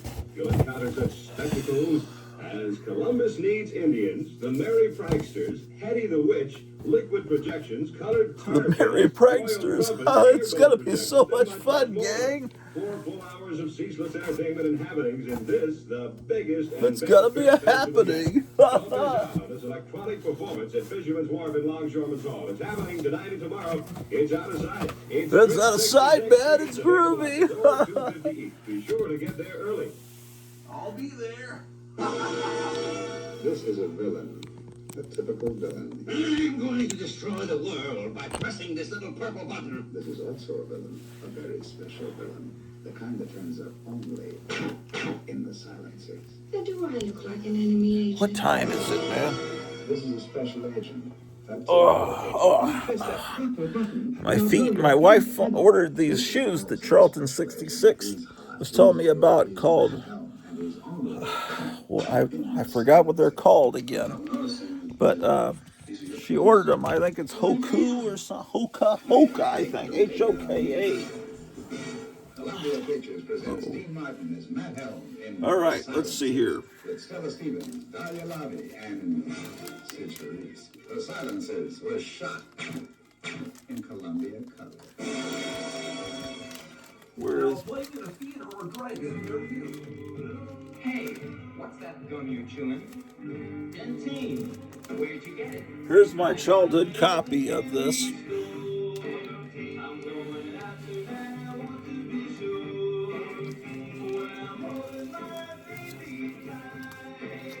The original is a little bit taller. Original's taller. See that? It's this is A/B comparison.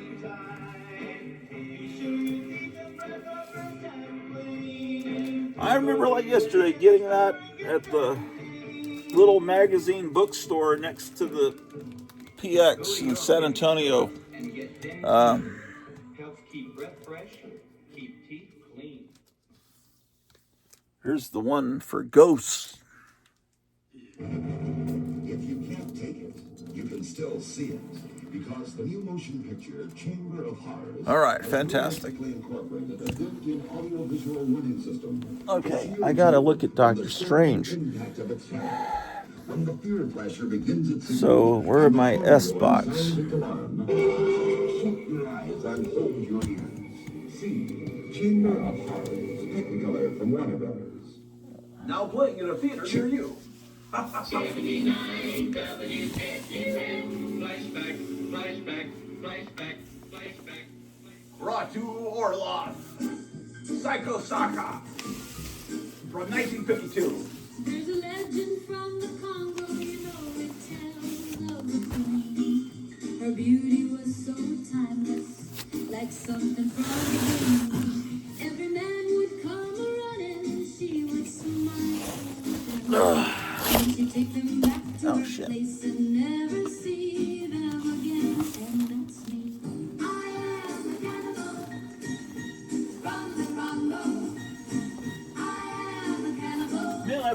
promised you earlier there'd be no more songs about cannibal girls today.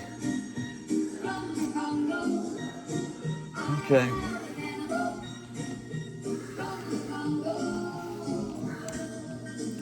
Damn, we're at 4 hours and 22 minutes into this.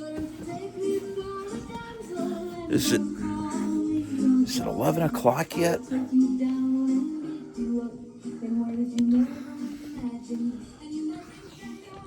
It says it's about to be. Oh, yeah, it is, because it's about to be 12. That means that I need to turn this clock back.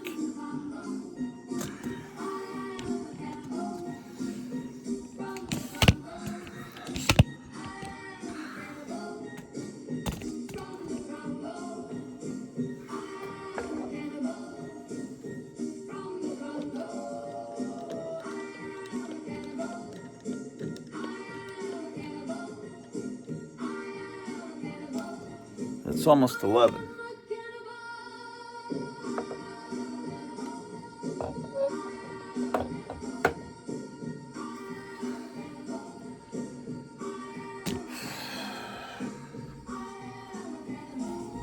Little cats walking around.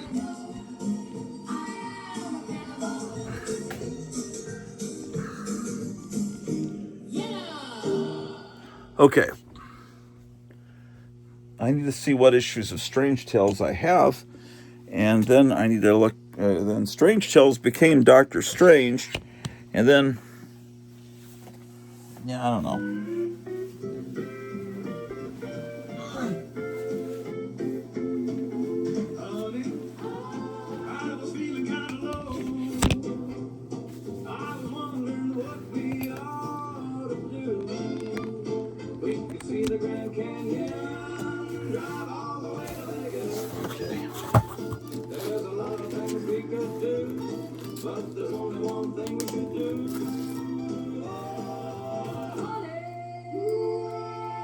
Okay, it looks like I've already done it on here. These are the ones I need. Strange Tales, I need 116 back. Let me make sure this is still accurate. I need 168 up. And then I need 164, 163, 162, 137. No, that's 157. 147, 145, 143. But I don't know if I've put some in. Like I might have bought some from Kevin recently, and let me see. I'll start at the end and go back.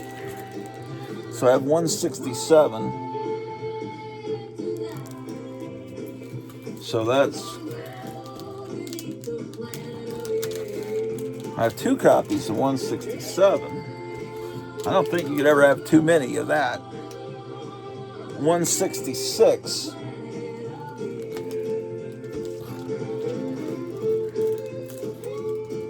Another copy of 166. 165. 161.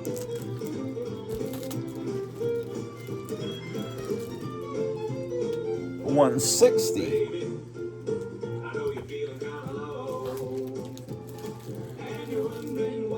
Another 160. 159. Usually when I have more than one, it's an accident. 158. So it looks like I'm missing 159. Was that noted on here? What? Am I missing? 158. No, I have 159. What is it I'm missing? Oh, it says I'm missing 157. And I am missing 157. Here's 156. Here's 155.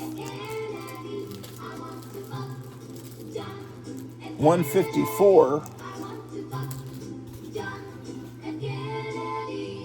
So, what? It It's confusing to go backwards, isn't it? 155. Yeah. 153. Oh, you're in my lap. You're cool.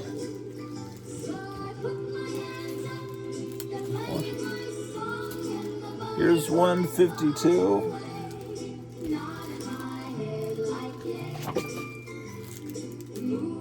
Another one. I got a lot of duplicates. 151. Oh, my wife's calling me. I better let me pause.